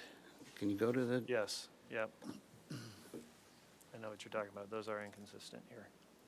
Yeah, okay. So we're kind of difficult to read a building that's has so many things that are not in sync, so. Anyway, thank you. Okay, Mr. Black, any questions? One thing that came to mind is I'm not clear about what the adjacent properties look like. I mean, we saw that sort of Google Earth flyover, but I'd be curious as to what a three-story structure like this, the visual impact that's going to have on the adjacent properties, and I don't have a feeling for it at all, and because it's going to be significant, I'm sure. So hopefully we can see that sometime, but because I have some concerns about that, just given what I'm seeing here. That's all. Okay, Mr. Whalen? Yes, I'm going to pick up on Member Black's comment. It appears from the flyover that there is a grade differential moving along Gutierrez, and it will imply that there's going to be a retaining wall on that lot line. So in that regard, some definition of what that wall is and a site section through the two adjacent parcels and their buildings would help us understand your project. Now, back to Member 6's comment about the solar access. I know very little about how solar access works or the regulations, but it does appear to me that on this parcel, they're both morning and afternoon shadows cast by the building, whereas the solar access diagram only shows afternoon. I just don't know that much about it, but perhaps I should educate myself about that. But it does appear that the building will cast shadows in the morning on that rear section to the adjacent parcel. I also, like Member 6 found, there are quite a few drawing errors. One of them shows quite clearly here, if you look at the entry door to the second floor rear apartment, it's, well, watch out for that first step. It's a killer because your door is just floating in space there. I think that's resolved on the plans. That one right there. There's a deck right there. So this is actually like the line of it. Good to know. And it shows up on the plan, which, yeah, alleviates. Let's see. Let's see. So there are a number of other drawing conventions that have been pointed out. Let's see.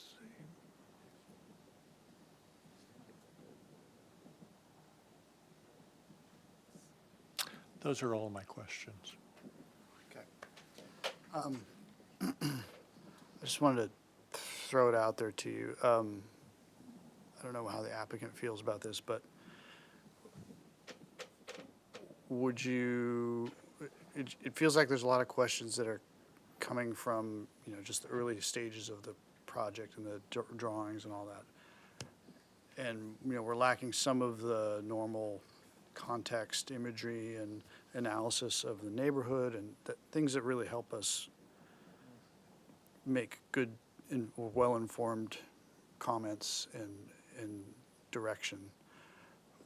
Would the applicant be interested in coming back in 2 weeks with a more complete package? I'm putting out there, we're happy to give you comments, and I'll go through the rest of this, but I personally can't come back in 2 weeks, but I am supposed to come back at the end of the month. I could come back. Then.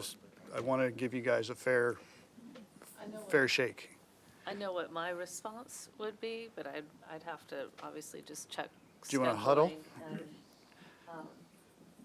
Do you want to do a 5-minute recess and huddle, and we'll come back? That would be great. We could do a 2-minute huddle. 2-minute huddle? Great.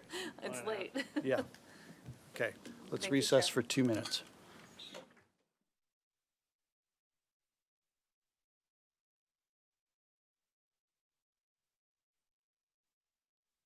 May 30th agenda, I do not have the ability to schedule you 2 weeks from now, so I think that doesn't work anyways, but we could do May 30th. Okay. So, We can do another concept with, have a site perspective and more site context. We're and- sinking. I do need, this is a little uncharted territory. I would like to, we can hold that date, but I do need to run it by my supervisor to see how we proceed with such a thing. Usually the one-time concept is, receives comments. I don't know if the board would feel comfortable making comments today, or if it would be preferred you guys come back on the May 30th with a complete application or more complete application. So I'll kind of leave that up to the chair to decide and the board, but If we can't come back May 30th and it's significantly longer, we may just opt to then come in with a formal planning application. so I would say let's come back on May 30th. I would like with, to. with no comments today, and I think you'll get a more fair review. a more fair review can be conducted. So with that, I think we can go through the rest of the proceedings of closing out. Yeah, so we make a motion for continuance, or how do we do that then? So I would just feel comfortable making a motion for continuance for the May 30th. That would kind of cover most of our bases, Okay. and we'll see how that plays out. Okay, so I will make a motion for continuance to the May 30th Correct. agenda. Full board, yeah. Full board agenda. We have a seconder for that. I'll second that motion. Seconded by Mr. Whalen. Let's take our vote. All right, Chair Moore, Yes. Vice Chair Six. Yes. Board Member Anderson. Yes. Board Member Black. Yes. And Board Member Whalen. Yes. Motion passes. Thank you. Okay, and with that, we can adjourn our meeting for the night. Thank you.